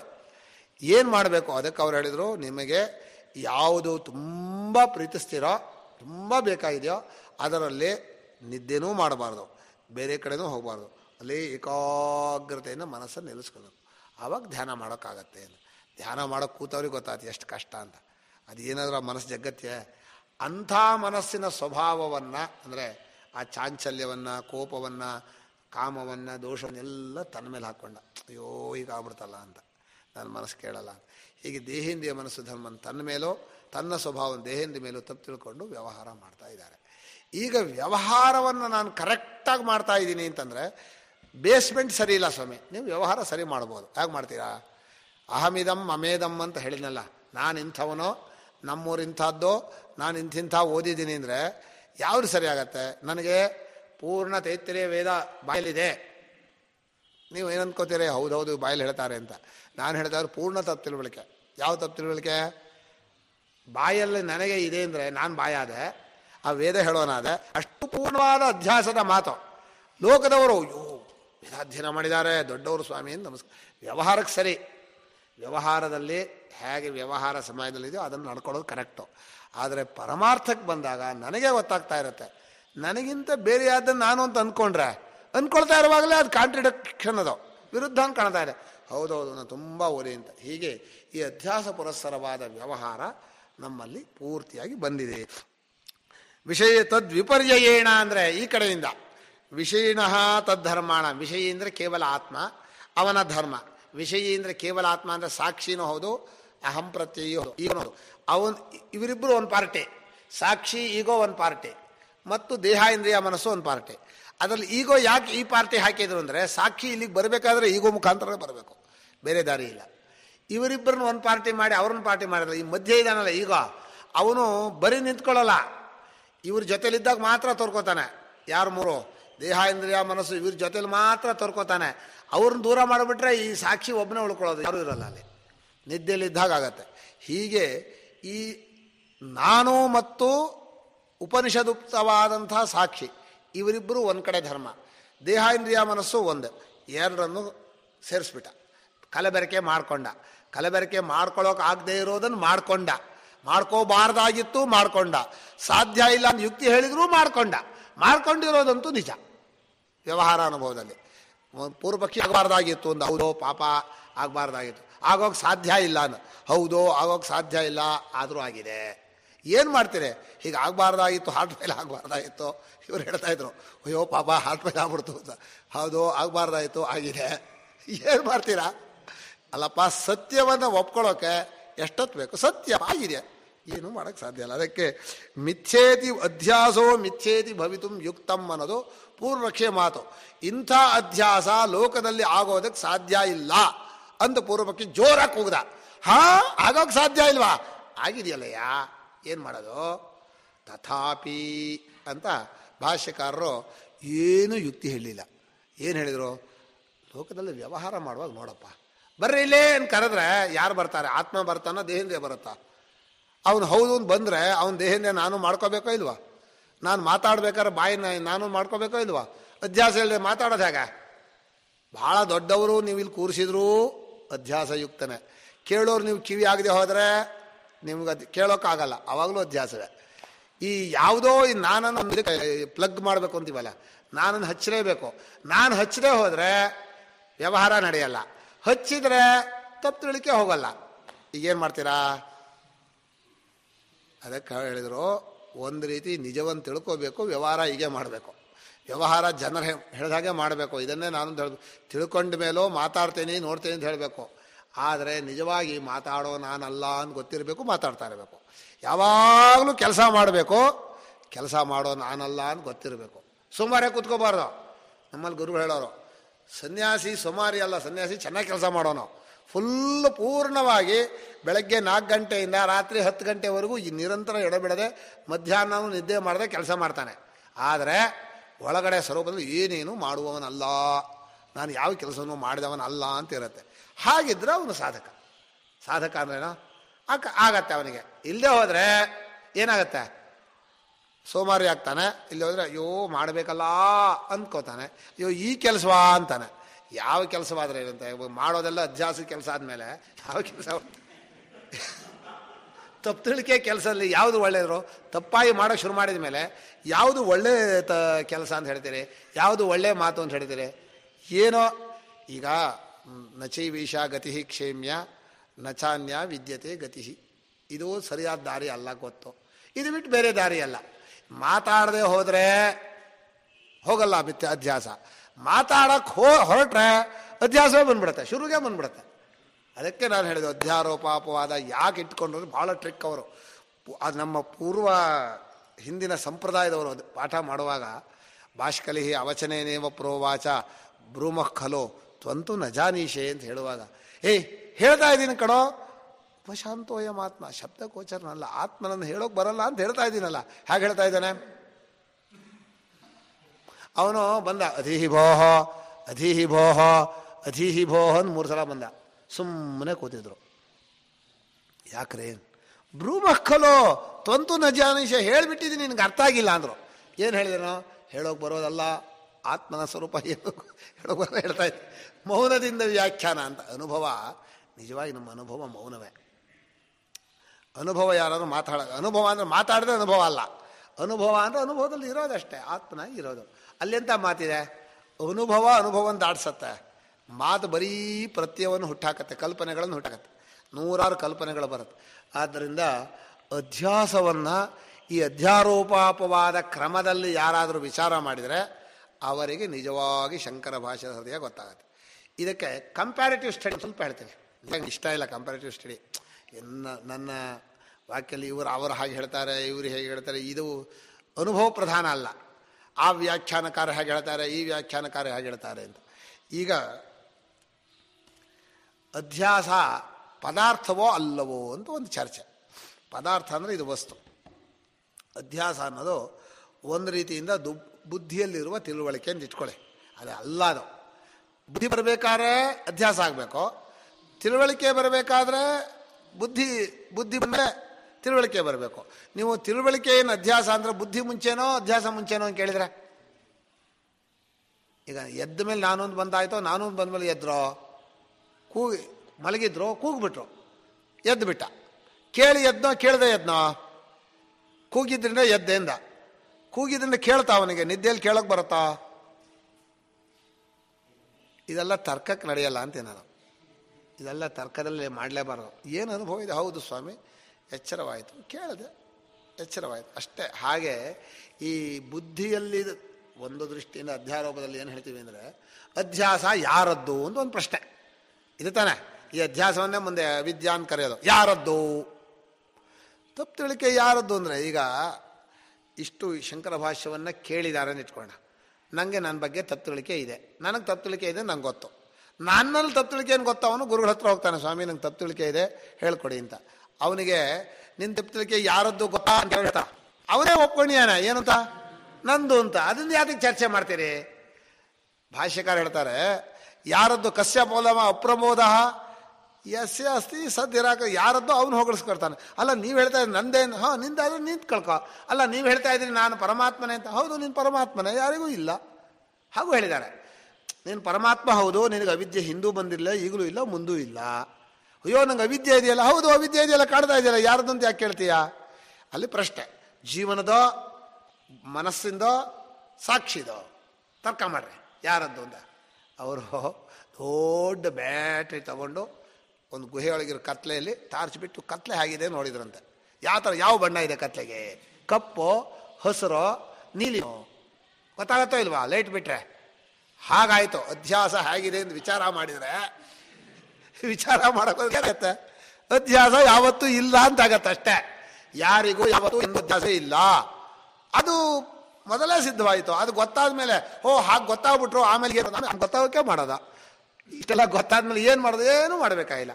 ಶಾಸ್ತ್ರ ಹೋಗ್ಬಿಡ್ತಲ್ಲ, ಶಾಸ್ತ್ರ ಪ್ರಯೋಜನ ಅದು ಹೋಗ್ಲೆ. ಯತ್ರ ವೇದಾಹ ಅವೇದಾಹ. ಎಷ್ಟು ಚೆನ್ನಾಗಿ ಭಾಷ್ಯಕಾರ ಹೇಳ್ತಾರೆ ಅಂದರೆ, ಭಾಷ್ಯಕಾರ ಹೇಳುವಾಗ ಒಂದು ಸ್ವಲ್ಪವೂ ಗೊಂದಲ ಇಲ್ಲ, ಸ್ವಲ್ಪವೂ ಕ್ಲೇಶ, ಸರಳವಾಗಿ ಹೇಳಿದರು. ಈ ಜಾಗದಲ್ಲಿ ಅಧ್ಯಾಸವನ್ನು ಒಂದು ಪದಾರ್ಥ ಅಂತ ಮಾಡಿ, ಅದು ಭಾವ ಪದಾರ್ಥ ಅಂತ ಮಾಡಿ, ಅದಕ್ಕೊಂದು ಕಾರಣ ಬೇಕು ಅಂತ ಶುರು ಮಾಡಿದರು. ಇದು ಶುರುವಾಯ್ತಪ್ಪ. ಇದು ಅಧ್ಯಾಸದಿಂದ ಬುದ್ಧಿ ಬಂದ ಮೇಲೆ ಕಾರ್ಯ ಕಾರಣ ಅಂತ ಬರಬೇಕು.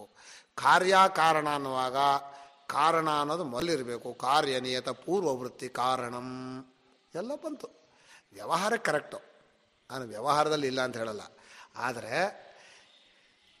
ತಪ್ಪು ತಿಳುವಳಿಕೆಗಿಂತ ಮುಂಚೆ, ಇದು ಮುಂಚೆ ಅನ್ನೋದು ಇದೆಯಲ್ಲ ಕಾಲ ಅಲ್ವಾ, ಕಾಲ ಅನ್ನೋ ಪ್ರಜ್ಞೆ ಬರೋದೇ ತಪ್ಪು ತಿಳುವಳಿಕೆ ಬಂದ ಮೇಲೆ. ನಿಮಗೆ ಯಾರೋ ಒಬ್ರು ಕೇಳಿದ್ರಂತೆ, ಕಾಲ ಯಾವಾಗ ಹುಟ್ಟಿತು? ಯಾವಾಗ ಹೇಳೋಣಪ್ಪ? ಯಾವಾಗ ಅನ್ನೋ ಇದೆಯಲ್ಲ ಅದು ಕಾಲ ಇಟ್ಕೊಂಡಿದೀಯಾ? ಮರೆತು ಬಿಟ್ಟಿದ್ದಾರೆ ಅವನು. ಯಾವಾಗ ಹುಟ್ಟಿತು ಅನ್ನೋ ಪ್ರಶ್ನೆನೇ ಕಾಲದಲ್ಲೂ ಅವಳಗಿದೆ. ಕಾಲ ಯಾವಾಗ ಹುಟ್ಟಿತು ಅಂತಾನೆ. ಕಾಲ ಹುಟ್ಟೋಕೆ ಮುಂಚೆ ಯಾವಾಗ ಇರತ್ತಾ? ಕಾಲ ಹುಟ್ಟಿಲ್ಲ ಅಂತ ಇಟ್ಕೊಳ್ಳಿ, ಯಾವಾಗ ಅಂತ ಹೇಗೆ ಬರುತ್ತೆ? ಆದ್ದರಿಂದ ಯಾವಾಗ ಕಾಲ ಹುಟ್ಟಿತು ಅನ್ನೋದು ಪ್ರಶ್ನೆ ತಪ್ಪು. ಹಾಗೆ ಅಧ್ಯಾಸಕ್ಕೆ ಕಾರಣ ಏನು ಅಂತ ಕೇಳಿದ್ರೆ ಪ್ರಶ್ನೆ ತಪ್ಪು. ಅಧ್ಯಾಸಕ್ಕೆ ಪ್ರಮಾಣ ಏನು ಅಂತ ಕೇಳಿದರೆ ಪ್ರಶ್ನೆ ತಪ್ಪು ಅಂತ ಹೇಳ್ತೀವಿ. ಪ್ರಶ್ನೆ ತಪ್ಪು ಅಂತ ಹೇಳಿದ್ರೆ ಸಿಟ್ಟು ಮಾಡ್ಕೋತಾರೆ, ನಿಮ್ಗೆ ಉತ್ತರ ಹೇಳಕ್ಕೆ ಬರಲ್ಲ ಅದಕ್ಕೆ ಹೇಳ್ತೀನಿ.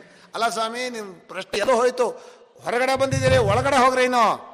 ಅಧ್ಯಾಸ ಆದ ಮೇಲೆ ಬರುವಂತಹದ್ದು ಯಾವುದೂ ಮಾಡೋಕ್ಕಾಗಲ್ಲ. ಅಧ್ಯಾಸಕ್ಕೆ ಮುಂಚೆ ಏನಿತ್ತು? ಏನಿಲ್ಲ, ಆತ್ಮನೊಬ್ಬನೇ ಇದ್ದದ್ದ. ಈಗ ಒಬ್ಬ ಕೇಳ್ದ, ಅದ್ವಿತೀಯನಾದ ಆತ್ಮನಿದ್ದ ಮೇಲೆ, ಎರಡೇ ಇಲ್ಲದೆ ಹೋದ್ಮೇಲೆ ಏನು ಅನ್ಯೋನ್ಯಾಧ್ಯಾಸ ಅಂದ್ರೆ ಅಂತ ಕೇಳ್ದಾನೆ ಇಟ್ಕೊಳ್ಳೋಣ. ಅವನು ಅದ್ವಿತೀಯನಾದ ಆತ್ಮನ ಒಬ್ಬನೇ ಇರೋದು, ಎರಡು ಇಲ್ಲ ಅಂತ. ಹಾಗಾದ್ರೆ ಅಧ್ಯಾಸ ಯಾರಿಗೂ ಇಲ್ಲ. ನಿನಗೆ ನಮಸ್ಕಾರ ಮಾಡ್ತೀವಿ, ನಿನಗೆ ಉಪದೇಶ ಬೇಕಾಗಿಲ್ಲ. ಈಗ ಯಾರಿಗೆ ನಾನು ಅದಕ್ಕೆ ಮೊದಲು ಹೇಳಿದ್ದು, ಇದು ಅಧ್ಯಾರೋಪ.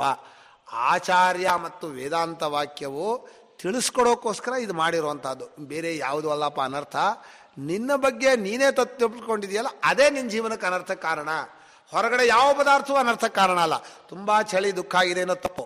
ತುಂಬ ಚಳಿ ಕೊಡೋ ದೇಹೇಂದ್ರಿಯದಲ್ಲಿ ನಾನು ಮಾಡ್ಕೊಂಡಲ್ಲ, ಅದು ದುಃಖ ಕೊಡ್ತಾ ಇದೆ. ಭಾಳ ಚಳಿ ಕಂಡ್ರೆ ಸ್ವೆಟ್ರ್ ಹಾಕ್ಕೊಂಡ್ರೆ ದುಃಖ ಆಗುತ್ತೆ. ಸ್ವೆಟ್ರ್ ಹಾಕ್ಕೊಂಡ್ರೆ ಹೋಗಲ್ಲ, ಏನು ಹಾಕ್ಕೊಂಡಲ್ಲ. ಚರ್ಮೇಂದ್ರಿಯ ನಾನು ಮಾಡ್ಕೊಂಡಿದೀವೋ ಇಲ್ವಾ? ಅದು ತಾನೇ ಕೊಡ್ತಾ ಇರೋ ದುಃಖ. ಅದನ್ನು ಯಾಕೆ ನಾನು ಮಾಡ್ಕೊಂಡೆ? ಕಾಣ್ತಾ ಇರೋದನ್ನ ಆ ಗೋಡೆ ನಾನು ಮಾಡ್ಕೊಂಡು ನನಗೆ ಹಸಿರು ಬಣ್ಣ ಹಚ್ಬಿಟ್ಟಿದ್ದಾರೆ. ಇಲ್ಲಿ ತೊಳೆದ್ರೆ ಸ್ನಾನ ಮಾಡಿದ್ರೆ ಹಸಿರು ಬಣ್ಣ, ಅದು ನಾನು ಮಾಡ್ಕೊಂಬಿಡೋದು. ಹಸಿರು ಬಣ್ಣ ಹಚ್ಬಿಟ್ಟಿದ್ದಾರೆ, ಅಯ್ಯಯ್ಯೋ ನನ್ನ ಮೈಯೆಲ್ಲ ಹಸಿರು ಬಣ್ಣ ಆಗಿದೆ, ಸ್ನಾನ ಮಾಡ್ತೀನಿ, ಆ ಹಸಿರು ಬಣ್ಣ ಅಲ್ಲೇ ಇರುತ್ತೆ. ಹಾಗೆ ದೇಹೇಂದ್ರಿಯದ ಸ್ವಭಾವ ಏನೂ ವ್ಯತ್ಯಾಸ ಆಗಲ್ಲ. ಅದನ್ನು ನೀವು ಏನೂ ಮಾಡಬೇಕಾಗಿಲ್ಲ. ನಿಜವನ್ನು ತಿಳ್ಕೊಳ್ಳೋ ಅಂದರೆ ತಿಳ್ಕೊಳ್ಳಲ್ಲ, ಹೀಗೆ ವ್ಯವಹಾರ ಮಾಡ್ತಾನೇ ಇದ್ದಾನೆ. ಈ ಕುರುಡು ವ್ಯವಹಾರದಲ್ಲಿ ಇದಕ್ಕೆ ಒಂದು ಅನ್ಯೋನ್ಯಾಶ್ರಯ ದೋಷ ಒಂದು ದೊಡ್ಡದು. ಅನ್ಯೋನ್ಯಾಶ್ರಯ ದೋಷ ಅಂದರೆ ಇದು ಏನಾಗ್ಬಿಟ್ಟಿದೆ ಅಂದರೆ, ಹೇಳುವಾಗ ಸ್ವಲ್ಪ ಮೆಟ್ಲನ್ನು ಇಳಿದು ಹೇಳ್ತಾರೆ ಉಪದೇಶದಲ್ಲಿ. ಈಗ ಇದು ಸೃಷ್ಟಿ ಯಾವತ್ತು ಶುರುವಾಯಿತು ಅಂತ ಕೇಳಿದರು. ಶುರು ಹೇಳೋ ಹಾಗಿಲ್ಲ. ಶುರು ಹೇಳಿಬಿಟ್ರೆ ಏನಾಗ್ಬಿಡತ್ತೆ ಗೊತ್ತಾ? ಇವತ್ತಿನಿಂದ ಶುರುವಾಯಿತು ಅಂದರೆ ಯಾಕೆ ಶುರುವಾಯಿತು ಅಂತ ಕೇಳ್ತಾನೆ. ನೆಕ್ಸ್ಟ್ ಒಂದಿತ್ತು ಬಿಗ್ ಬ್ಯಾಂಗ್ ಥಿಯರಿ, ಢಮ್ ಅಂದ್ಬಿಡ್ತು. ಯಾಕೆ ಢಮ್ ಅಂತು? ಉತ್ತರ ಹೇಳೋಕ್ಕಾಗಲ್ಲ. ಅದು ಸ್ವಭಾವ ಅಂದರೆ ಯಾವಾಗಲೂ ಢಮ್ ಢಮ್ ಢಮ್ ಢಮ್ ಅನ್ಬೇಕು. ಮನುಷ್ಯ ಮೂಲಕ್ಕೆ ಹೋಗಿ ಯಾಕೇನು ಕೇಳಿದರೆ ಉತ್ತರ ಹೇಳೋಕ್ಕಾಗಲ್ಲ. ಅದಕ್ಕೆ ಸೃಷ್ಟಿ ಶುರುವಾಯಿತು ಅಂದರೆ ಬಿಟ್ಬಿಟ್ರು, ಅನಾದಿ ಅಂದರು. ಅನಾದಿ ಅಂದರೆ ಇನ್ನೊಂದು ರಗಳೇ ಬಂತು. ಅನಾದಿ ಅಂದರೆ ಇದಕ್ಕೆ ಅದ್ರ ಹಿಂದಕ್ಕೆ ಅಲ್ಲಪ್ಪ. ಹುಟ್ಟಿದ ಮೇಲೆ ಹುಟ್ಟಿದ ಪದಾರ್ಥಕ್ಕೆ ಆದಿ ಇರುತ್ತೆ. ಅನಾದಿ ಅಂದ್ರೇನೋ ಆದಿ ಇಲ್ಲದೆ ಇರೋದು ಅಂತ. ಹುಟ್ಟಿದ ಪದಾರ್ಥಕ್ಕೆ ಹುಟ್ಟಿಲ್ಲ ಅಂದರೆ ಇದೆಂಥ ಭಾಷೆನಿಂದ? ಆದಿ ಇದ್ದರೆ ಹುಟ್ಟು, ಹುಟ್ಟಿದ ಪದಾರ್ಥ ಹೌದು, ಅನಾದಿ ಹೌದು, ಅದಾಗತ್ತೆ? ಆಗಲ್ಲ ಅಂದರು.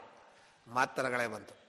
ಹೀಗೆ ಏನೋ ಒಂದು ಸ್ವಲ್ಪ ಹೇಳಿ ಮಟ್ಟ ಕಡಿಮೆ ಇದೆ ಅಂಥೇಳಿ ನಿಧಾನಕ್ಕೆ ಉಪದೇಶ ಮಾಡೋಣ ಅಂಥೇಳಿ, ವ್ಯಾಕೃತವಾಗಿತ್ತು, ವ್ಯಾಕೃತವಾಯಿತು. ಏನು ವ್ಯಾಕೃತ ಆಯಿತು? ಸುಮ್ಮನೆ ಕಲ್ಪನೆ ಮಾಡಿ ಕಲ್ಪನೆ ಮಾಡಿ ಕಲ್ಪನೆ ಮಾಡಿ ಶಾಸ್ತ್ರ ಹೆಚ್ಚೆಚ್ಚು ಮಾಡಿದಷ್ಟು ಗೊಂದಲ ಜಾಸ್ತಿ. ಈಗ ಏನಿದೆಯೋ ಇದು ಇದೆ ಅಂತ ಮಾಡಿಕೊಂಡ್ರೆ ಪ್ರಳಯ ಆದರೂ ಕೂಡ ಬೀಜರೂಪದಿಂದ ಇರಬೇಕು. ಯಾಕೆ ಗೊತ್ತಾ? ಇಲ್ಲದೇ ಇರೋದು ಬರೋ ಹಾಗಿಲ್ಲ. ಇವ್ರು ಹೇಳ್ತಾ ಇದ್ದಾರೆ ಈಗಲೇ ಇಲ್ಲ ಅಂತ. ಈಗ ತೋರ್ತಾ ಇದೆಯಲ್ಲ, ಇದು ಯಾವಾಗಲೂ ಇಲ್ಲ, ಯಾವಾಗಲೂ ಆತ್ಮನೇ ಆಗಿರೋದು, ಎಂದೆಂದೂ ಇಲ್ಲ ಅಂದರೆ ಇದ್ರ ಬೀಜ ರೂಪ ಇರಬೇಕನ್ನಲ್ಲೇ. ಇಲ್ಲದೆ ಇರೋದಕ್ಕೊಂದು ಬೀಜ ರೂಪ ಇರ್ತಾನಪ್ಪ, ಸಾಧ್ಯನೇ ಇಲ್ಲ. ಆದರೂ ಬೀಜ ರೂಪ ಇದೆ ಅಂತ ಕಲ್ಪನೆ ಮಾಡಿದರು. ಆ ಬೀಜ ರೂಪದಿಂದ ಆಕಾಶಾದಿ ಪಂಚಭೂತಗಳು ಬಂದವು, ಪಂಚಭೂತಗಳಿಂದ ನಮ್ಮ ದೇಹ ಬಂತು, ಆ ದೇಹದಿಂದ ಪಂಚಭೂತಗಳು ಸಿದ್ಧವಾದವು. ಇದು ಅವ್ಯಾಕೃತದಿಂದ ಪಂಚಭೂತ ಬಂತು, ಪಂಚಭೂತದಿಂದ ದೇಹ ಬಂತು, ದೇಹದಿಂದ ಏನು ಪ್ರೂವ್ ಮಾಡಿದರೆ ಪಂಚಭೂತಗಳನ್ನು. ಅದ್ಯಾಗಾಗತ್ತೆ? ಮೊಮ್ಮಗ ಕೂತ್ಕೊಂಡು ಅಜ್ಜನ್ ಪ್ರೂವ್ ಮಾಡಿದಾಗ ಆಗ್ಬಿಡ್ತಲ್ಲ, ಸರಿನಾ? ಅದು ನಮ್ಮ ಕಥೆ ಕೇಳೋ ಹ್ಞೂ ಹ್ಞೂ ಹ್ಞೂ ಹ್ಞೂ ಅನ್ನತ್ತೆ. ಕಥೆ ಅಲ್ಲ ಸ್ವಾಮಿ, ಅನುಭವ ವಿಚಾರ ಇದು.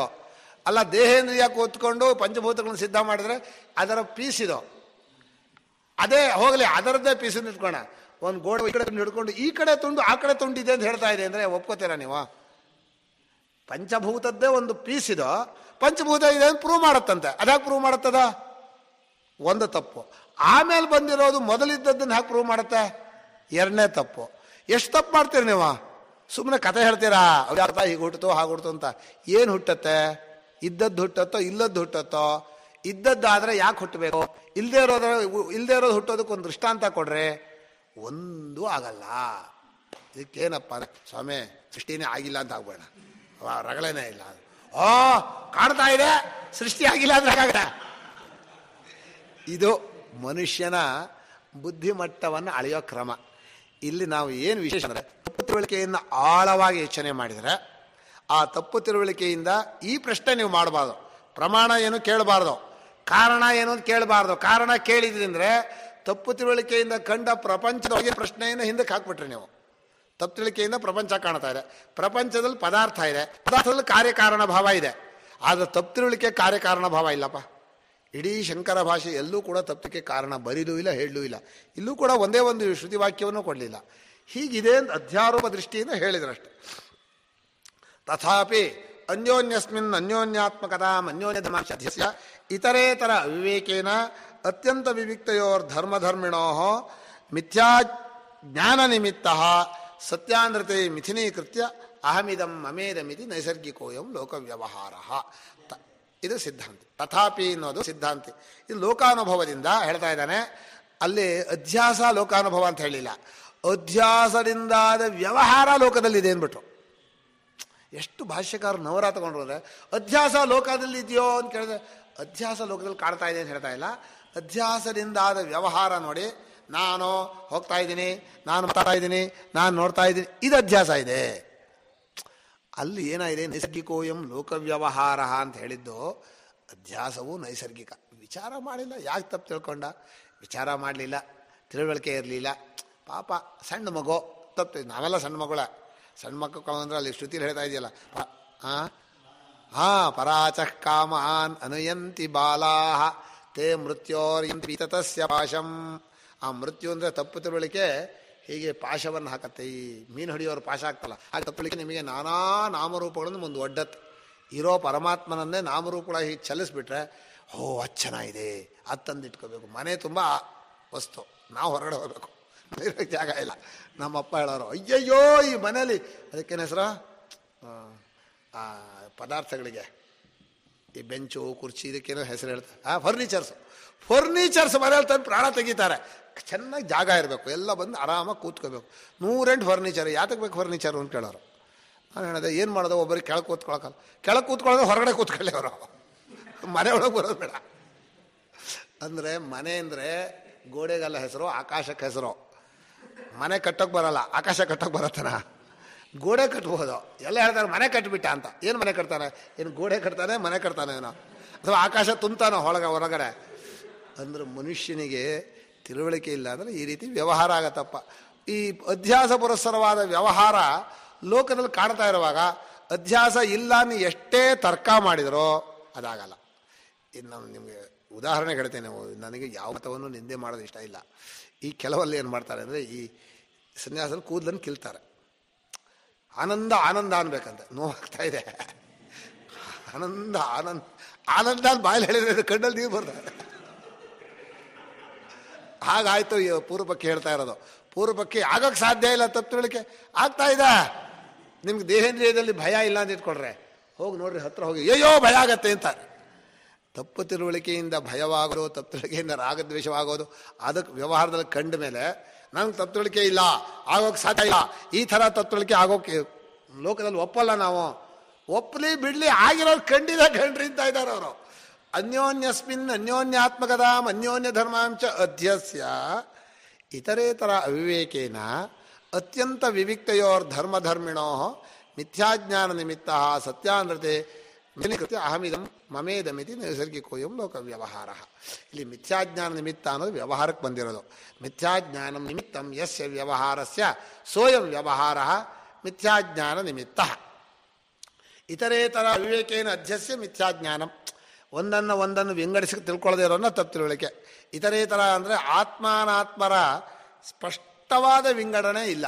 ಈಗ ವೇದಾಂತಲ್ಲಿ ಹೇಳ್ತಾ ಇರೋದು ಆತ್ಮಾನಾತ್ಮ ವಿವೇಕವೇ. ಇದು ಅನಾತ್ಮ, ಇದು ಆತ್ಮ ಅಷ್ಟೇ ಅಲ್ಲ. ಅನಾತ್ಮ ಅನ್ನೋದು ಆತ್ಮನದ್ದೇ ತೋರಿಕೆ. ಆತ್ಮನದ್ದೇ ತೋರಿಕೆ ಅಂತ ಆದಮೇಲೆ ಅದನ್ನು ಬೇರೆಯಾಗಿ ವಿಂಗಡಿಸಿಕೊಂಡು ಆತ್ಮನೇ ಎಲ್ಲ ಅಂತ ತಿಳ್ಕೋಬೇಕು. ಆತ್ಮೈವೇದಂ ಸರ್ವಂ ಇದಂ ಸರ್ವಂ ಯದಯಮಾತ್ಮ, ಅದು ಉಪನಿಷದ್ ವಾಕ್ಯ. ಆ ವಾಕ್ಯವನ್ನು ಮಾಡ್ಕೊಳ್ಳೋಕೆ ಮುಂಚೆ ಬಿಚ್ಚಬೇಕು.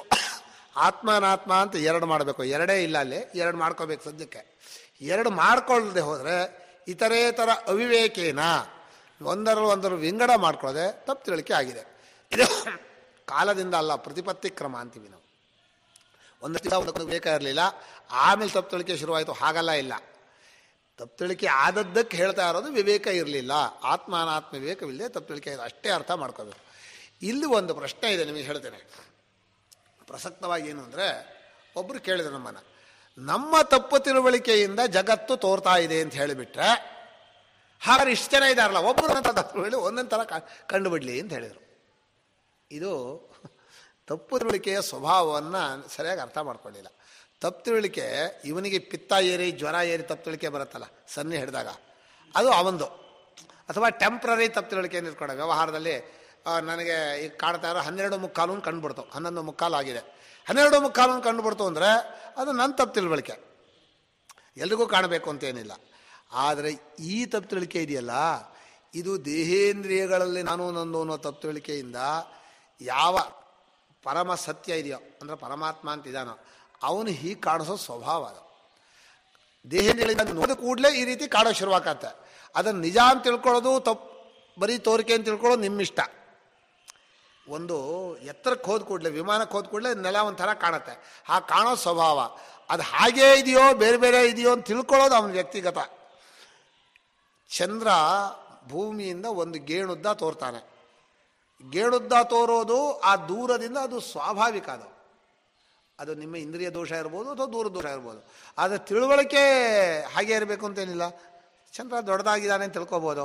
ಹಾಗೆ ದೇಹೇಂದ್ರಿಯಗಳ ಮೂಲಕವಾಗಿ ನೀವು ಚೈತನ್ಯವನ್ನು ಹರಿಸಿದರೆ, ಕರೆಂಟ್ ಹರಿಸಿದಾಗ ಅದು ಎಲ್ಲೆಲ್ಲೂ ಇರುವ ಚೈತನ್ಯ ಈ ಜಗತ್ತಾಗಿ ತೋರುತ್ತೆ.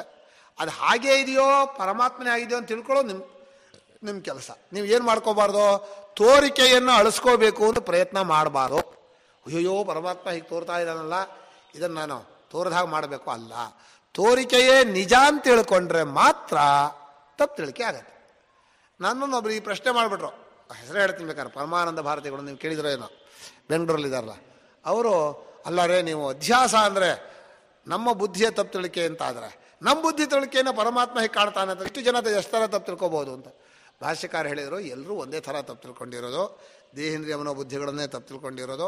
ಯಾಕೆ ಆ ರೀತಿ ಆಗತ್ತೆ ಅಂದರೆ, ದೇಹೇಂದ್ರಿಯಗಳನ್ನು ನಾನು ಅಂತ ತಿಳ್ಕೊಂಡು ಅವುಗಳ ಮೂಲಕ ನೀನು ಆ ಒಳಗಿನ ಚೈತನ್ಯವನ್ನು ಹರಿಸಿದರೆ ಎಲ್ಲೆಲ್ಲೂ ಇರುವ ಚೈತನ್ಯ ಹೀಗೆ ಕಾಣೋ ಸ್ವಭಾವ. ಅದಕ್ಕೇನು ಕಾಣೋ ಸ್ವಭಾವ ಅಂದ್ರೇನೋ ಹೀಗೆ ನಾಮರೂಪವಾಗಿ ಕಾಣುತ್ತೆ. ಹೀಗೆ ಕಾಣುತ್ತೆ ಅನ್ನೋದು ನೀವು ಆ ಪ್ರಪಂಚವನ್ನೇನಾದರೂ ಅನಲೈಸ್ ಮಾಡೋಕ್ಕೆ ಹೋದರೆ ಬುದ್ಧಿ ಕೆಟ್ಟೋಗ್ಬಿಡುತ್ತೆ. ಒಬ್ಬರಿಗೆ ಬೆಳಕಿನ ಬಣ್ಣವೋ ವಸ್ತುದ ಬಣ್ಣವೋ ಅಂತ ತುಂಬ ಯೋಚನೆ ಹತ್ತಿಬಿಡ್ತು. ತೀರ್ಮಾನ ಎಷ್ಟಷ್ಟು ಬರುತ್ತೆ ಮಾಡಲಿ. ಕೆಂಪು ಬಟ್ಟೆ ಅದೆರಡು ಒಂದೇನೋ ಬೇರೆ ಬೇರೆನೋ ಆಯಿತು. 5 ಬಣ್ಣ ಇದೆಯಲ್ಲ, ಬಟ್ಟೆ ಮೃದುವಾಗಿದೆ, ಕೆಂಪಾಗಿದೆ, ದಪ್ಪಗಿದೆ, ಏನೋ ಉದ್ದ ಇದೆ ಹೇಳ್ತೀವಲ್ಲ, ಅದೆಲ್ಲ ಒಂದೇ ಪದಾರ್ಥವೋ ಅಥವಾ ಅಷ್ಟು ಸೇರಿ ಅಷ್ಟು ಬೇರೆ ಬೇರೆ ಅಷ್ಟು ಒಂದರಲ್ಲಿದೆ ಅಂದರೆ ಯಾವುದು ಒಂದರಲ್ಲಿದೆ? ಬಣ್ಣದಲ್ಲಿದೆಯೋ ಮೃದು? ಹೀಗೆಲ್ಲ ಕೇಳಿದರೆ ಏನು ಉತ್ತರ ಹೇಳಬೇಕು? ಒಂದು ನಿಂಬೆಹಣ್ಣು ಇಟ್ಟಿದ್ದೀವಿ, ಆ ನಿಂಬೆಹಣ್ಣು ನೋಡ್ತಾ ಇದ್ದೀವಿ, ಅದನ್ನು ಮುಟ್ಟಿದ್ದೀವಿ, ಅದು ಬಣ್ಣ ಕಾಣ್ತಾ ಇದೆ, ವಾಸನೆ ಕಾಣ್ತಾ ಇದೆ, ರುಚಿ ಕಾಣ್ತಾ ಇದೆ, ಅದೆಲ್ಲ ನಿಂಬೆಹಣ್ಣಲ್ಲಿ ಇದೆ ಅಂದರೆ ಅದೆಲ್ಲ ಸೇರಿ ಒಂದು ನಿಂಬೆಹಣ್ಣು ಯಾವುದದು? ರೂಪವೋ, ರುಚಿನೋ, ವಾಸನೆಯಲ್ಲಿ ಎಲ್ಲ ಇದೆಯೋ, ಯಾವುದರಲ್ಲಿದೆ? ಈ ತರ್ಕಕ್ಕೆ ಪ್ರಪಂಚದಲ್ಲಿ ಉತ್ತರ ಸಿಗಲ್ಲ. ನಾವು ಅದಕ್ಕೇನು ಮಾಡಿದ್ವಿ? ಪ್ರಪಂಚವ ಅನ್ನೋದು ನಿಂಗೆ ತೋರಿಕೆ, ಅದು ಮಾಯೆ, ಅದು ಯುಕ್ತಿಗೆ ಸಿಗಲ್ಲ ಕಣಪ್ಪ, ಕಷ್ಟ. ವಿಜ್ಞಾನ ಹೇಳ್ತಾರೆ ಎಲ್ಲ ದೂರ ದೂರ ಇದೆ ಅಂತ, ನಮಗೆಲ್ಲ ಗಟ್ಟಿಯಾಗಿ ಕಾಣುತ್ತೆ. ದೂರ ದೂರ ಇದೆಯಾ ಗಟ್ಟಿಯಾಗಿದೆಯಾ? ಗಟ್ಟಿ ದೂರ ದೂರ ದೂರ ಬಿಟ್ಟು ನೋಡ್ರಿ, ದೂರ ದೂರ ದೂರ ದೂರ ದೂರ ಇದೆ, ಹೋಲಿದೆ, ಎಲ್ಲ ಹೋಲಿದೆಯಲ್ಲೇ. ಇದು ನಿಜವೋ ಅದು ನಿಜವೋ? ದೂರದಿಂದ ಕಂಡ ಸತ್ಯನೋ ಹತ್ತಿರದಿಂದ ನೋಡಿದ ಸತ್ಯನೋ?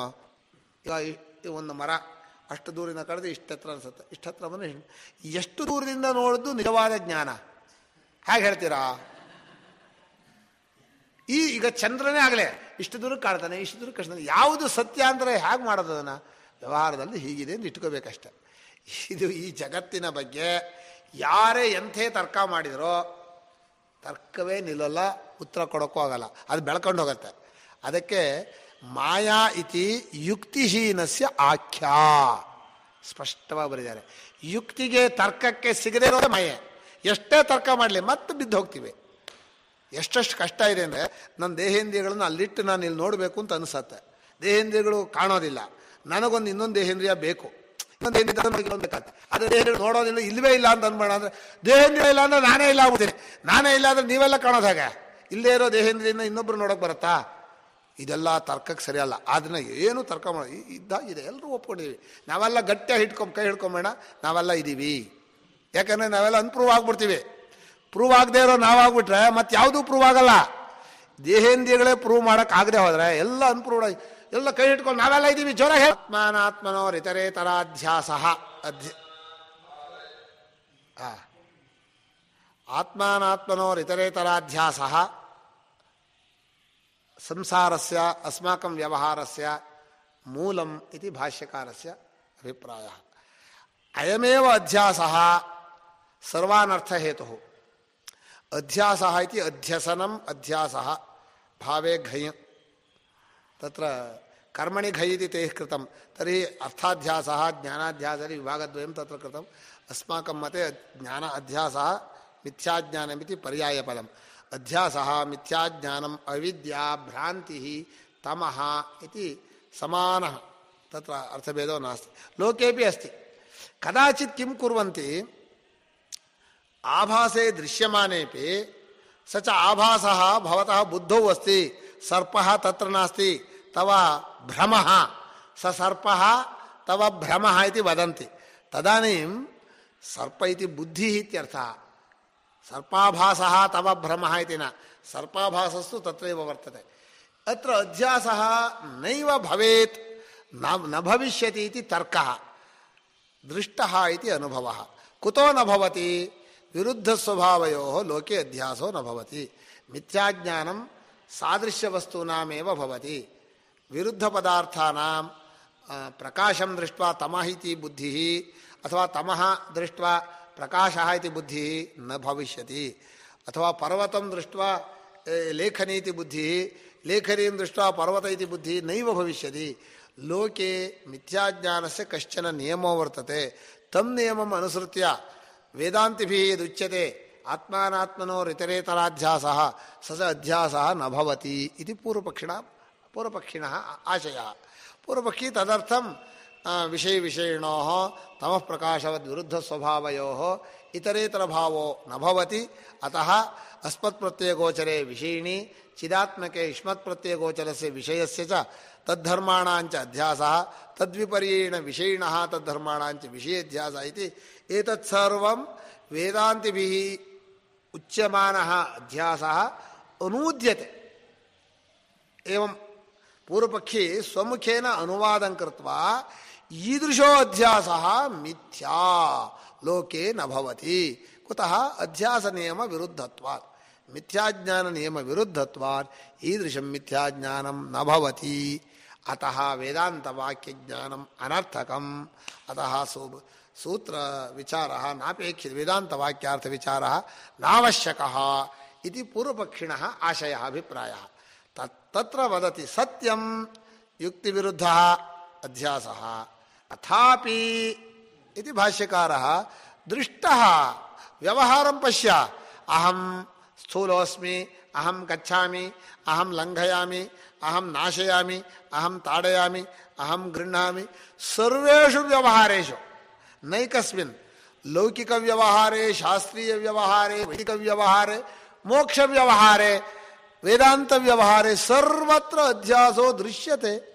ನೈಸರ್ಗಿಕೋಯಂ ಲೋಕ ವ್ಯವಹಾರ, ಅಧ್ಯಾಸ ಪುರಸ್ಸರೋಯಂ ವ್ಯವಹಾರ, ಅಧ್ಯಾಸ ಪ್ರೇರಿತೋ ವ್ಯವಹಾರ, ಅಧ್ಯಾಸ ಏವ ಸರ್ವ ವ್ಯವಹಾರಸ್ಯ ಮೂಲಂ ಇತಿ ಅನುಭವಂ ಪ್ರದರ್ಶ್ಯ, ಲೋಕಾನುಭವಂ ಪ್ರದರ್ಶ್ಯ. ಯುಕ್ತಿ ಲೋಕಾನುಭವ ವಿರುದ್ಧ ಚೇತ್ ಯುಕ್ತಿ ದುಷ್ಟ, ಅನುಭವ ಪ್ರಮಾಣಂ. ಪೂರ್ವಪಕ್ಷಿ ಯುಕ್ತಿಮಾಶ್ರಯತಿ ಕೇವಲಾಂ ಯುಕ್ತಿಂ, ಆಚಾರ್ಯಾಸ್ತೋ ಲೋಕಾನುಭವಮಾಶ್ರಿತ್ಯ ಪಶ್ಯತು ಲೋಕವ್ಯವಹಾರಂ, ಲೋಕವ್ಯವಹಾರೇ ಅಧ್ಯಾಸೋ ವರ್ತತೆ. ಅತ್ರ ಕೇಚನ ವದಂತಿ ಅಯಂ ನೇದಂ ಮಿಥ್ಯಾಜ್ಞಾನಂ ಕಿಂತು ಗೌಣ ಬುದ್ಧ್ಯ ಮಮಾತ್ಮ ಭದ್ರಸರಿ ಮಮ ದೇಹ ಅಹಂ ಇತಿ ಅಹಂ ಉಪವಿಷ್ಟ ಇತ್ಯುಕ್ತೆ ಮಮ ದೇಹ ಇತಿ ವದಾಮಿ ಇತಿ ತತ್ತು ನೈವ ಅಂಗೀಕ್ರಿಯತೆ. ಕುತಃ ಮಮ ದೇಹ ಅಹಂ ಉಪವಿಷ್ಟ ಇತಿ ವಾಕ್ಯೆ ಅಹಂ ಅನ್ಯತ್ರ ಅಸ್ಮಿನ್ ತತ್ರ ದೇಹೋ ವರ್ತತೆ. ಓ ಅಹಂ ಇದಂ ಸಚ ದೇಹ ಮಮ ದೇಹ ಏವಂ ಶಕ್ಯತೆ ವಾ? ಯಥಾ ಮಮ ಗೃಹಂ ಇದಂ ಗೃಹಂ ಅಹಂ ಅತ್ರ ಅಸ್ಮಿ ಇದಂ ಮಮ ಗೃಹಮಿತಿ ಶಕ್ಯತೆ. ಏವಂ ಮಮ ದೇಹ ಇತ್ಯುಕ್ತೆ ಅತ್ರ ದೇಹ ವರ್ತತೆ, ಅಹಂ ಅತ್ರ ಅಸ್ಮಿ ಸ ದೇಹ ಮಮ ಇತಿ ನ ಶಕ್ಯತೆ ವಕ್ತುಂ. ಏವಂ ಅತ್ರ ಮಮ ಬುದ್ಧಿರ್ವಾ ಅಹಂ ಬುದ್ಧಿರ್ವಾ ಮಿಥ್ಯಾ ಜ್ಞಾನಮೇವ ನ ಗೌಣಿ ಇತಿ ಚತುರ್ಥೇ ಸೂತ್ರೆ ಸಮನ್ವಯ ಸೂತ್ರೆ ವಿಸ್ತರೇಣ ಪ್ರತಿಪಾದಯಿಷ್ಯತೆ. ಅತಃ ಅಸ್ಮಾಕಂ ಲೋಕೆ ಯೋ ಅನುಭವಃ ಸೋನುಭವಃ ವಿಚಾರ್ಯಮಾಣಃ ಸರ್ವೇಷಾಮಯಂ ಅಧ್ಯಾಸಃ ತದಾನೀಂತನಃ ಇತಿ ನ ಅಧುನಾತನಃ ಸರ್ವದಾ ಸರ್ವಬುದ್ಧೌ ವರ್ತತೆ. ಇದಂ ಅಯಂ ಅನರ್ಥ ಹೇತು ಅವಶ್ಯಂ ಪರಿಹರಣೀಯ. ಅಧ್ಯಾಸ ಪರಿಹಾರೇ ಏಕ ಏವ ಉಪಾಯಃ ವೇದಾಂತವಾಕ್ಯ ವಿಚಾರಃ ತದುತ್ಪನ್ನಂ ಅನುಭೂರಕಂ ಜ್ಞಾನಂ, ಸಾನುಭವಯುಕ್ತಂ ಜ್ಞಾನಂ. ಕೇವಲಂ ಶ್ರದ್ಧಾಮಾತ್ರೇಣ ಪಠಂತಿ ನೈವ ಭವತಿ. ಅತಃ ಇತಃ ಪರಂ ವಯಂ ವೇದಾಂತವಾಕ್ಯಾನ್ ವಿಚಾರಯಿತುಂ ತತ್ರ ಸೂತ್ರಾಣಿ ವಾಕ್ಯಾನಿ ಉದಾಹೃತ್ಯ ವಿಚಾರ್ಯಂತೆ. ವೇದಾಂತವಾಕ್ಯಾನಿ ಸೂತ್ರೈಃ ಉದಾಹೃತ್ಯ ವಿಚಾರ್ಯಂತೆ ಇತಿ ಭಾಷ್ಯಂ. ಅತಃ ಸೂತ್ರಂ ಕೇವಲಂ ನ ಕಿಂಚಿತ್ ವಿಚಾರಂ ಕಥಯತಿ ನ ಕಿಂಚಿತ್ ನಿಷಿಧ್ಯತೆ. ವೇದಾಂತವಾಕ್ಯಮೇವ ಉದಾಹೃತ್ಯ ವರ್ತತೆ. ತತ್ರಾಪಿ ಅಯಂ ಅಸ್ಮಾಕಂ ಸಂಪ್ರದಾಯಃ ಅವಶ್ಯಂ ಮನಸಾ ಧಾರಣೀಯಃ. ಅಧ್ಯಾರೋಪಾಪವಾದ ಕ್ರಮೇಣೈವ ವಿಚಾರಃ ಕರ್ತವ್ಯಃ. ಪ್ರಥಮಃ ಅಧ್ಯಾರೋಪಃ ಅಧ್ಯಾಸೋ ವರ್ತತೆ ಇತಿ ಲೋಕದೃಷ್ಟ್ಯಾ ನ ಪ್ರಷ್ಟವ್ಯಂ. ಅಧ್ಯಾಸಾಶ್ರಯಃ ಕಃ, ಅಧ್ಯಾಸಕರ್ತಾ ಕಃ, ಅಧ್ಯಾಸಸ್ಯ ಪ್ರಮಾಣಂ ಕಿಂ, ಅಧ್ಯಾಸಸ್ಯ ಕಾರಣಂ ಕಿಂ ನ ಕಿಂಚಿತ್ ಪ್ರಷ್ಟವ್ಯಂ. ಅಧ್ಯಾಸಃ ಕಾಲಾಂತರ್ಗತೋ ವಾ ಅನಾದಿರ್ವಾ ಸಾದಿರ್ವಾ ನ ಸ ಚ ಪ್ರಶ್ನಃ ವ್ಯರ್ಥಃ. ಲೋಕೆ ಸ್ವಯಂ ಯದ್ ಅಂಗೀಕುರ್ವಂತಿ ಅಹಂ ಅಜ್ಞಾನಿ ಇತಿ ಅಂಗೀಕರೋಮಿ ತರ್हि ಮಮ ಅಜ್ಞಾನಮಸ್ತಿ ಕದಾ ಇತಿ ನಾಹಂ ಪೃಚ್ಛಾಮಿ. ಅದು ಮಮ ಅಜ್ಞಾನೇ ಮಯಿ ಅಜ್ಞಾನಂ ವಿದ್ಯತೆ ತಸ್ಯ ಕಿಂ ಪ್ರಮಾಣಮಿತಿ ಕೋ ವಾ ಪೃಚ್ಛತಿ ವಾ? ನ ಕೋಪಿ ಪೃಚ್ಛತಿ. ಲೋಕಪ್ರಸಿದ್ಧಂ ಲೋಕೆ ಯಥಾ ಜ್ಞಾತಂ ತದನೂದ್ಯ ತದನಂತರಂ ಉಪದೇಶಃ ಪ್ರವರ್ತತೆ. ಅತಃ ಅಧ್ಯಾಸಃ ಸಮ್ಯಕ್ ನಿರೂಪಣೀಯಃ ಇತಿ ಅಧ್ಯಾಸ ಭಾಷ್ಯಾರಂಭ. ಓಂ ಶಾಂತಿ ಶಾಂತಿ ಶಾಂತಿ.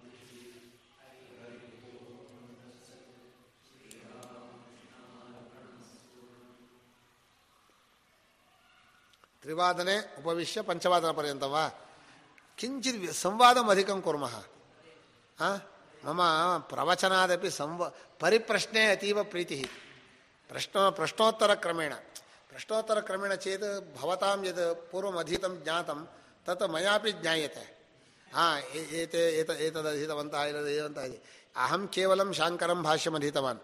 ಮಮ ಪ್ರಸ್ಥಾನಂ ಭಾಮತಿ ಪ್ರಸ್ಥಾನಂ ವಿವರಣ ಪ್ರಸ್ಥಾನಂ ಕಿಂಚಿತ್ ಜ್ಞಾತಂ ಸಂಪೂರ್ಣತೆಯ ನೈವ ಅಧೀತಂ. ಇಚ್ಛಾಪಿ ನಾಸ್ತಿ. ಸರ್ವದಾ ಶಂಕರ ಭಾಷ್ಯೆ ರಮೆ